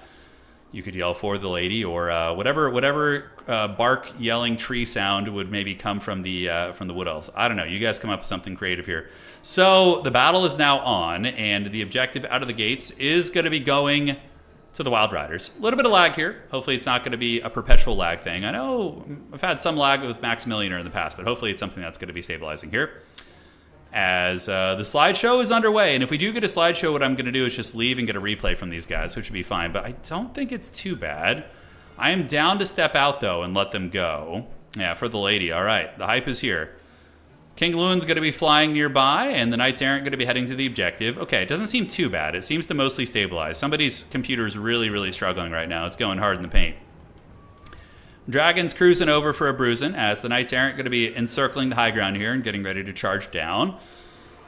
But Wood Elves do get the objective advantage out of the gates. Far side, it's going to be Mounted Yeoman taking that point. Wood Elves are going to be getting objective 2 and objective 3 as the 2 dragons fly about. Doesn't seem like it's too laggy, so I think we're good. Oh my god, speaking of like the creaking sound of trees in a forest, I'm still having some flashbacks to the dreaded Bigfoot stream when the trees were constantly creaking and he's just like jump scaring you in the woods. Oh my god, that was something. All right, so right here we do have the Mounted Yeoman. There they are. Cool, cool. And they do get this objective, although a couple Eternal Guard could probably roll over there and steal that objective, or at least push them off, threaten it. Bretonia is going to be sounding the Horn of War, and the Dryads will probably want to run from these archers. These are fire arrow archers, which I love. And they're going to be unleashing their first salvo into the Way Watchers here, which is very, very cost effective. Those guys are going to be getting the business right there, so not bad at all. Getting forced back, and looks like the Grail Relic is going to be the target. So the Bretonians getting their Grail Relic targeted by the Hawkeyes of Drakira. 2 dragons going to be landing against Knights Errant here, and a Prey of Anathrema. So a couple of the cavalry of Bretonia tried to charge in, and they tried to retreat after that failed. Then they get caught in a Prey of Anathrema right here, which is going to be pretty good, as we do get the downhill charge coming in from Knights of the Realm. And the Wild Riders going to be coming in to try and salvage this situation. So going to be getting a cav fight. Definitely Plague Penguin needs to get these spears and move them up to try and support this position if you can. Bretonia going to be stealing the middle and also having the low ground objective. So Bretonia is going to get back on the board in terms of their objective play. Over here, the slideshow finals continues. Total War Warhammer PowerPoint presentation. It's my favorite thing ever. Yeah, it's longest net ever. Credit the lag, yes, of course. God, it's so awful. If Creative Assembly would just give us servers. I know I complain about this all the time, but I should probably just leave the game and let these guys try, because 3 people always makes it laggier if somebody's already struggling. I don't know if it'll really matter too much. This is some business right here. All right, so the Bretonians do get in. It seems like the lag has stabilized a little bit now that the fighting has stopped, which is kind of funny. So I think we're going to try and endure it. Shots going down from the archers, and the 2 dragons going to be scattering. Yeah, look at that. Is the dreaded lag switch in play? Maybe so. Good breath attack on the counterpunch right there. Really, really nice. So the dragons get away and use a double breath attack, and they also melt some of the Bretonian cavalry and infantry down there. Lewin, of course, able to buy some time. And Bretonia now has the triple cap.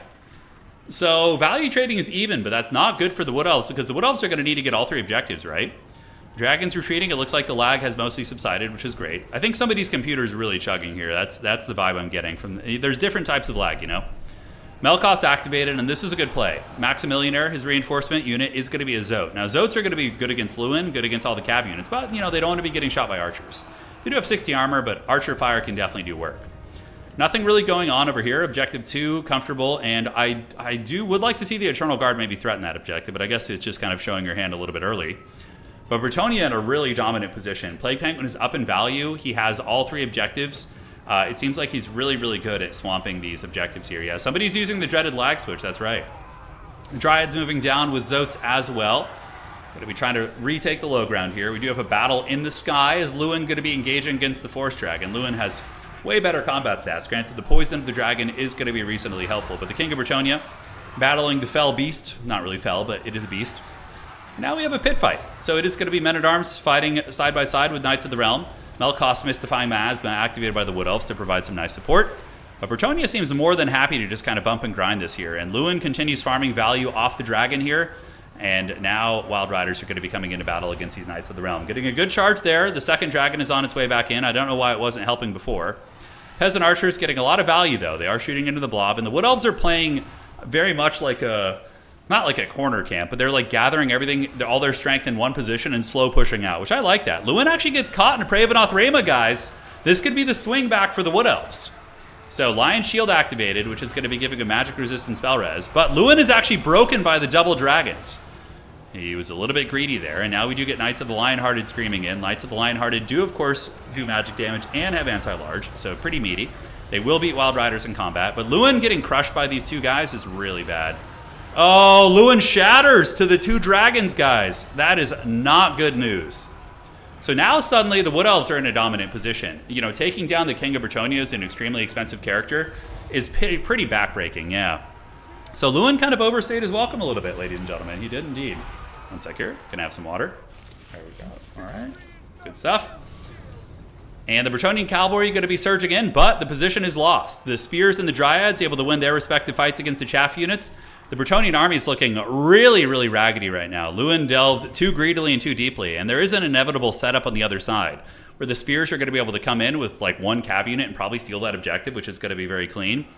So yeah, Lewin probably threw the game there by having Lewin die. I think he fought that dragon for too long, and then the Pravenoth Rainbow was able to really come in, and the dragons are going to rampage.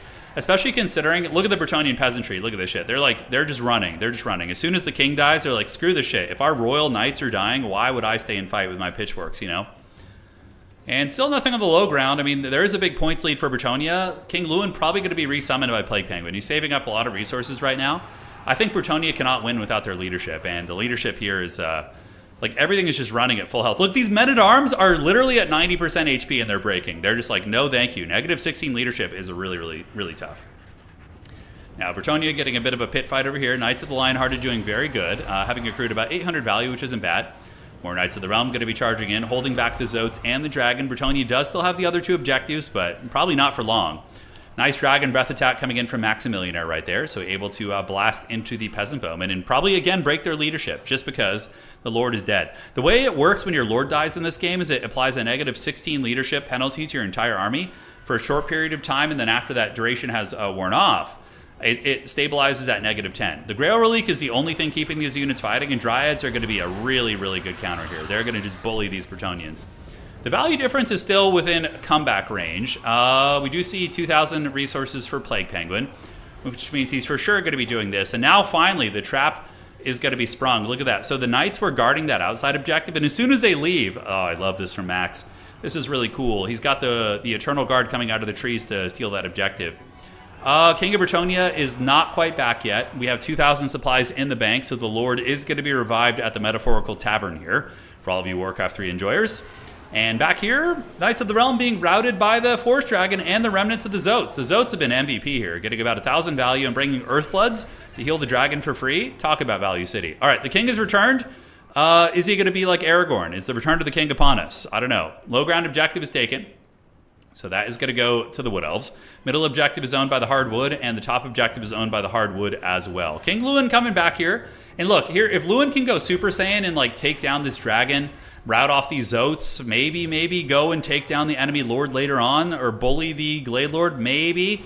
But he's going to need to get this dragon. This dragon is at 3,300 HP, taking quite a bit of damage from Lewin. But Lewin is also fighting Zotes. Zotes are anti-large beaters, and they hit very, very hard. Flesh to Stone activated on the Zotes as well. Looks like it was for a moment. Lewin trying to get the dragon down, but he's unsupported. Lewin needs some Cav support here.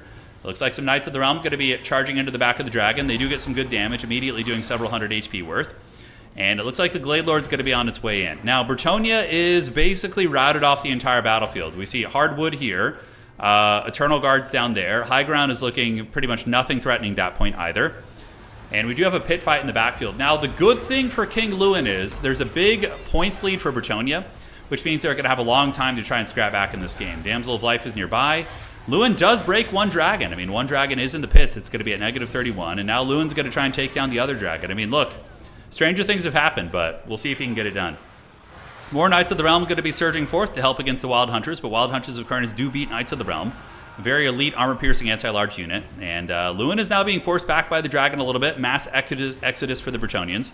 All these bad boys are running here. In the middle, we do see the Wild Riders and the Eternal Guard holding that one in check. While Bretonia maybe can get some rats on that objective to try and get it, we'll have to see, but I don't think it's going to happen. King Lewin is retreating away, and Knights of the Realm broken by the Wild Hunters of Kurnus. I think that's going to be it. I mean, Bretonia has pulled value back a little bit with King Lewin returning, the return to the king, but I don't think it's going to be enough. All right. We do see King Lewin being afflicted by a net. He's also discouraged by the remnants of the Hawkeyes of Drakira back here, which are negative 16 leadership penalty, and he's having a bad time. The dragon is right up on him, and he is sitting kind of low on leadership, wavering a little bit.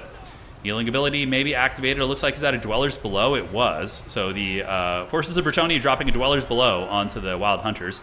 Not a bad choice. Knights of the Realm coming in. The only way maybe he could come back is if he could take down this Glade Lord. Maybe. We will have to see. And he shall be king once again. We'll see. Melkoth's on top of the Knights of the Realm. Brilliant choice. Dryad's going to be coming in. And even though Dryads lack armor piercing, it's still a lot of models who can drag down units. Lewin having to retreat, but this dragon is kind of bullying him a little bit. He's having a lot of problems winning the fights against it. Does Bretonia have any play on the other objectives? Let's take a look. Looking over here, some archers are on this point. I don't know. Am I crazy, or did this objective marker just... Oh, I am crazy. Okay, it's over here. I was like, I thought this was where the objective was for a second. Got a little bit turned around there, but... All right, all right. I think that's game. You know, the Wood Elves are about to pass them in points, and they're ahead on value with healing, right? Maximilianaire does have healing too, I believe. No, he's got a Shadowcaster, but no, he's got Earthblood too on that Branch Wraith. Branch Wraiths are very good. Bretonia basically just desperately trying to fight out of their backfield, which is not going to be easy, especially since they're being hammered by the Hawkeyes, and even though the Hawkeyes barely have any models left, or they have enough models, but they discourage leadership. So even if like one of them hits you, it's negative 16 leadership, which is breaking a lot of the Bretonians. Although look at the Glade Lord. Kind of overextending, and uh-oh, Pegasus Knight's coming in. I do like this. The return to the king! Is it the return to the king? Is Bretonia going to be able to rat their way back in the game? We do see this objective flipping to Bretonia, which is, oh my god, look at the Chad Grail relique. Oh, he didn't hear no bell. It's like, dude, look at this. We just got like two haggard Bretonian peasants like holding up a dead knight. They're like, this objective will belong to our former master here. All right. So the Wood Elf Lord does get routed back. And has he delved too greedily and too deeply? He cannot let them get that objective. Yeah, you got to shut this shit down. Okay, this is the way. Because Max's win con now is objectives. Because he might have delved too greedily and too deeply with those dragons. In King Lewin, the return to the king, he truly has returned. He shattered and then he came back after, getting a blessing of the lady, I suppose. And the Glade Lord is now off the battlefield. Bretonia is now maybe the one who's going to knock a little bit as they move down with the Yeomen to steal the low ground objective here. A couple peasant mobs going to start out capturing here. So yeah, the capture weight should favor the Bretonians with two yeomen as well as a peasant mob, but it's going to take a while. And now the king and the Pegasus Knights are going to need to move out. Is it going to be time for the time of the French is now? The time of the French. Dryads here getting close to breaking, peasant mobs moving to the middle, and the Wood Elves probably got a little bit comfortable. That can happen sometimes. You get comfortable against somebody thinking you're in a dominant position, and then they just come back and Palpatine. It's like you get Mace Windu'd. You get launched out the window with lightning, you know? This one's going to eventually go to Bretonia as long as they don't throw away too many units there. We'll have to see. Lewin and the Pegasus Knights going to be chasing some units off. Knights Errant going to be heading over towards Objective 3, and the Peasants having trouble getting through the Dryads. Probably should have used Lewin to clean those guys up. And where are the Pegasus Knights going to go? Maximilianaire going to be calling out the Zotes, which is a really good call. They were incredibly difficult for Bretonia to finish before. Bretonia looks like it's going to get its clutches on this objective up here, and also maybe have an opportunity to steal this one here. See how he's parking these units away from the Yeomen and letting the Yeomen just get tar-pitted by the peasant mobs? It's a brilliant play, really. Very, very good game there. All right, so we're going to have a big pit fight here, guys. This is going to be it. Wild Riders moving in to engage against Knights Errant, but Lewin is nearby as well. Big Earthblood going to be going down for Bretonia. And oh, the Pegasus Knight micro around the back. The MLG Pegasus Knights going to be hammering those Wood Elf Cavalry. Where are the Zotes? Where's the Zote and the Riders? So now the Zotes are going to move in. And this is going to be a big decisive fight. If Bretonia crushes this fight, maybe they have a sliver of a chance, but otherwise they're probably going to lose. All right, down here, Bretonia is in the process of getting this. He does lapse in micro a little bit, and it looks like these spears are going to be getting that one back. In the meanwhile, up here on the top, it looks like the Wood Elf Zotes might be able to carry the day. The Wild Riders are broken, but the Zotes are still very much there, maintaining the capture weight. A couple Bretonian men-at-arms are on the way in. Knights of the Realm going to be saturating forth as we reach 1,400 points here in this game. The Pegasus Knights got pancaked, basically. You know, they had a bad time there for sure. Okay, one sec here, guys. Sorry about that. Okay. I just had a dreaded fly attacking me. I had to get rid of him here. All right. So objective 3 is being held by the hardwood. I think there was like there was a moment of a comeback. You know, it was like when Thor arrives in Wakanda. You're like, oh yeah, he's gonna kick Thanos' butt. But in the end, the dreaded Thanos is still able to get the win here, as the Zotes do return and crush the Bretonian comeback there. So they are able to get it done.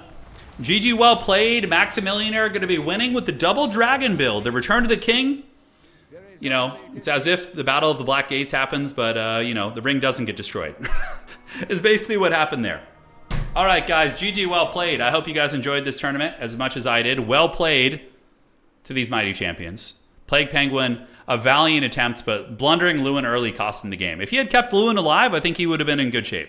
But Maximillionaire really, really got it done. Maximillionaire is inevitable. Yes, the Blessed Zotes doing great work, and the Wild Hunters of Kernus doing very nicely too. But the dragons were great. 3,000 value and 2,300 on this other dragon also.